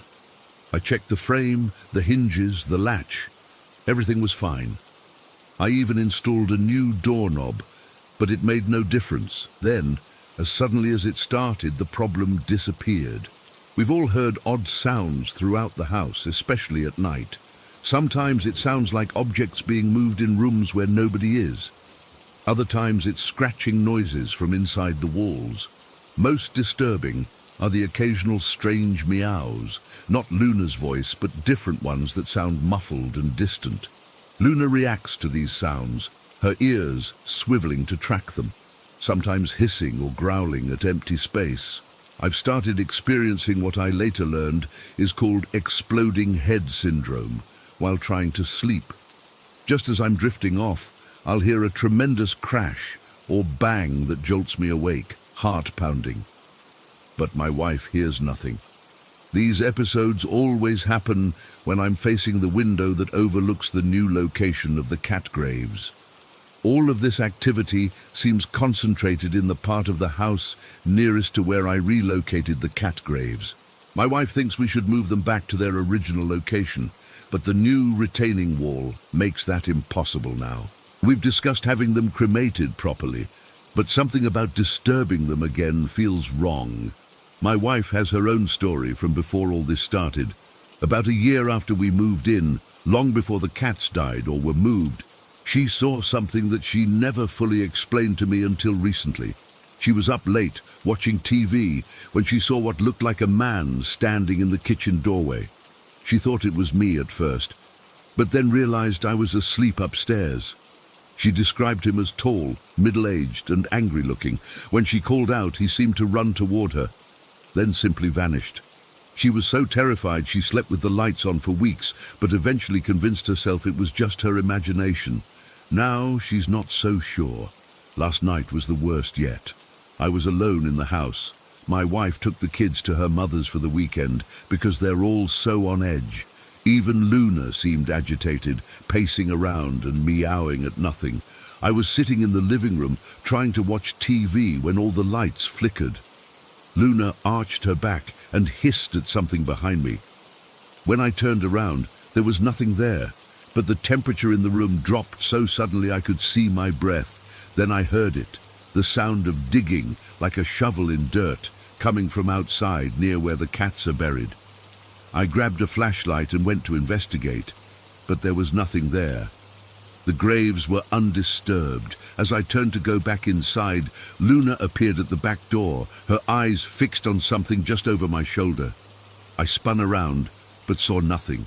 When I went to bed, I could have sworn I felt something jump onto the mattress, that familiar weight of a cat walking around me, but Luna was downstairs. I felt it settle on my chest, heavy and warm. I couldn't move, couldn't breathe. The pressure increased until I thought my ribs would crack. Then, just as suddenly, it was gone. I don't know what to do anymore. Are our cats trying to tell us something? Is moving their graves what caused all this? Or did the disturbance just allow something else, something that was already here, to make itself known? All I know is that I never believed in any of this stuff before, but now I can't deny what's happening in our home.